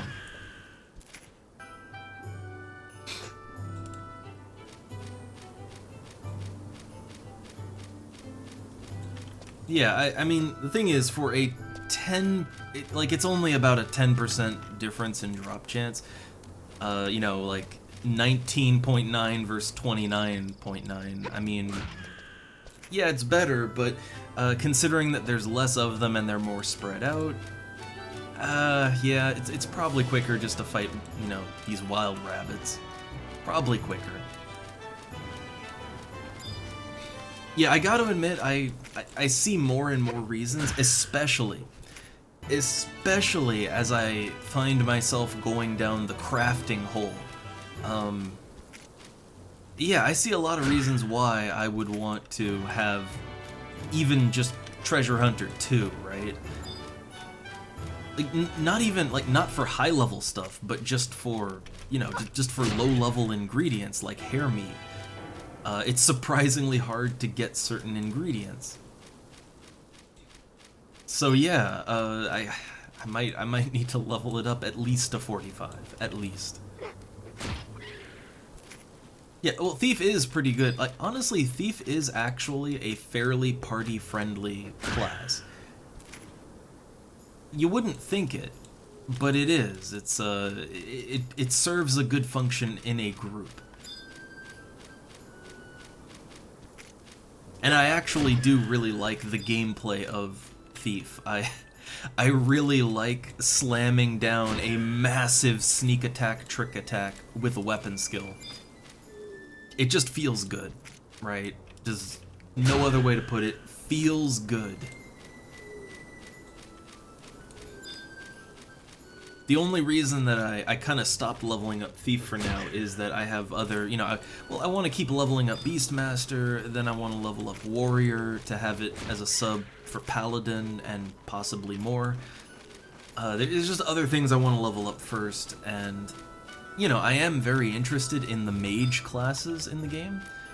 Summoner, I'd like to level Summoner up some more. So yeah, you know, Thief kind of took a back seat, right? Took a little bit of a back seat. But I'm not anti-Thief or anything.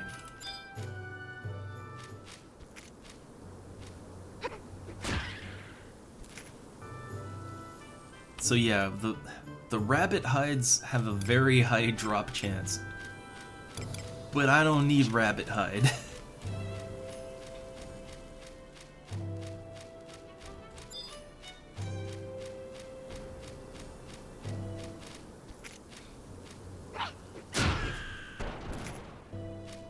Oh look, someone over there, I think they're getting their range on. Yeah. Yeah, I see. They're crossbowing everything in sight.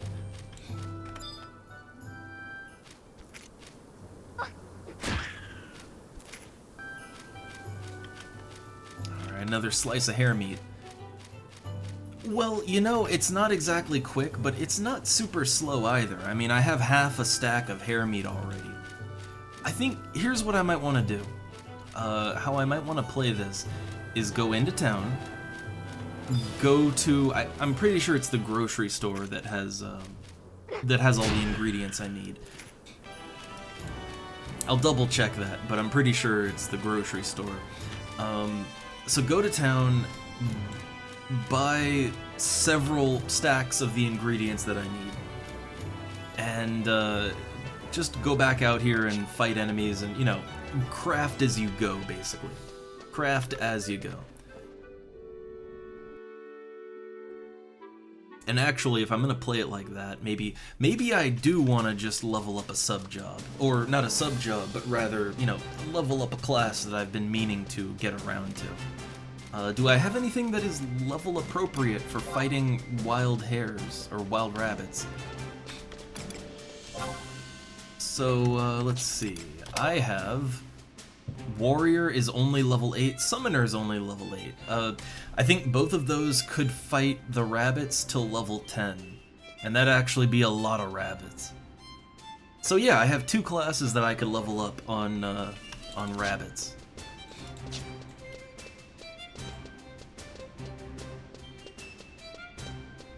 I don't know. I'm a little reluctant to do that just because, well, you won't get, you know, you won't get your treasure hunter bonus. No treasure hunter. I need my treasure. Alright, if I remember right, the grocery store is right here. Yeah. So I think this is probably where, like, this is probably where I need to go, right?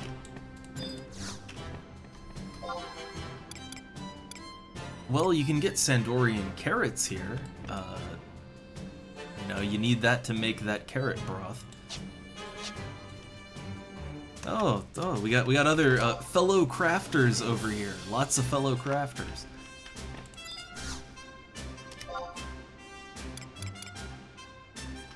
Okay, so here's the distilled water, but I also need something else. Is the rye flour? I need to double check the recipe. I need Sandorian flour, which is not the same thing as rye flour. Okay, so I need to talk to Benage at F7. Okay. But I need Okay, I need distilled water and Sandorian flour. Well, here's the distilled water. I'll go ahead and buy like 4 stacks of it. You'll probably need more than that.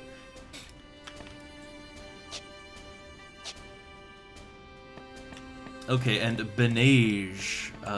So this is E7. E8. Well, F7 is like right over here, right? Like F7 is right here. Is there another store in there? Ah, I see. The mule. The mule. The indentured alt. Alright, so this is G7. This is, so F7, no, F7 would be, that would be 1 up. Okay, yeah, that'd be 1 up here. Maybe in the alleyway? Like, I'm guessing maybe in the alley there. Wait, he's in the I didn't see him.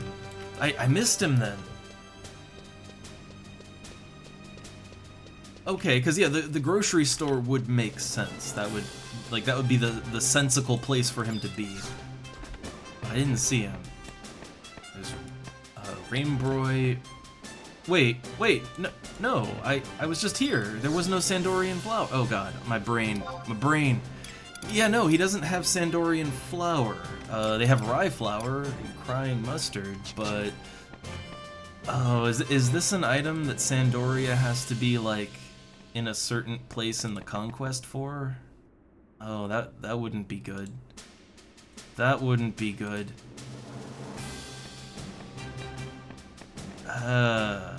Then it might be a regional thing.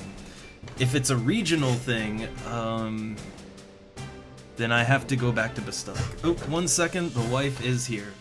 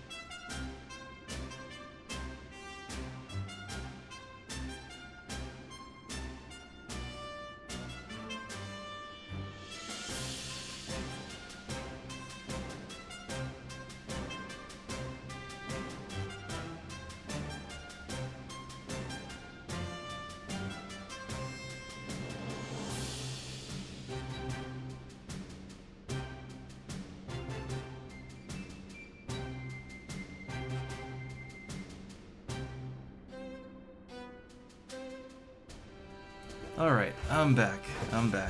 There was groceries that had to come in, so I should have put the little AFK on, but it was a bit of a sudden, spur-of-the-moment thing. Oh no, now the cat is meowing at me. I think I have to give him some food real quick. He won't leave me alone. So 1 sec, and then yeah, I'm seeing my issue here. I'm seeing it, guys, but 1 sec.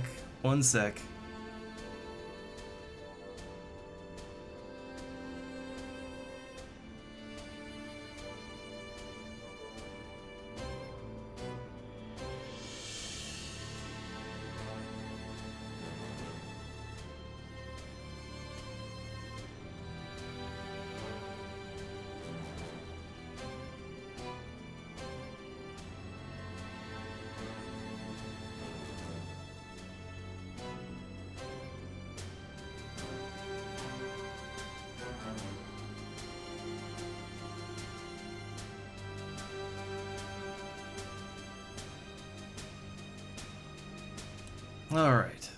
I think I'm good now. I think I'm good for a little bit. So, yeah. So the issue is conquest. The issue is conquest. So I thought I could just get all the ingredients that I needed in Sandoria, because, you know, that would make it easy, right? Like, that would make it super easy. Oh, everything would be so much smoother if I could just get everything here. But no, so yeah, I'll have to go to Bastok to get those regional resources.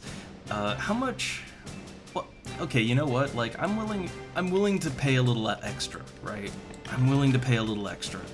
So I bought my earth crystals. I bought my distilled water. I have to farm hair meat, but if I can just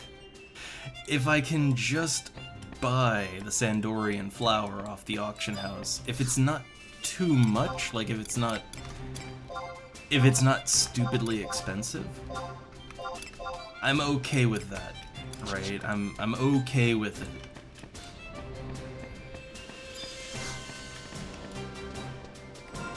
Alright, so to the auction house.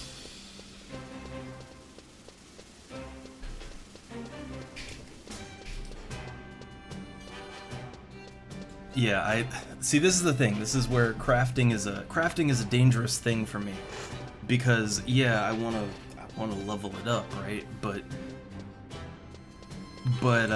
whenever I hit a bit of a wall, I could do the sensible thing and the practical thing, and, you know, just go to Bastok. Just, you know, get that cheap Sandorian flour in Bastok. But no, what I'm gonna do is I'm gonna waste money on the auction house.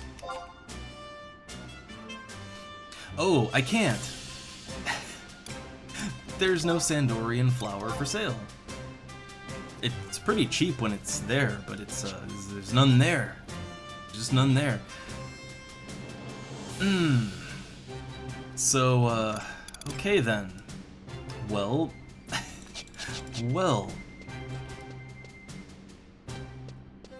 I can't even buy it off the auction house, so I guess I have to go to Bastok.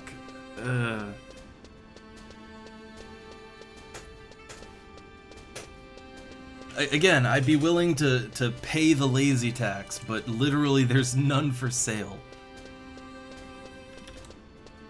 So I have to go to Bastok. Alright, well, I mean, do I have everything I can get here? I'm pretty sure you can buy distilled water in Bastok too. Like, I'm pretty sure you can buy it there too. I got my earth crystals, I got all that. So I'm probably gonna have to buy more. Honestly, I'm probably gonna have to buy the hair meat. I'm probably gonna have to suck it up and buy it, but we'll see, right?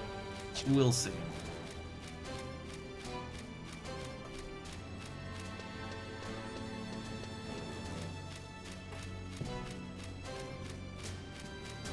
Man, that just threw a wrench in everything. I guess the problem is I was looking information up on the wiki, and the wiki isn't really, like, none of them are super specific about where things come from exactly, right? Like, it'll say, oh, this standard merchant sells this item. And that's it. They don't clarify, like, oh, no, only when you're in second place, or only, you know, not clarified.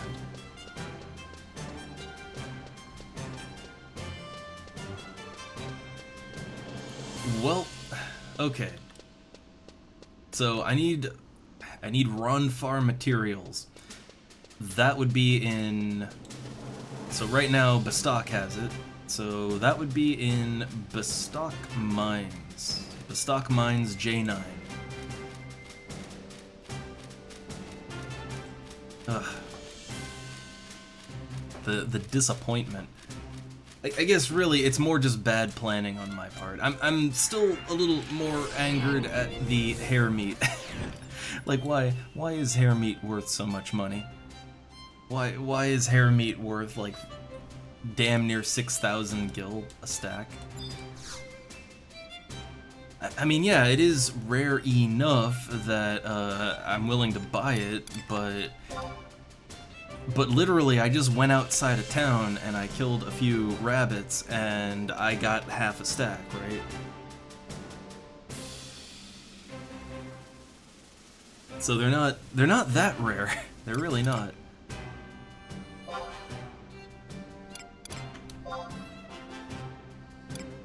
Alright, so I need Gustaberg. Return to Bastag.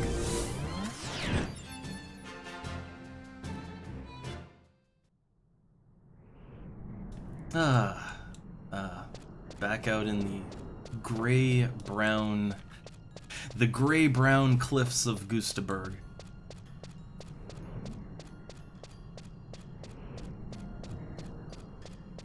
Well, here's one good thing. I have Flea.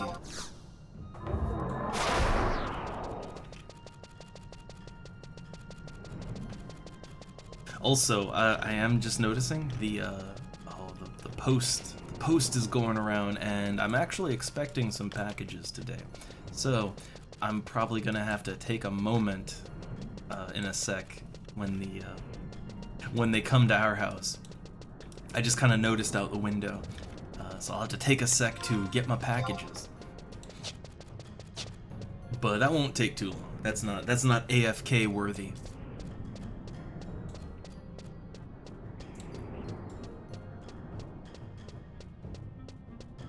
Also, I feel like the Gustaberg soundtrack is a lot quieter than everywhere I was before.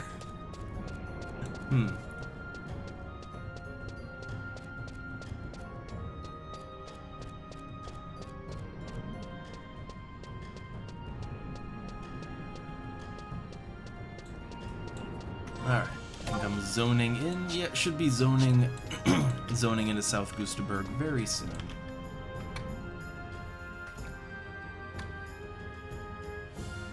Again, I have more issue with the hair meat than with Bastok having the run far. I really wish you could, like, you can buy giant sheep meat, but you can't buy hair meat. And I mean, Horizon's pretty active. It's the most active Final Fantasy XI private server as far as I'm aware. But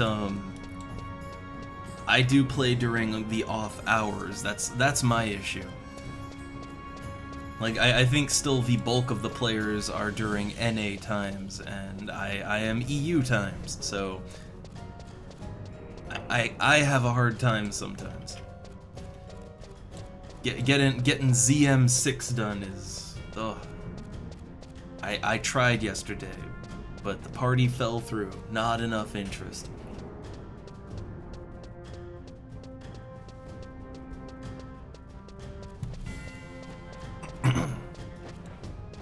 But I think that's kind of the problem you're gonna run into. Like anyone outside of NA hours. When it comes to private servers, I mean, I don't even know of any non-English private servers. I'm not aware of any. But most people are, yeah, they're gonna be on during NA hours, so that's just an issue with every server.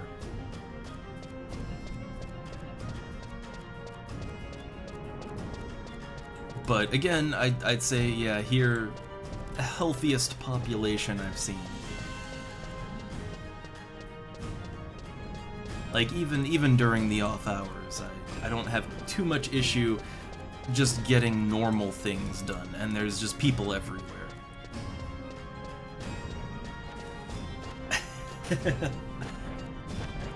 Well, yeah, you know, Americans don't sleep, so... But, yeah, there's just, it's not too bad. It's again, I was playing on Eden, and like, I mean, Eden during the times I would play, there'd be maybe 200 people logged in, and you know, everybody was triple boxing at all times, so that number was a lot less.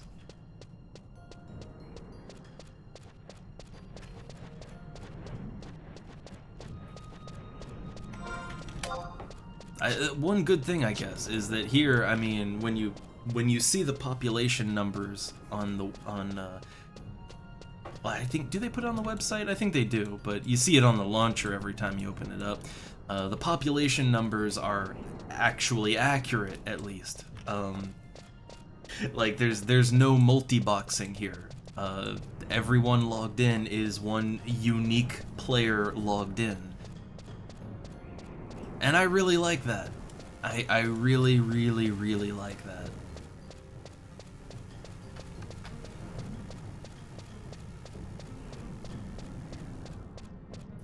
Alright, so let's see. I need to go to Bestock Mines, J9.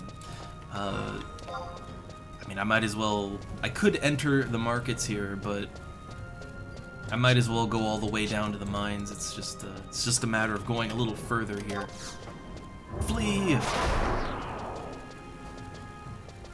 Flee will carry me away. Yeah, and see, again, what I like is that the player count is individual logged-in players. That's kind of the problem with a lot of private servers for this game, and I think retail too, right? Like, people multi-box on retail even, as far as I'm aware. But, yeah, most of the time when you see, like, say, I don't know, 200 people on Eden, yeah, like, that's 200 divided by 3, right? I don't think there's any AFK kick, I don't think. And there are plenty of people that they're just logged on with their Bazaar, but, I mean, they're using their one logged-in account to log in with their Bazaar, so... You know, they're still, like, that is still an actual human that's what they want to do with their playtime, right?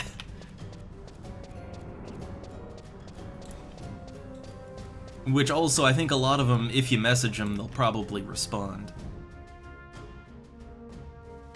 But I'd assume what people do is, well, some people just, yeah, like, they, you know, they're maybe around, but they're just not wanting to play, right? So they're doing other things. But I guess a lot of people just kind of, you know, they put their Bazaar up and they go to sleep, right? I'd assume a lot do that too. But generally, I don't see nearly as many just people sitting around with their Bazaar up. I don't see nearly as many on this server as on other servers. I think more people just do player-to-player trading or just use the auction house. But yeah, like you'll see a bunch of people outside of Juno putting their Bazaar up, but other than that, you don't really see that many just AFK Bazaars around. Like, not nearly as many as you'll see on other servers. Oh, I got waved at. I will /wave in return. But I am trying to get to a merchant, so I need to go to, let's see, J9. Oh, nice. Oh, there's fans. So, okay, I'm trying to stay focused. J9, right down there, by the Chocobo stable. All right. I like to find it myself. I like to find them. But okay, stay on target. So what I'm looking for is, yeah, the NPC that has Sandorian flour. I'm just gonna buy a bunch of it. Like, I'm gonna buy all the Sandorian flour.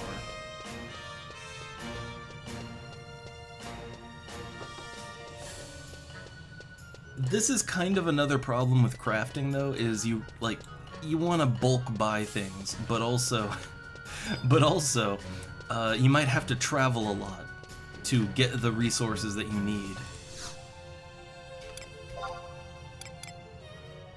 Huh, so they also sell Sandorian carrots here, but they cost a little more.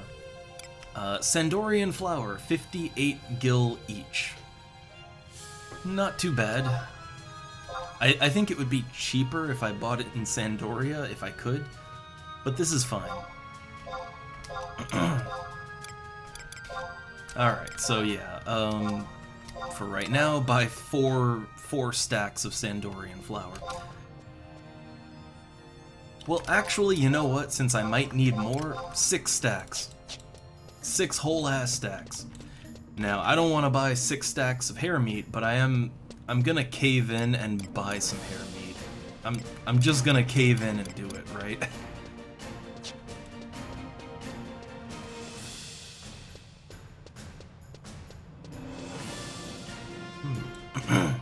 Also, hey there, oh god, your name is very light on my screen, Pajou. But, yeah, I'd say the new player experience is pretty good here. My new player experience, even playing during off hours, was pretty good. I'd say where it falls off, and this is just kind of how Final Fantasy XI works, so in the higher levels, yeah, you know, people get more picky when it comes to grouping. And also, if you're trying to get missions done, that's really the bottleneck, and it always has been with Final Fantasy XI. Like, you know, you need to do your Prometheans, or your Zalart missions, or your Nation missions. That has always been the hard part in this game. And this server is no exception. However, they are working on a new player assist program where veteran players who help out new players to do their missions and stuff will get some kind of rewards for doing that. So I think once they implement that system here, that should go a long way to making it easier to get mission parties.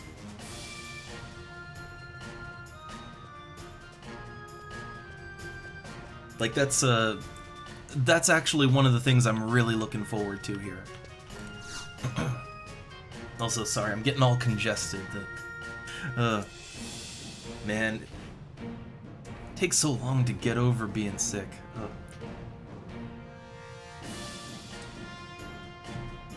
But yeah, I think the overall new player experience that's fine, that's good, that's great here. Missions, that's always the bottleneck. We'll see. We'll see how things change with the system they add. It's a really interesting idea, and like, to be honest, the issue of like newer players not having anyone to do missions with, that's always been a problem with this game. On retail, they fixed that by well, they quote-unquote fixed it by adding trust, so you just get robots to do things with you. And that's certainly one way to do it. Like, that is a way to fix the problem, but to keep the game social, I think just offering additional rewards for helping players to do content, I think that would go a very long way to getting more people doing missions regularly. And I think that's the more social option too. I think that's a much more social friendly option than just trusts, right? Okay, so I'm looking for that hair meat. I don't want to buy it. I really don't want to buy hair meat. It's so goddamn expensive, but I'm gonna have to, right? Can I get it at least a little cheaper? A little cheaper? A little cheaper. A tiny bit cheaper. 5,200 gil for a stack of hair meat. You can go out and kill level 1 rabbits in the Ronfar, but, well, here we are. Okay, so I need to use the hair meat with the distilled water, with my Sandorian flour, put it all together and you get meatballs, and I need to craft that until I can't craft it anymore.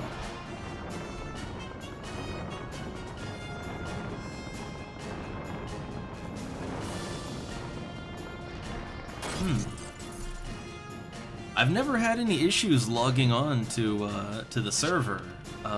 Like from the Horizon launcher, it just launches just fine. Like this server, it's the easiest one to log into out of all of them.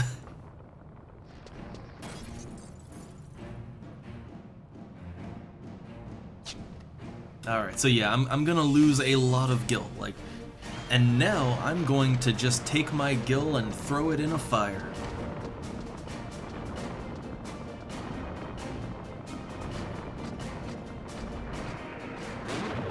Huh. I've never had that happen. Like, I've never had it, like, go back into, like, the command interface. Like, once the game is booted up. I've never seen that happen. Huh.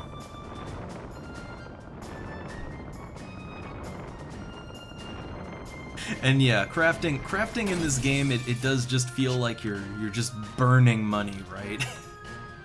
But it's all to a greater purpose, right? We burn the money now so that we can make the money later. And maybe one day, maybe we'll break even. Maybe. That's the dream. Man, when you make that first gil profit, and then you think, man, only 9 million more gil to go till I break even.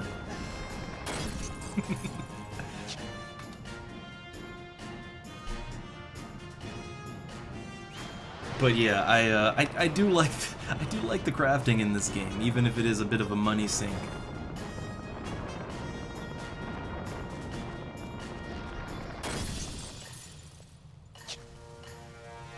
Well, you know, funny enough, like, you know, I don't consider, you know, I'm no crafter in real life, though I guess my cooking skill's pretty high.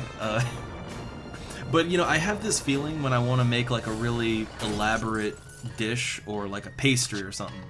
Like, I wanted to make a really elaborate pastry once, and it just came out all wrong. Like, I just fucked it up. And so many ingredients went into it, and it's like, it felt like I just burned 20 bucks, right? So I kind of know the feeling in real life. I do kind of know it.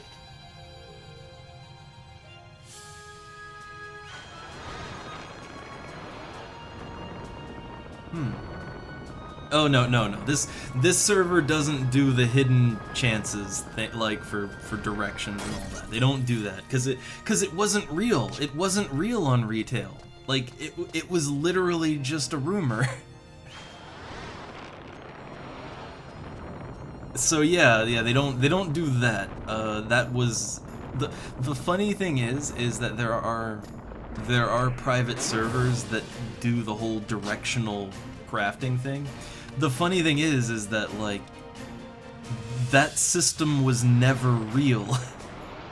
So people have only made it real now, but it was never real.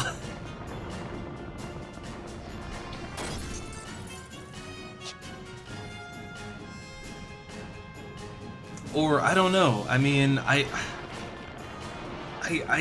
here's the thing about that. Like, everything that I looked into, it was questionable if it was real or not. There was room for doubt. And the way this game works, like this game is so heavily RNG oriented. Like, I've had moments with, say, fishing, right? Where, like, I fish and, oh, I fish for 10 hours, no skill ups, you know? Then I fish, I don't know, I go fishing another time and, oh, I just got 2 whole levels in, like, an hour. And it's just RNG, but things like that would cause people to create voodoo, you know? You'd be like, oh, you leveled up because you were facing north on a foggy day. That's how that happened. But it was just RNG. It was just RNG. Yeah, like it's the problem is that sometimes, like, I think what it is it's the way random numbers in computers work. They're not really random. It's that kind of thing where, like, you might be playing a game that rolls random numbers, and you'll keep getting the same number over and over and over sometimes, right? And it's not that you're doing anything special, it's just the random is kind of stuck, right? And that's what would happen is, yeah, like you'd go fishing sometimes and you'd get, you know, the random number would come up bad over and over. Other times the random number would come up good over and over. But there wasn't any special factor to it, it's just, you know, that's just how computers work, right? The problem is when it would happen, like sometimes it might happen under similar circumstances, right? Like you'd be facing north and, oh, it happened again, but like, it was just random. It was just random.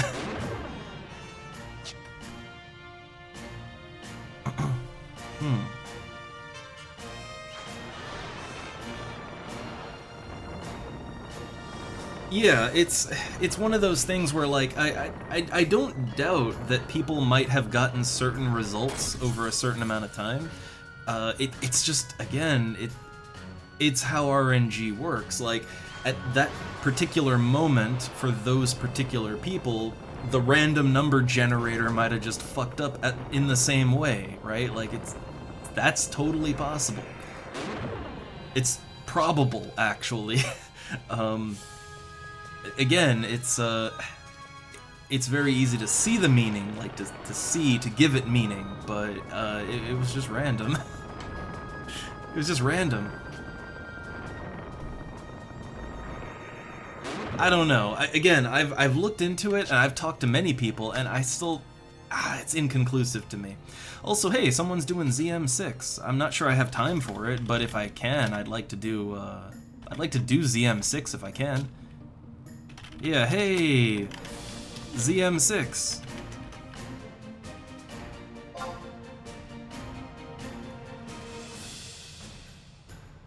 Yeah, I'm not one to believe the voodoo, and it's because I've seen things roll both ways, right? And I've looked at the old stuff, I've looked at research people have done, and at the end of the day, it was inconclusive to me.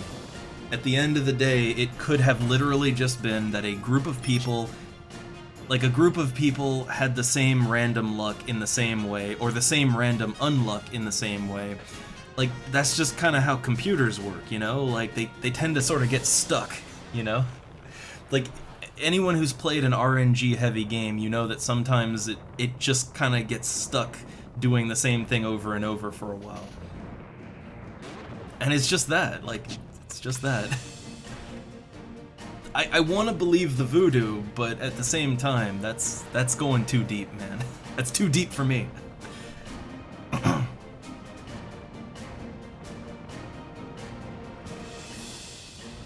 That said, what I am totally willing to believe is that early on, there probably was a heavier weighting towards failure. Like, I want to say that. I would believe that the game was generally more weighted to making you fail early on. That I would totally believe. Like, I can believe that the game got a little easier as time went on. And you ask me, that's probably for the better. That's...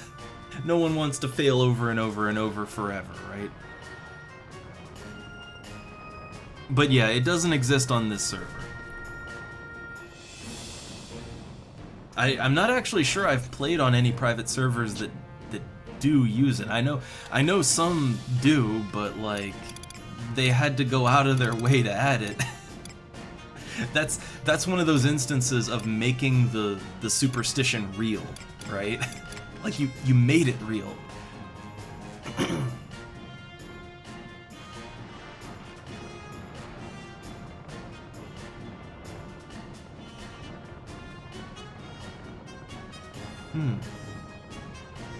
Yeah, I just think, you know, like, I think there's a lot of voodoo around FF11, and I don't, like, I'm not gonna tell anyone they're wrong, it's just I consider it very, like, highly improbable that such systems would have been in place, and that it's very easy that random numbers just went a certain way at a certain time, you know? That's my way of looking at it.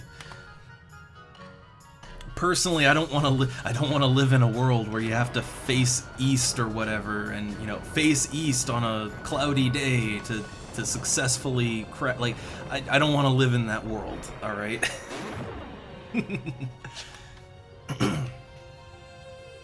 All right. I think let's see. Am I almost out of hair meat?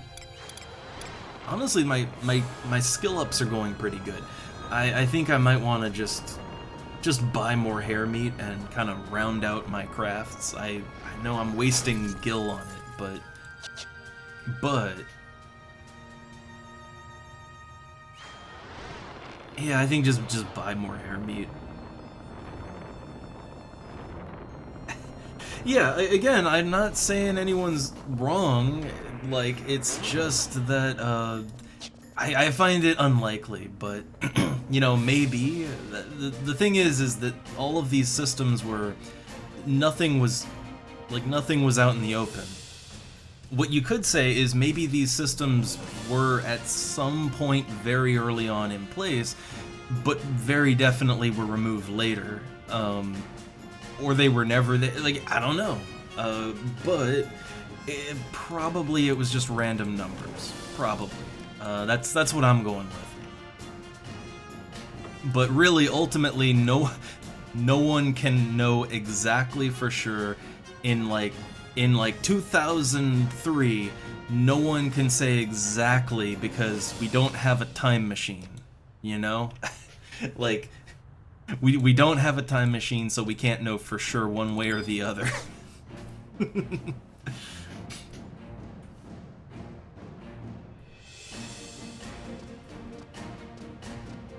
Well, no, see, that's not, I mean, like, to me, that's not an obscure system. Like, that's very, I mean, honestly, that's very Final Fantasy, right? Like everything in Final Fantasy has an element.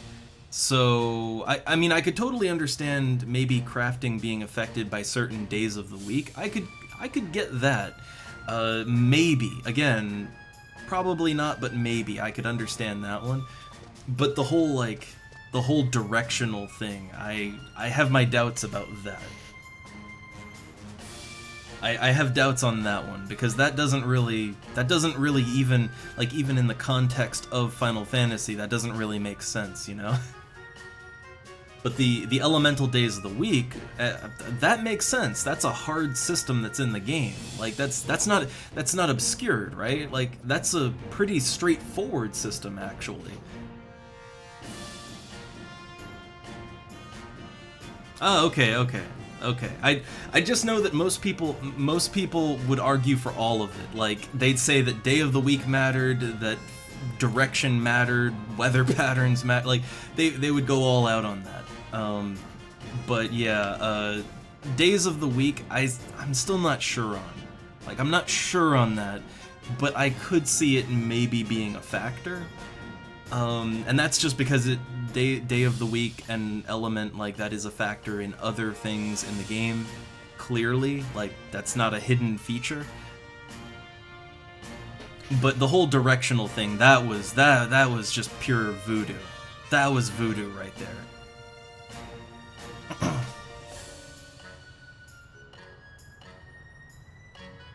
And time of day, I'm not sure. I'm not sure on time of day. That one, I don't know. That feels like it could be getting into voodoo as well. But again, there are systems in place for making certain things happen. You know, certain enemies only come out at night. I think that some enemies only come out during the day too. I think. So, you know, there's clear, obvious precedent for that, but there isn't really any precedent for direction. There's nothing in the game that really works that way.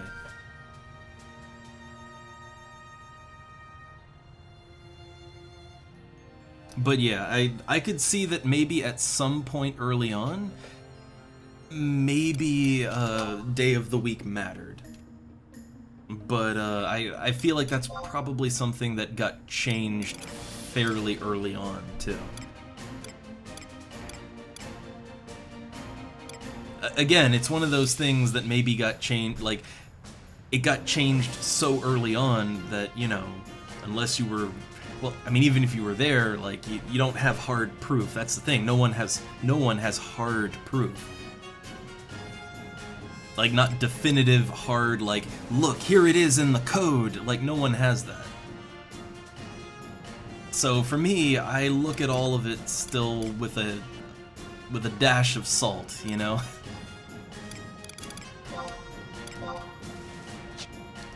Alright, I'm trying to...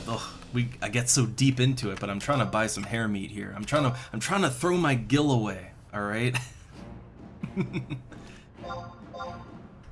I feel like I'm probably gonna need at least 2 more stacks of hair meat. Like, at least. Oh, I'm trying to undercut here, and it's not working out for me. It's not working out for me.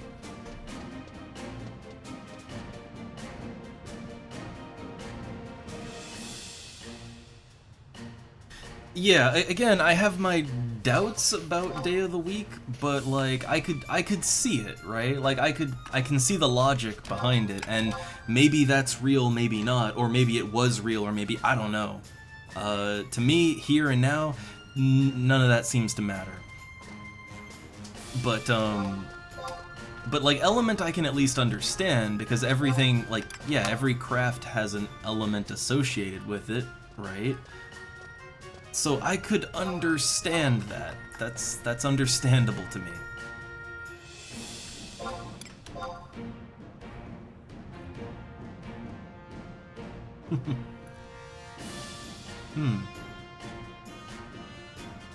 Ooh, the Goblin quest mats. I haven't looked for all of them, but I mean, I'm up to 45 inventory slots.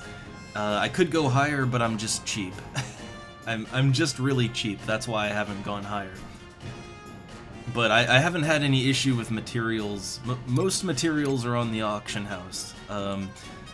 Except some of the more, I guess, specialty things, right? Like, hey, I had to go all the way over here to get Sandorian flour, so... Alright, so I have the hair meat, I have the distilled water, and I have a ton of flour.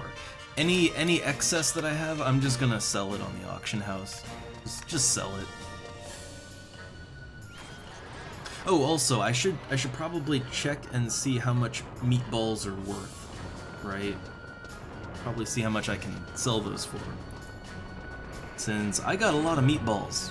Got a whole lot of meatballs on me. Also, I like that this guy's name is JST Midnight. I like that. That's a good name right there. Good reference. So, meatballs.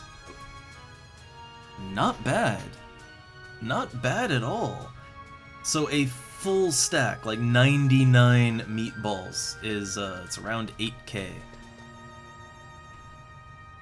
That ain't bad, I'll take it. I will take that.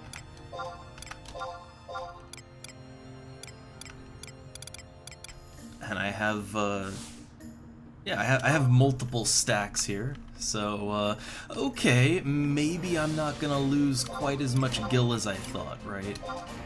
Maybe I'm not gonna be burning gil quite as bad as I anticipated. I'm still gonna be burning a lot of gil, but okay, we're gonna get some of that back. That's good.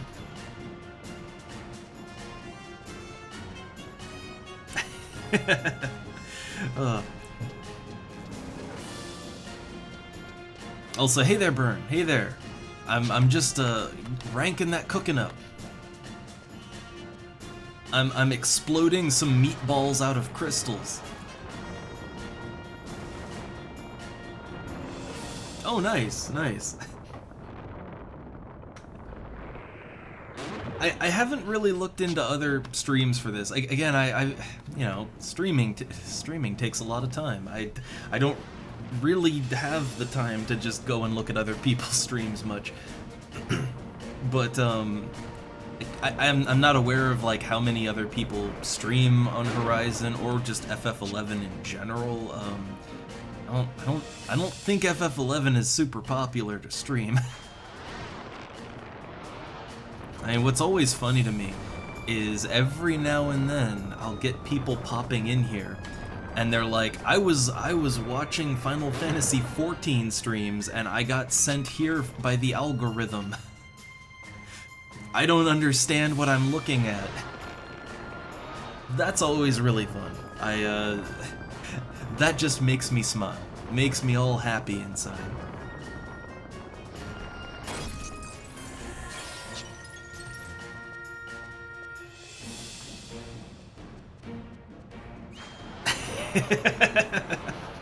Oh no, that's a deep cut right there. Deep cut.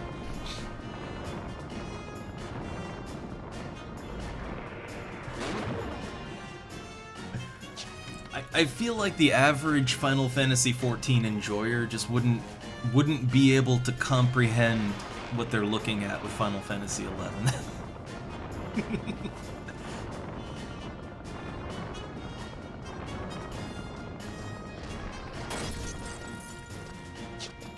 Alright, so, yeah, you know what, like, I thought crafting these meatballs was just gonna be money down the toilet, but honestly, like, I mean, you can sell a stack for 8K, I mean...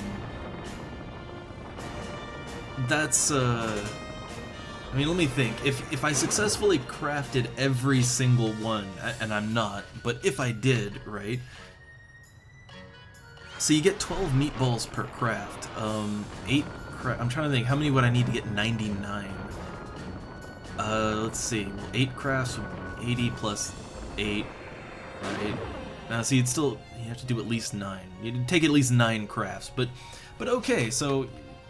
like one stack of hair meat and all the other stuff, that could make a little over a stack of meatballs, right? A little over.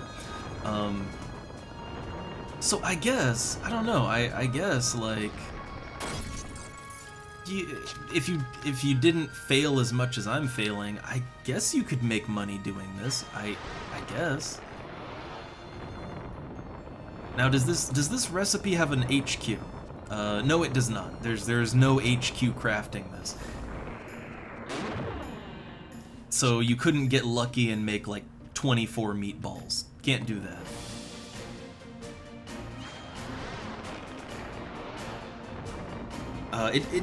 I do remember, like, with updating the game and all that.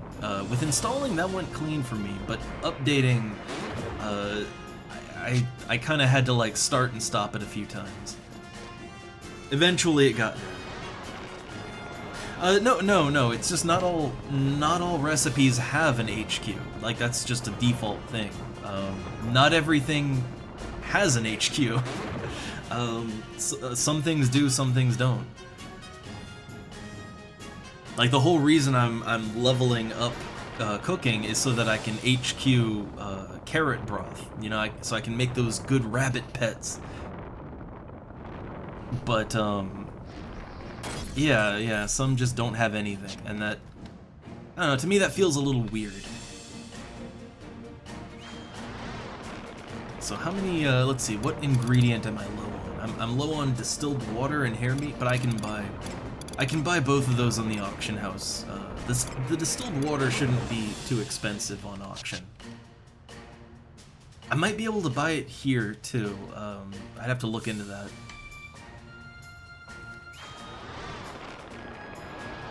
I kind of feel like the crafting system in this game in general was maybe not 100% thought out from the beginning. I like it.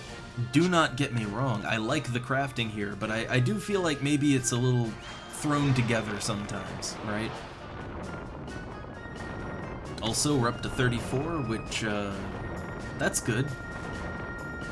So in order to HQ carrot broth, I need 35. Like, I need to hit 35. Because, well, carrot broth, or wait, no, hold up, let me think. Carrot broth is a level 3 recipe. You gotta be 31 over to have kind of a mid-tier chance to HQ it. So, 34 then, right? Like 34 is what I have to get up to.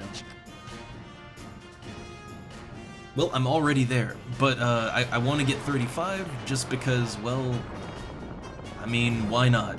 Let's go as high as we can go.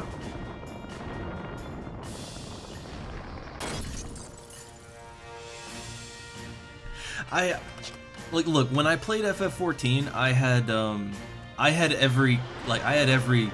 both every class and every profession leveled up. I leveled it all up.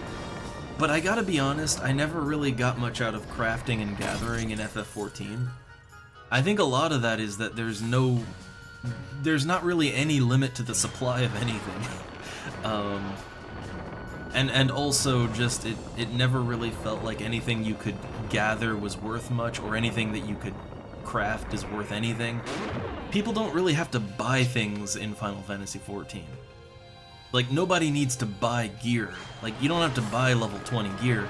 Just do the level 20 dungeon and it'll throw free gear at you. It'll be better than anything you could get from a crafter.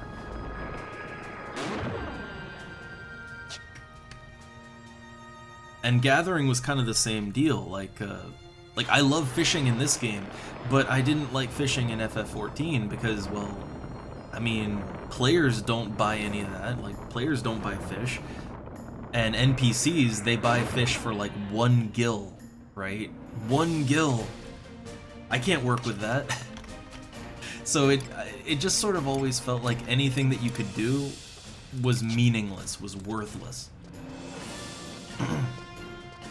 Like, it basically just felt like you were crafting or gathering for funsies, right? Like you were just doing it for fun and not for any practical purpose, or to be social and like, hey, I'm gonna make this and this guy makes that and we pool our resource. None of that. There was none of that. But yeah, like here, crafting is part of a necessary social experience. I've had so many moments where, like, either I craft something and give it to someone else, just, you know, community, right? Or someone crafts something for me to buy. Like, I've had those moments already, and I love that. Alright, so I got a few more meatballs. Hey! Look at that! 1 stack of meatballs. One of my meatball stacks already sold. Nice. I see it's a hot seller.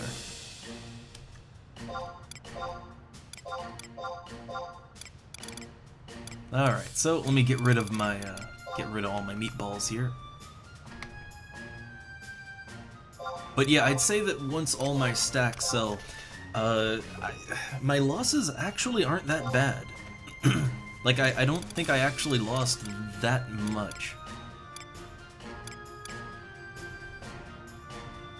Okay, and then I have some earth crystals I can get rid of.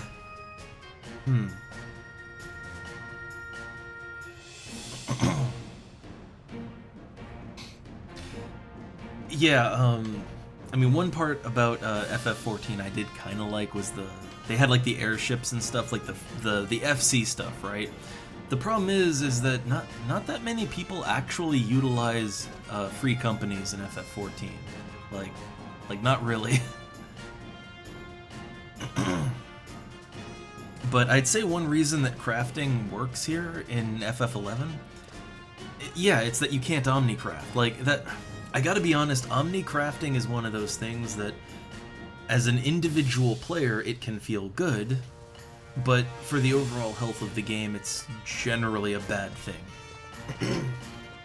Like, it feels good to have every craft leveled, but at the same time, think about it like this. If you have every craft leveled, if you can gather and make every item in the game that you could ever want, well, why the hell would you buy anything from anyone else?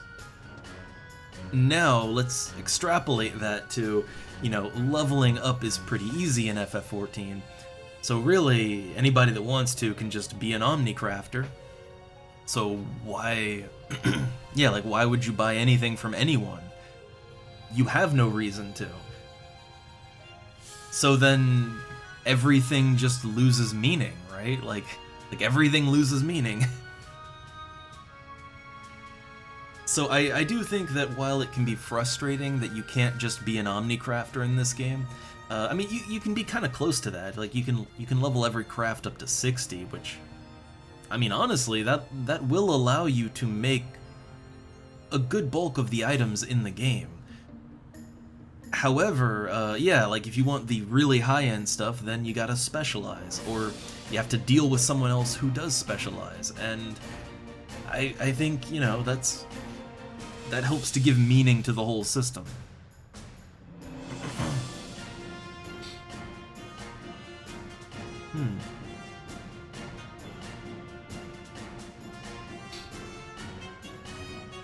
But, yeah, oh, God, getting...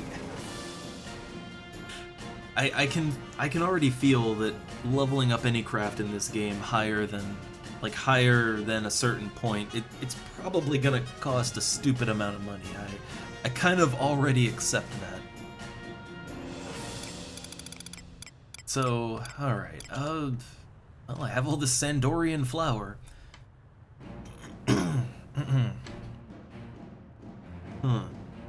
Oh yeah, I mean, Burn, I've seen too many people that are, like, they hate the idea of having to make alts for things, or, though the great thing is hey, here on Horizon, you can only have 3 characters, so even with that, you can't omnicraft. But, before I sell all of my wares, so the next item I can craft would be level 40, right? I wonder, would it be another juice? Are juices just always at the end? Yes, actually. So the next thing I think I want to craft is melon juice. So melon juice is level 40, takes water crystals. You need watermelons and thunder melons. So let's see, where do you get watermelons from? So watermelons are a standard item in Rabao, or they're a regional item from Kuzats. Okay. Cost maybe a maximum of 220 gil each. That's a little pricey. I gotta admit, 220 gil is a little bit pricey, but considering that you can sell melon juice for, I think that sells for at least 1,000 gil. That could be worth it. It depends entirely on how much, like, water crystals they're cheap. It depends entirely on how much thunder melons cost, right? How much do thunder melons cost? So thunder melons are a little more expensive. They are also a regional item from Kuzat, so you can get it in the same place as the watermelons. Up to 338. 299 to 338 is how much the price is listed as. So let me do the math on that. I mean, you're going to be paying like roughly 500. Let's add in the crystal price, maybe round it up a little just to be safe, and say that it'll cost you about 600 gil to craft a single melon juice, right? About 600 per craft, which, oh boy, that can get expensive. Alright, but I have to look into how much you get from that.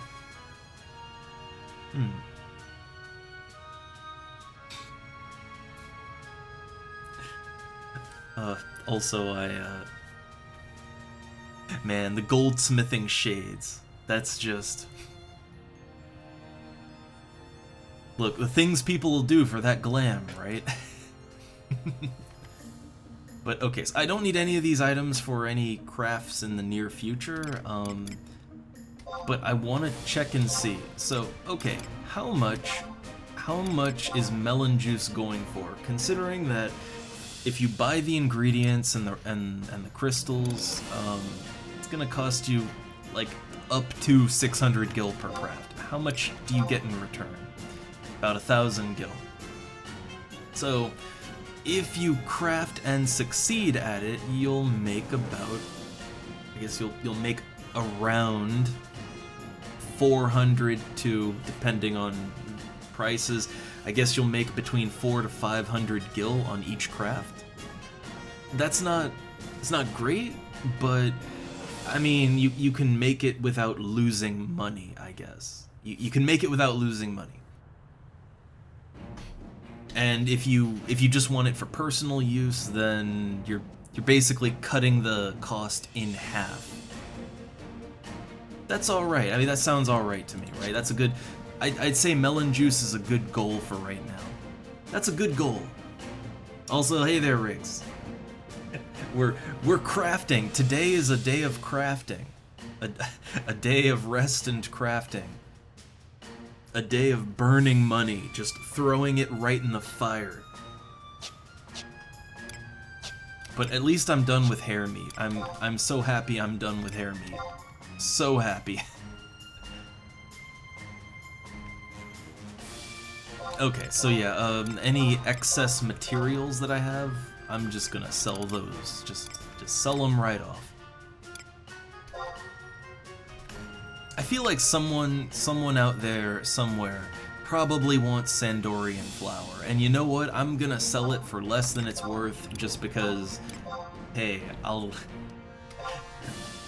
do you that solid, but also that'll at least make the money back from buying it in the first place, right? It'll get the gil back. All right, the odd numbers of stuff, I'm just gonna trash that, except for the hair meat. I'd rather keep that. Rather hold on to that one. Yeah, that's going for like 400 gil each. Or 420. I love that. 420. Exactly 420 gil. 400. 400 is fine.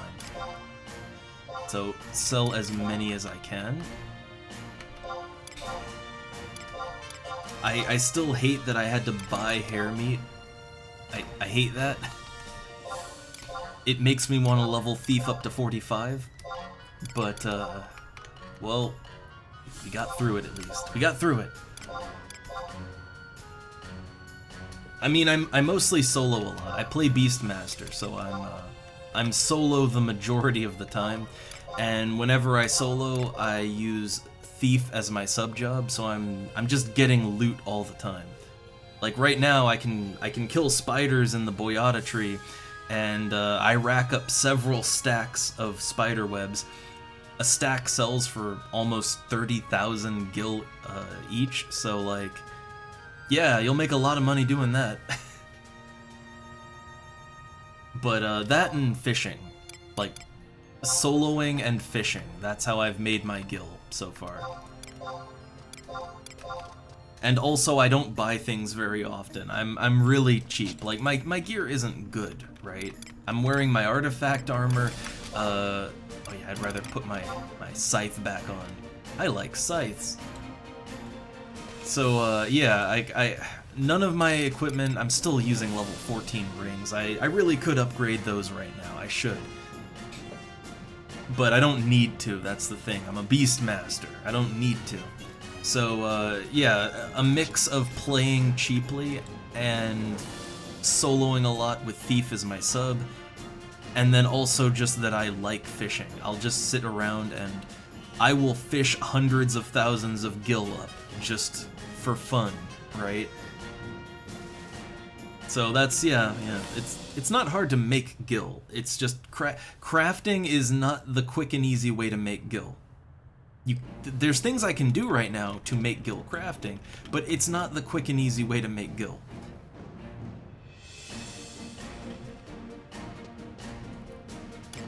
Yeah, no, this is the Beastmaster. This is the artifact armor. In the equipment. This server lets you use lock style, so I have my own lock style. I gotta have my feather cap.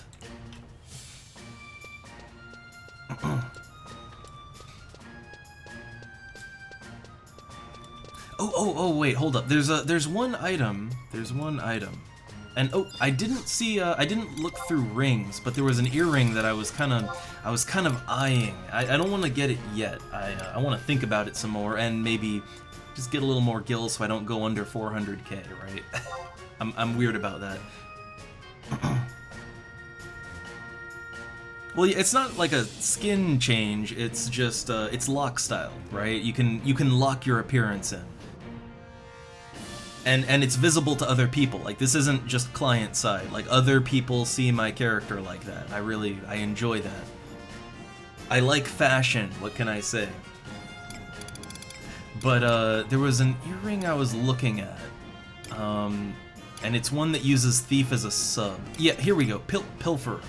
The Pilfer's earring. So the latent effect is critical hit rate plus 3%, which is pretty nice. I already have pretty high dexterity, so adding plus 3 crit rate sounds nice. The latent effect requires you to use Thief as your sub-job, but that's me! I use Slash Thief and a Scythe, so yeah. I'm kind of like, I feel like that might be a good earring, right? I feel like that might be a good one. Like, for the way that I play the game, right?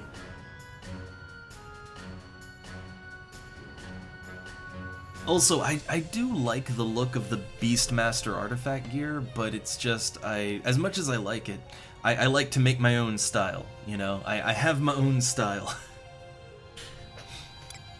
I don't want to look like every other Beastmaster. Let's see, the Minuet earring, which is, it's one of these, right? It's in this little area, or, here we go, Minuet. Well, that definitely seems like a bard thing. So wait, so if you're a bard, I'm assuming what it means here is that if you're a bard and you cast Minuet, you sing Minuet, that it has like a +3 accuracy? That'd be good. But I wouldn't get any use out of it.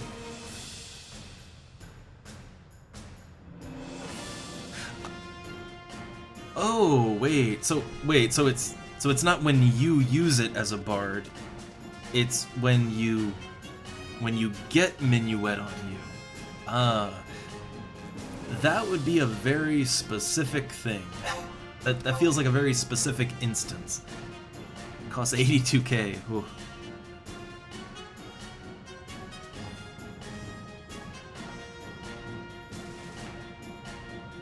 And yeah, but as for style, like, I love the doublet. Like, the level 11 doublet. I love the look of that and the various variations of it. I love the look of that. Leather, like the lizard boots, love the look. And then I got like the fisher pants and the fisher gloves. Come on, they're fingerless gloves, right? It's better than wearing oven mitts or whatever. But main thing is that red cap. I love that red cap. Gotta have that.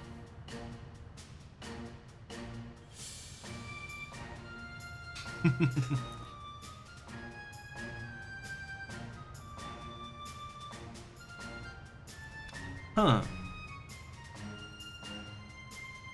I guess for me it doesn't like I guess the thing is I don't think I've played with a bard in a very long time. Like, I'm gonna be honest, I don't think I've played with a bard in forever. So for me, I might not get much use out of that, at least as a Beastmaster. But I'm thinking, like, at least one of my earrings, because you can't have two, right? But I'm thinking I want that Pilferer's earring, because I almost always sub-thief, and 3% crit rate sounds amazing to me. Like, with my already high crit rate, so, yeah. And it's only 70k, like, it's not a super expensive earring. But I'm considering it for now. I'm considering it. I guess I could also, I mean, my rings need an upgrade, but I'm not really sure what direction to take that in. Like, I was figuring to just upgrade the dexterity rings to a higher version. Let's see, like, that's agility, yeah, I was thinking to just, like, I don't know, get a Spinel ring. It's only 41k each, like, though I might go for a lower level version that also gives 4 dex, I don't know, but I was thinking just more dex, right? I'm not sure if there's really anything that would benefit me more than that.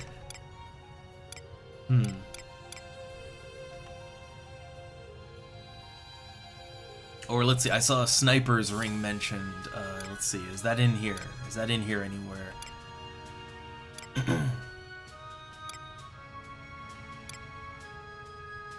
Just having a quick look through.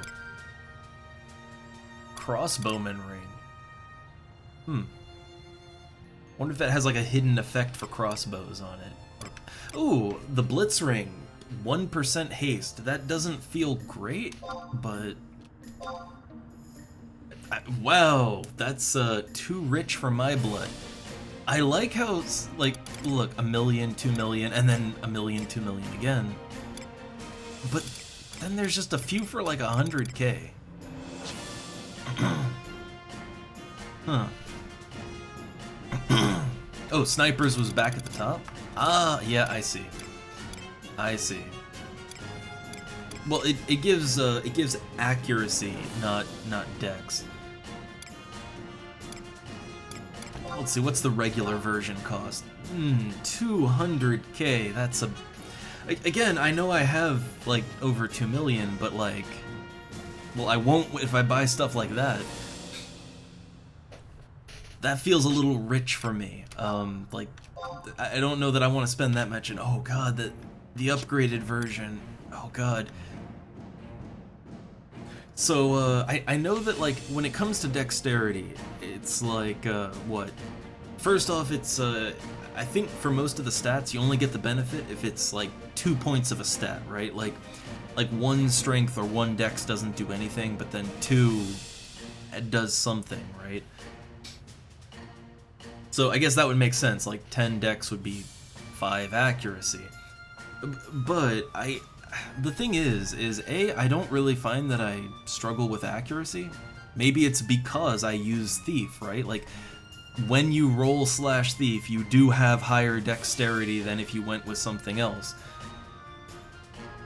But, like, I've never found accuracy is really that much of a problem for me.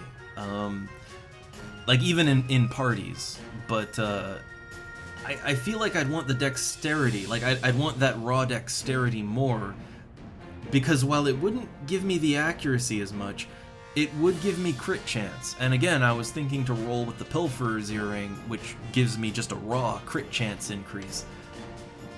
I'm kind of going for a crit build, I guess, because I actually, even now, I critical hit fairly often. So I feel like the dex would do me better.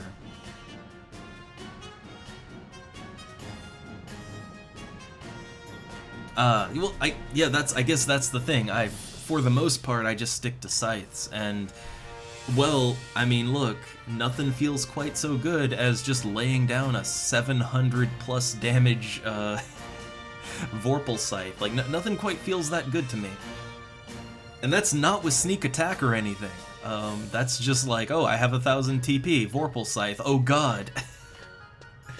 But yeah, I'm not anti-axe, it's just honestly I prefer to use scythes. And at least for me, the way I play, using /Thief, and I'm building for dex and all that, like I don't know, I hit often, I critical hit, and with the scythe I hit hard because it's a two-hander, so I just like how that feels. It feels good. I think when I'm solo, it doesn't really matter very much. Like when you're solo, just do whatever. You could just not even play. You could just sit. You could /sit chair and watch your pet fight when you're solo. In a group, I don't know.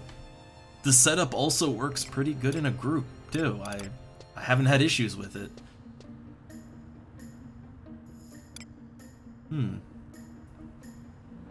But let's see. So main issue with the Sniper's Ring though is just that it's way too expensive, and I would like dex, right? I'd like having more dex. But let's see. A Toreador ring. Let's see. Where's that on here? Where is that? I might want to I think I can sort it by alphabet, I'm pretty sure, but too late now, I'm already halfway down the list, I gotta keep going. I don't see the... here we go, Toreador ring. So that's +7 accuracy. So, is it a little cheaper than the sniper ring? No, it is not. Oh god, no, it is not.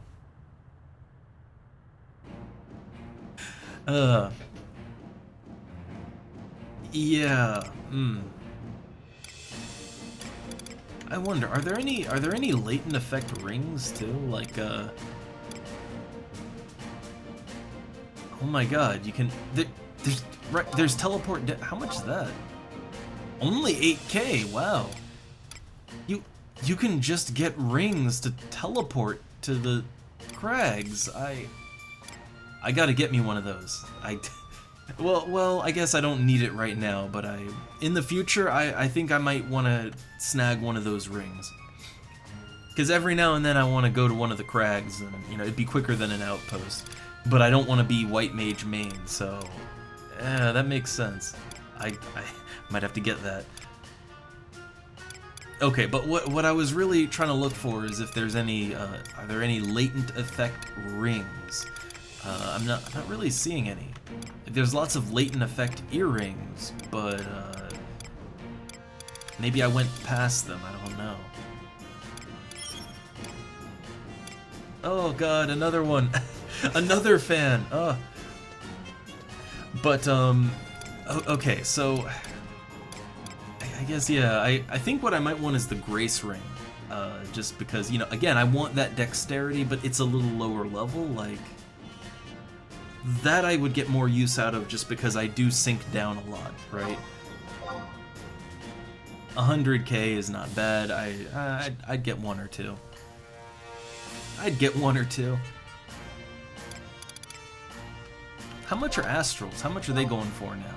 90k? 90k ain't bad. That's not bad at all. But yeah, I'm not seeing any latent effect rings. I was kind of hoping to get some sort of latent effect ring that would work with my Slash Thief, but it looks like there isn't really anything for that. It looks like. That's okay.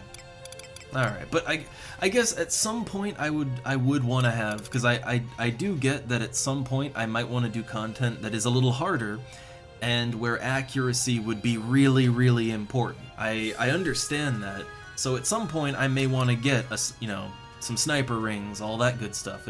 At some point I might want to do that.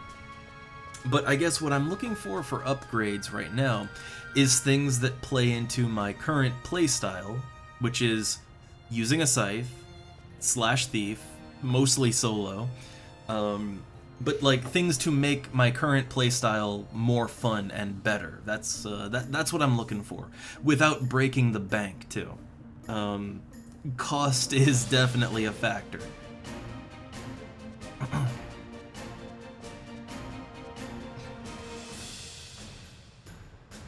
Ooh, somebody just gave you an astral ring? Like, yeah, no, those things are, because they're a little bit to acquire, so, yeah, they're worth 90k each. When when I first joined the server, I think astral rings were, like, I remember astral rings going for well over 100,000. Like, they were selling for, like, double that. So I guess maybe I'm weird like this, but whenever I play any sort of class that melees, I always go with dexterity rings. Like, it's just sort of how I've always played, and I find it works out, because I critical hit a lot. Like, relative to people that I've partied with, I critical hit like a motherfucker.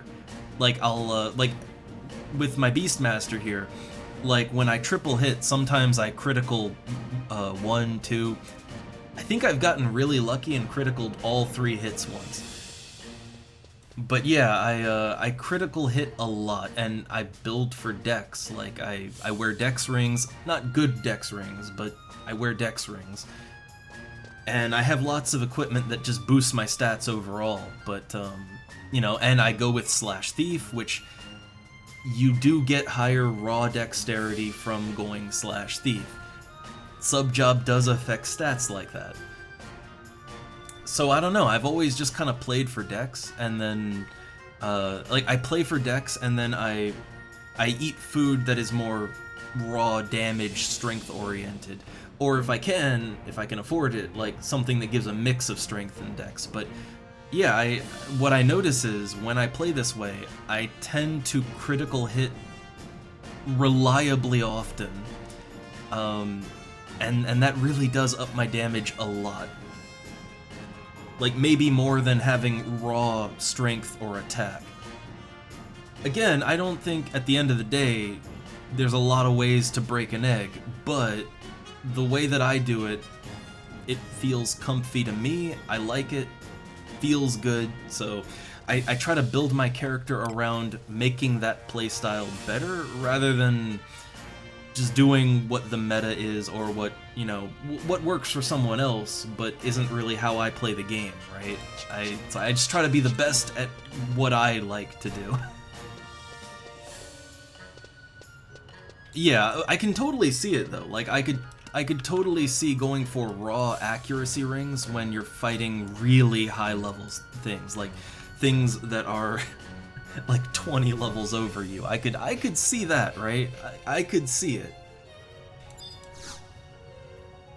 But for the things that I'm doing, it doesn't really, yeah, I don't really need it for the things that I do. But okay, other than just looking, you know, looking fondly at the things I may have one day. Okay, so I sold my meats. I sold everything I can really sell in a stack. So I'm just gonna get rid of the other things. I'm just gonna get rid of them. And I mean, there's still nothing, there's nothing really going on. There's nothing really going on when it comes to missions and stuff that I need.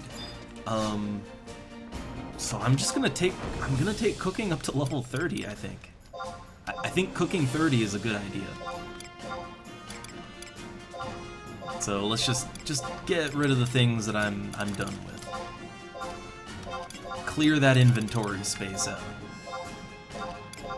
Alright, so I need materials from Kuzats, and I need water crystals.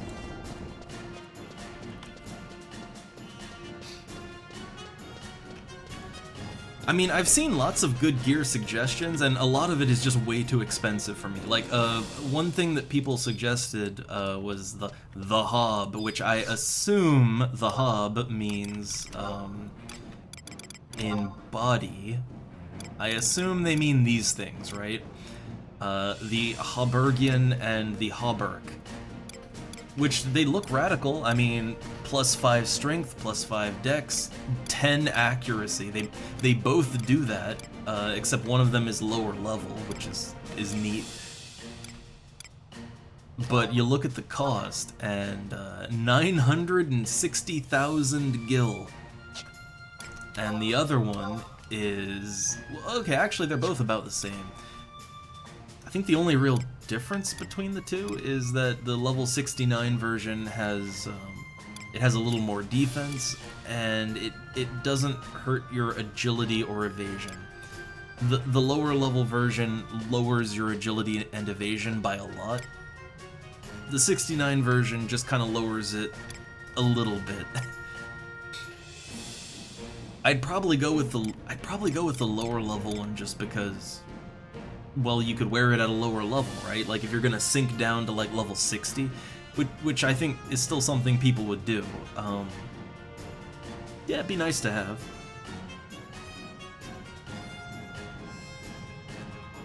Yeah, I noticed that the 59 one, more classes can use it, because only Warrior, Dark Knight, and Beastmaster can use the higher one.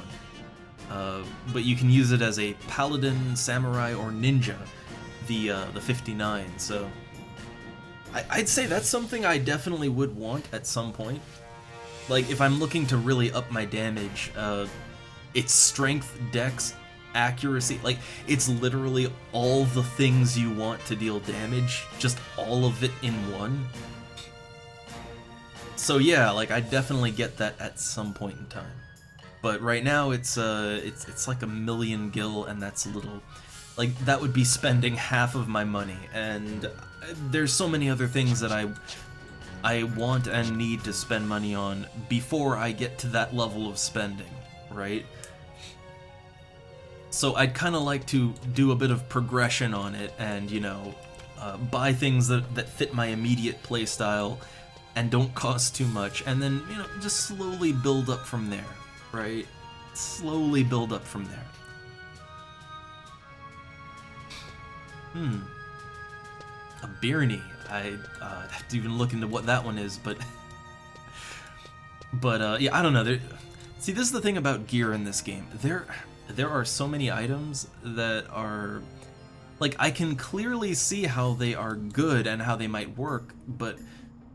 Well, a lot depends on your playstyle, right? Kind of like I'm looking at the Pilferer's earrings, because I already crit a lot, and adding 3% more raw crit chance would be incredible for me. But, you know, like, that's because I sub-thief, and that's just sort of how I play. But for someone else who, let's say you only sub-ninja as a Beastmaster, well, you couldn't use it in the first place. Also, you're probably not building for Dex.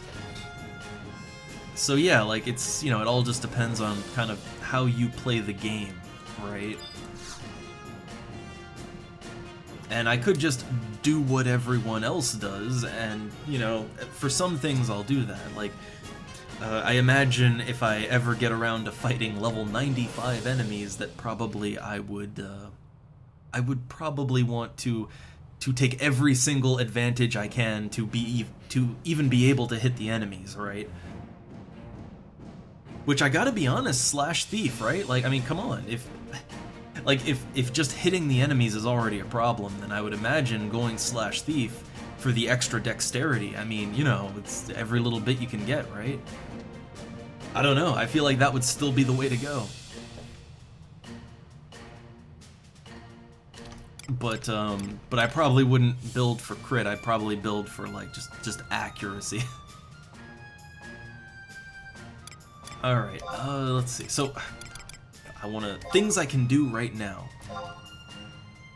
Well, okay, before I go getting the raw ingredients, I do need more water crystals. I think I have extra ice crystals, I think. I don't think I have extra water. Probably just sold those.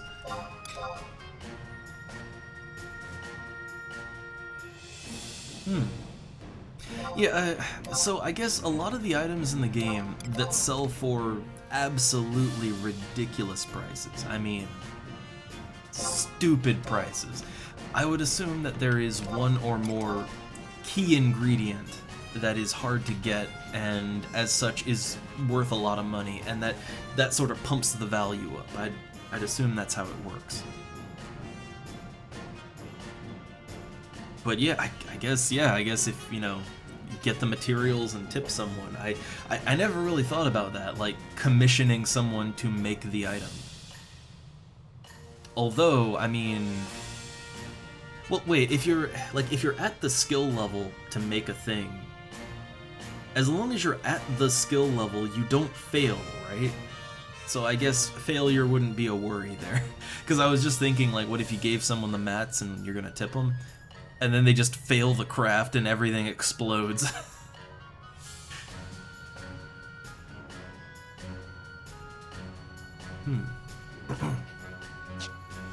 But, alright, so okay, I got my crystals, and so now I need watermelons and thundermelons. So in order to get both of those, you need the regional Kuzats merchant. Who owns Kuzats right now? Is it Bastok? Windurst. I don't want to go to Windurst. I don't wanna. How much are these melons selling for on the auction house? Because the thing is, they're not cheap. Like even from an NPC, they're not really cheap.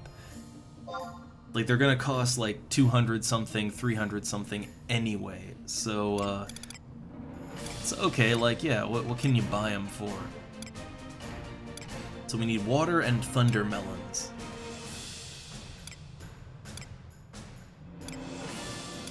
Trying to find the melons. Where are the melons at? Either my eyes are glazing over and I'm just missing it. Thunder melons. I think those are the more expensive one.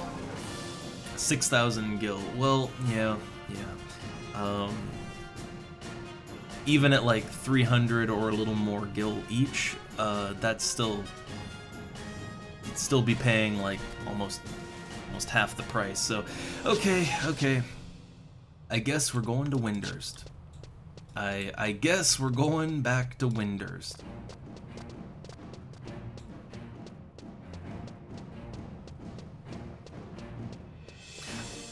Well, I think, I mean, in terms of which one is easier to get to or not, I think getting to Rabao is also just as time consuming as getting to Windurst.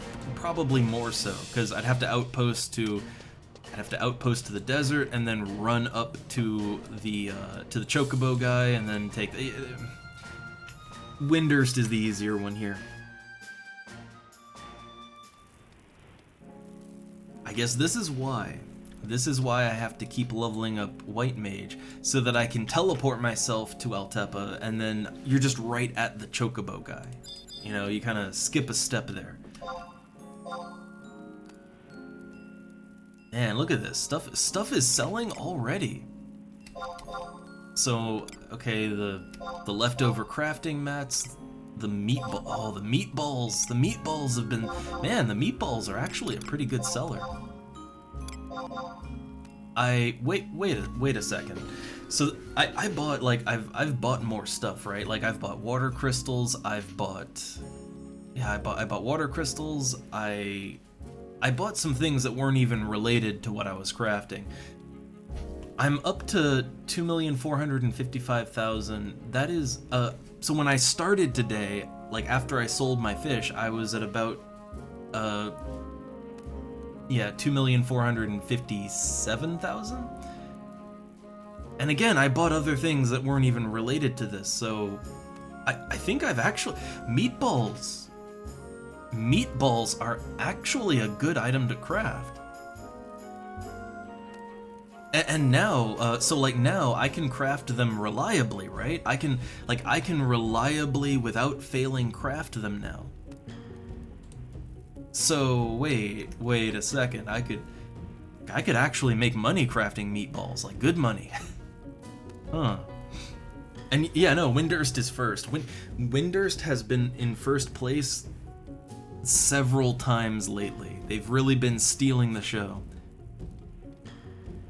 But, see, now I'm thinking about it, and I thought I was gonna be losing so much gil doing this, but honestly, meatballs.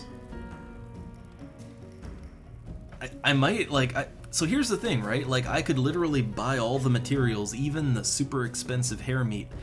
I could just buy all of it off the auction house, and just quickly flip it around into more gil, so man. I guess I have a new moneymaker. I have a new passive moneymaker. Well, that's neat. Yeah, the thing is, I was really thinking that I thought for sure that I was gonna come out of everything that I just did. I was so sure that I was gonna lose hard on that. So I'm pleasantly surprised. I'm very pleasantly surprised.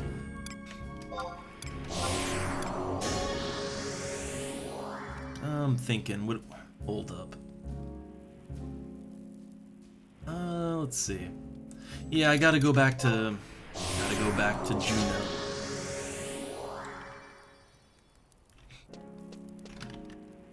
Alright, yeah, White Mage, Black Mage. Oh my god!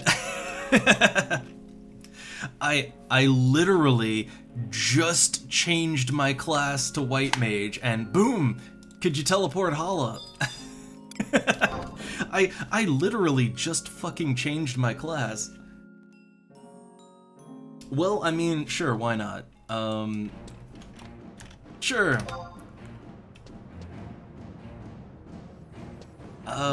Let's see, where are they? Where are they? Where am I? Where to go?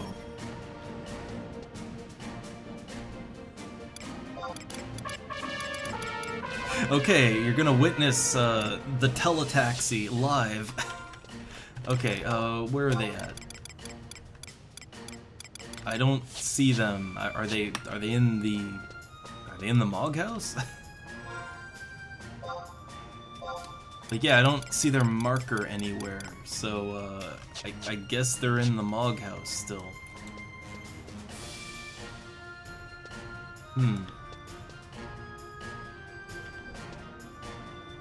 Oh no, Yeah, I'm yeah, on my way to Windurst.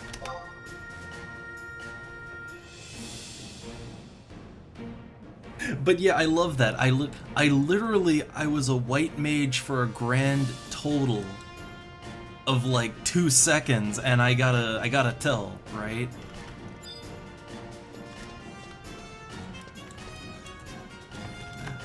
Okay, hold on.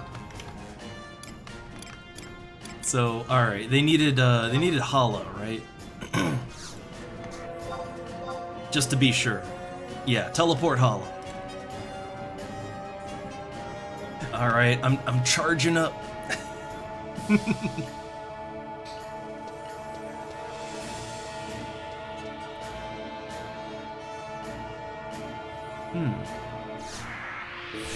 Ooh, there's some better recipes I could do. Ooh.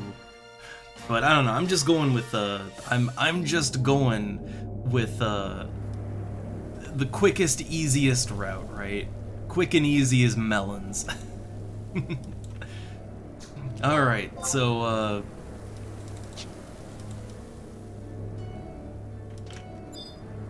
where'd they go? Did I get them? Like I'm like worried that they didn't follow. Okay, okay. Oh, they're getting attacked.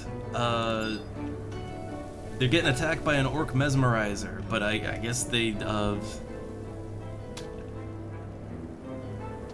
I don't know if they need help with that or not. It's only level 9. What? I didn't even check. What level is this guy? Level 16. Yeah, he's fine. All right. The old salute.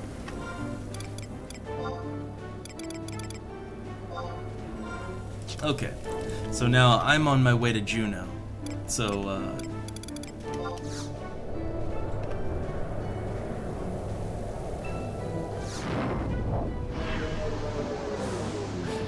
but yeah, I still just love that. I literally was a white mage for like 2 seconds and I get a tell. I feel like this is why you might have to go anonymous as a white mage, right? You might have to go /anon.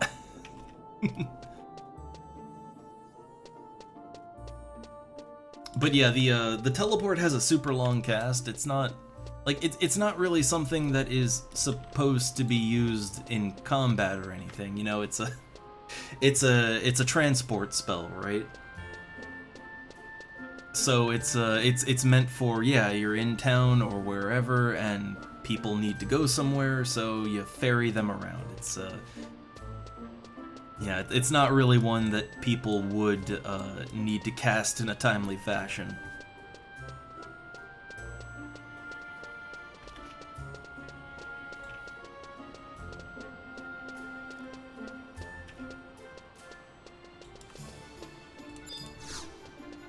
Alright, so I need to go to Saruta Baruta.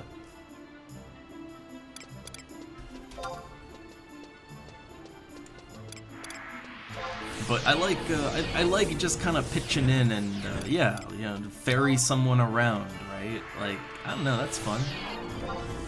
And I didn't need to get paid because it's like, look, I was right there. I switched to white mage, black mage so that I could, you know, warp myself around anyway. Like it literally doesn't take much time out of my day to help someone out and teleport them, right? It doesn't take that much time out.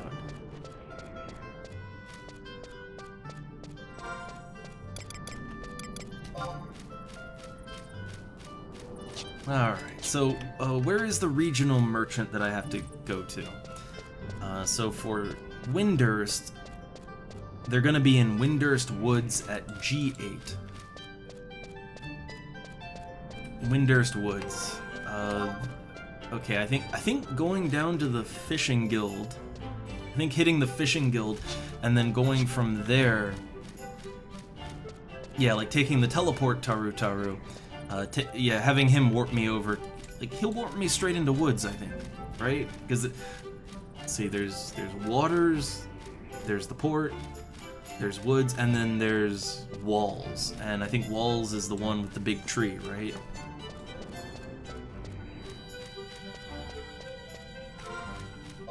So woods would be the one that the teleport Taru takes you to.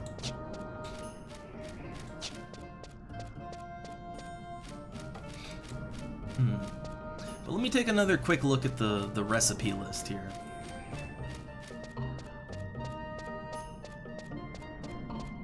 Okay, so yeah, just Bestor sardines. So 4 sardines and then the water crystal. I mean, yeah, that'd be a good craft. It's level 37, but I guess I want a craft that I can just do, and it'll take me all the way to 40, right? Like, that's the great thing about melon juice, is I can ride it all the way from 35 to 40. It's nice and easy like that, right?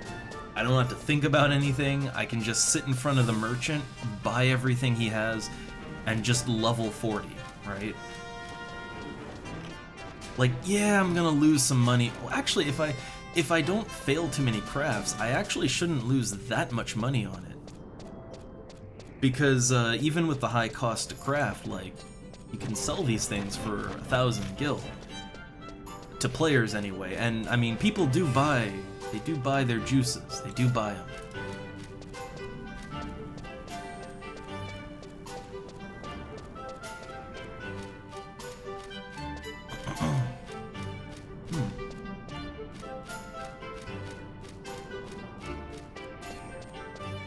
But yeah, I will say that I'm not 100% sure I want to go over level 60 with cooking. At first, it was a sure thing to me, but I really want to kind of play around with all the crafts and see which one I like the most. I want to do consumable crafting, but I am thinking if maybe alchemy would be better for that. Like, if I want to make consumables that people will buy, I feel like maybe alchemy is the way to go. I mean, either way, like even just at level 60, you can make so many things that will make you a profit, and you can HQ quite a few things at level 60. So I'll still take cooking at least that high. That's not the teleport guy. That's I think that's the Winder's just normal teleport guy, right? Like the outpost.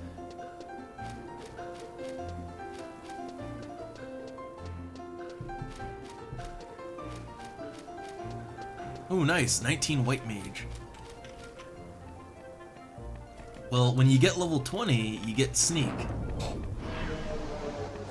And then you don't have to buy sneak oils anymore.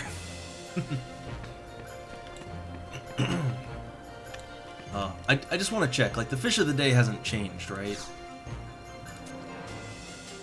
Yeah, it's still tricolor carp. Alright. And yeah, look at that, I got 58,000 points. I'm getting there.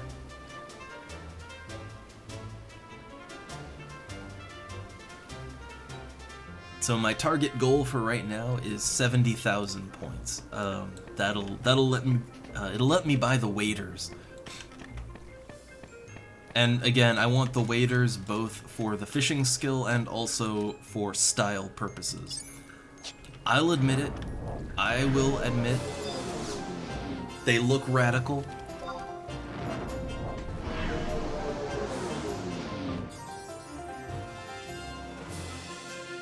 Okay, so we're in Windurst Woods. Here, I need to go to... What's the merchant? Nobi Zalkia. And they are at G8. Okay, Nobia Zalkia. Okay, G8. We're in G10 right now. So G8 is literally just go up, right? Somewhere in this area. Like, they could be along here, they could be there, or they could be there. It's a little unclear. But I have a bunch of water crystals, I'll probably need to buy more, but the auction house is right here too. So I just need melons. Okay, I don't see anyone standing over there, so...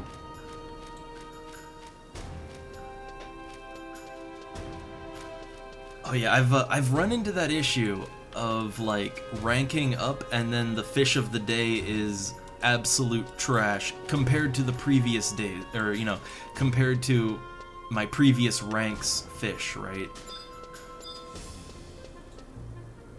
I've had that happen. All right, so I guess the merchant is this small child right here. Oh look, interested in some real hot property. Why does that make it sound like this is stolen goods? Like you make it sound like this is like you're a fence or something. Okay, so a thundermelon and a watermelon, 318, 195. So I guess to buy both melons, to buy one of each, so it's over 400, over 500, yeah, a little over 500, and then the water crystals aren't that bad, but I'd say it's like maybe around 550, 560 for each craft. Again, it could be a lot worse, right? It could be a whole lot worse. So while I managed to not waste too much money up until now is when we start wasting money. Like now is when the money wasting happens. Alright, so thundermelon. I like this. This fruit is sweet, but the electric field it generates numbs your tongue. You probably shouldn't eat something that has an electric field to it. Alright, here we go. It's juicing time.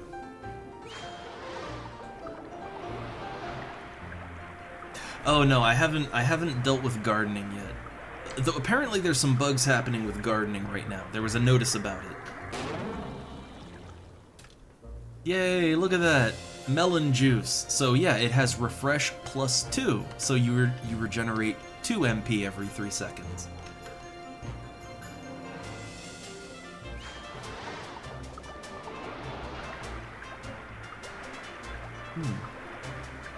Okay.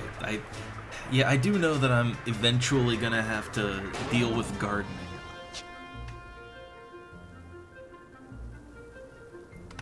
Eventually gardening is gonna be a thing that I have to do, but I don't know, I guess it's not that bad, right? It's a fairly inactive thing.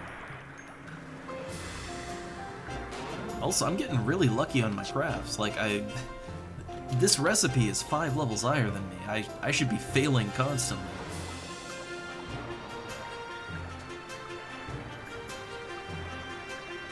It's because I'm facing south.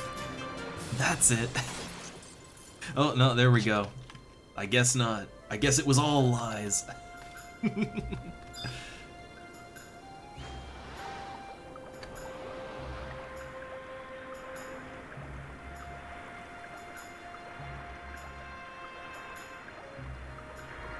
But yeah, I gotta say, like, now that I'm actually just kind of getting to it, like now that I'm dedicating time to this, like honestly, my cooking skills leveling up very quickly, and now I know that there's things I can craft that are worth decent gills. So I have ways that I can craft now that if I wanted to actually make gil, I could. And I went, like, when I started today, I was 20, well, before the stream I got 2 levels of cooking, just making baked potatoes, but yeah, I started the day at level 20, and now I have a clear path to 40, right? That's kind of an amazing, like an amazingly quick skill up. And the thing is that so far, like, I think now I'm gonna start losing money. Now I'm being a little, a little reckless. But I got like 20 levels of cooking, and I haven't lost a significant amount of gil yet.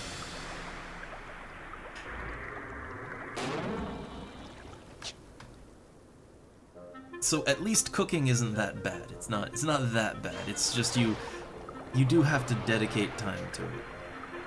You gotta dedicate some time on it.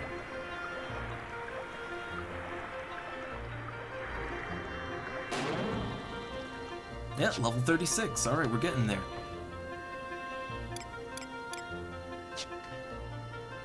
And man, I can make my own melon juice now. That's gonna be great when I'm, so yeah, like when I'm out, like, leveling up black mage, or white mage, or red mage, or summoner, any mage, when I'm out leveling up my mages, I could just, yeah, I could just buy, like, I could buy a stack of melons, right? I could just buy, like, maybe 2 stacks of each melon, some water crystals, and yeah, I could just craft them right then and there.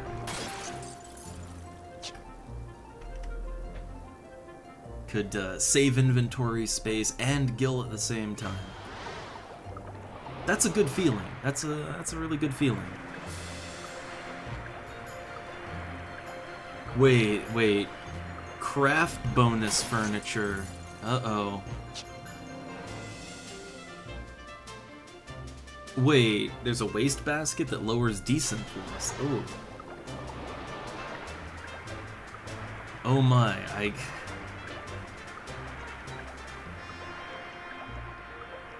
I feel like I might want that, because I do enjoy desynthing. I really enjoy desynth. The only thing about furniture bonuses is you can only have one furniture bonus active at a time, right? And the bonus that you get is kind of dependent on the element of your Mog house in total, right? And the problem I see with that is I like to maximize on storage per slots. I wanted to get like a bunch of bookshelves to just max my storage out. But if I do that, then I think the shelves have a fire affinity. So I'd have like a really strong fire affinity with my Mog house, and I wouldn't, like, if I wanted to break that, I would have to take away my storage slots, and I feel like that could just get so goddamn messy, right? I did the first one. I did the bronze bed quest. There's more though, right? I have to upgrade my bed, and I think that'll give another quest, right?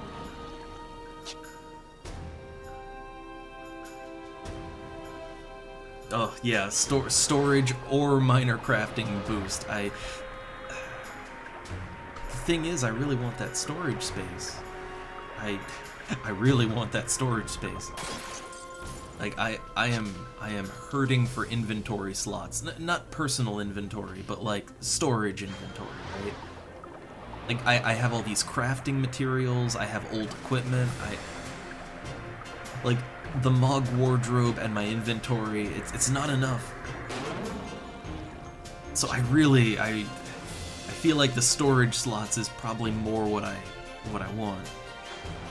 Or I guess ideally I should have, I don't know, like I guess have a balance of furniture that, like, okay, if my overall affinity was kind of neutral, right?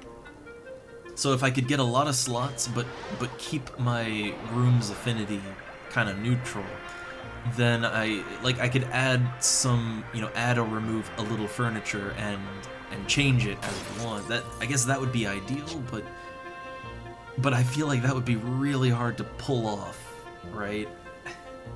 Or it would just it would waste so many inventory slots, it wouldn't even be worth the storage. I will admit, I'm not a fan of having to choose between bonuses or just like, I want this furniture for storage.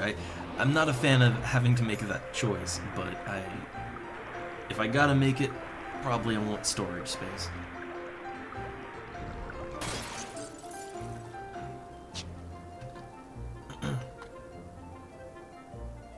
I mean, right now, all I have in my in-room is a single bed. Which I think that gives me the, the bronze bed, I think that gives me an EXP enhancement, right? I'm pretty sure.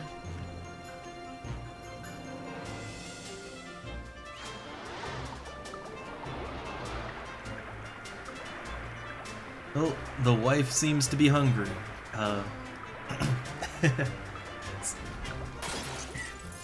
Oh no, oh no, all the cats are activated.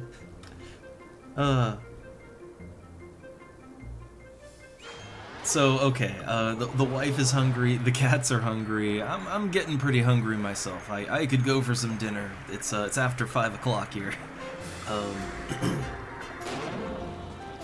So, I don't know, do I have anything else I can craft with? I got a few more melons. Got a few more melons, but I can do that on my own time. Can do it on my own time. So, let's wrap things up here. So today the only things I fought were some rabbits for hair meat. I didn't even fight any meaningful enemies. All I did today was some fishing and crafting. That's all we did today. But I gotta admit, I feel very satisfied. Like, yeah, sure, I got not a single point of EXP. I got none of my missions done. I did send a tell there was one person doing ZM6, but that just didn't seem to go anywhere. So yeah, I got nothing done like that. But I'm cooking 37 now. And after I conclude the stream and I finish dinner, I'm just gonna keep going to level 40. So yeah.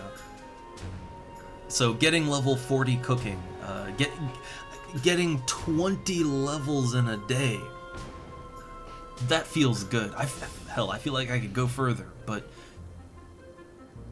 yeah, it might not be much, it might not be combat action gameplay, but I gotta say, finally leveling my crafts up, that feels good.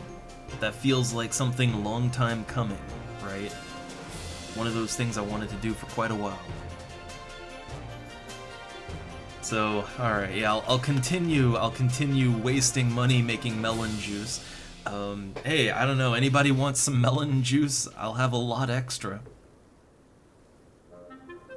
But, yeah, I'll continue that after I do dinner. I'm just gonna stay logged in, so if anybody sends me tells, I'm not gonna be at my PC for a while.